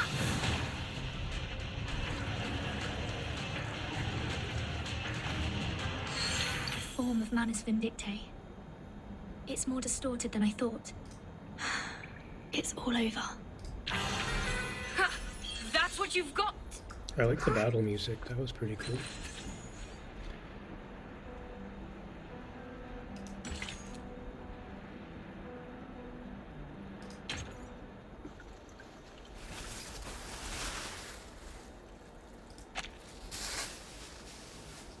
Vertin, finally! The Manus suddenly emerged everywhere like ants. Lilia and I couldn't take them all down.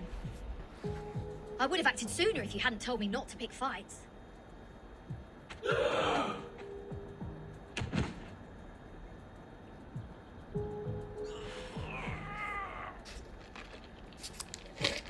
Brilliant! All they want is to attack, even if their blood will be sucked out. Insane! Back when we were spying on them, I told Sanetta to screw the peace agreement through the radio. I knew those geometry psychos and the Manus would go mad sooner or later. They were not that crazy when they were solving the math problems. There! What the hell happened down there? The cave is the key to be immune to the storm. There is a cave on this island, which has the same effect as my suitcase.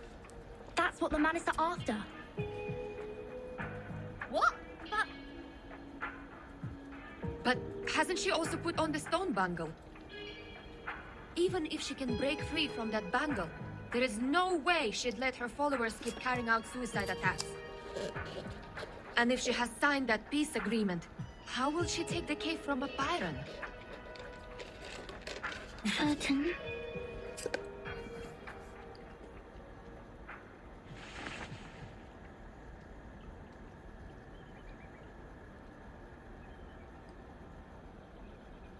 What's that?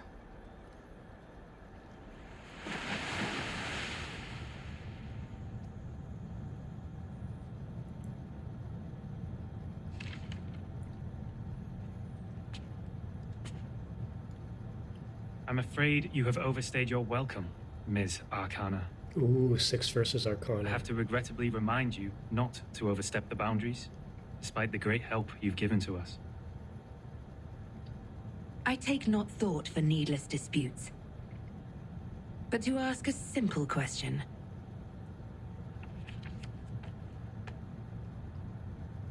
The great philosophers, ye seek the ancient wisdom, follow the sage's teaching, and pursue the noble virtues.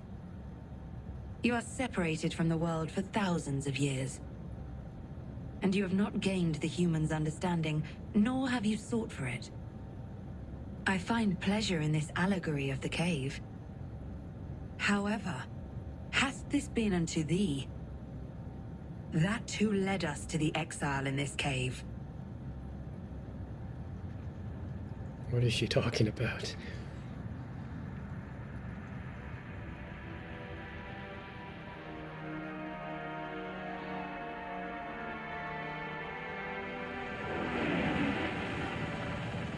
What are they?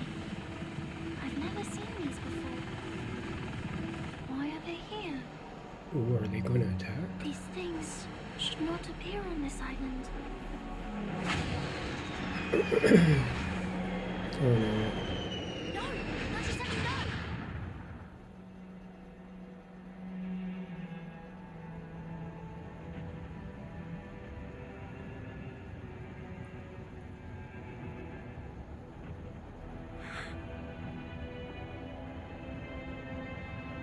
Sinetto, did you bring the humans' army here?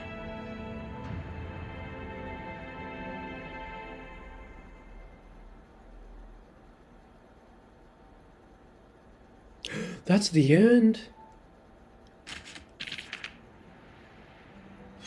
No way. That can't be the end. They can't give us a cliffhanger like this. Oh, dang. And we won't get chapter 6 until version 1.7. Dental checkup.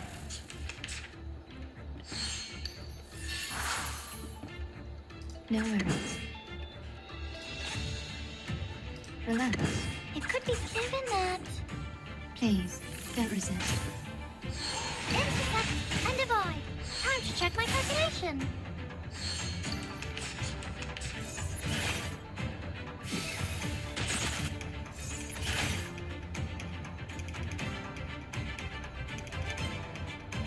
Start me up.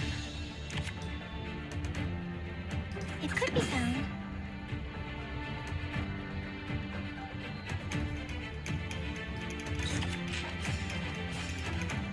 Woohoo! Release! Time to check my calculation. Ah, don't touch my bag! Are you ready to be blinded? Are you ready to shake? Woohoo! Release! Time to check my calculation. Intersect and divide.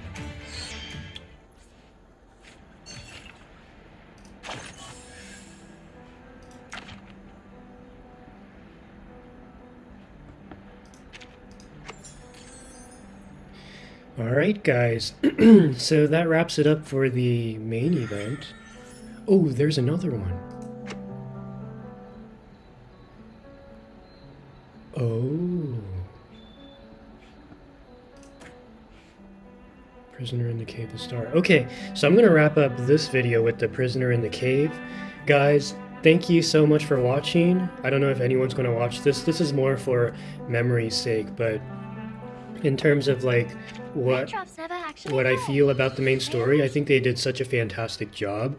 We learned a lot about 37, about 6, the way the people think, and the value that they place on numbers. I think that the storytelling was incredibly creative. I could tell that that Bluepock did a lot of research and made everything very logical in the story. It kind of took me back to like middle school and high school about, you know, irregular numbers, integers. I almost forgot all of that, but a lot of it came back to me when I watched the main story. And I think they did a good job with just the balance between the intensity of the situation and the direness of the situation. Balanced it perfectly with Regulus's comedic relief, so I think they did a great job there. I liked how almost every single character, Regulus, Lilia, Vertin, and Arcana, they all made appearances and played a major part of the story. We got to see Miss Moisson appear in the beginning of the story, which was nice. We learned about Sophia, and I'm really curious about Sophia's backstory and how she met 37 and how Sophia became the really strong leader that she is now. So really excited to play the character story next. That's going to be As the Sand Remembered. If you enjoy content like this, please drop a like, comment, and subscribe, and maybe leave a comment in the section below what you thought of the main story. Okay guys, I'll catch you later. Bye-bye.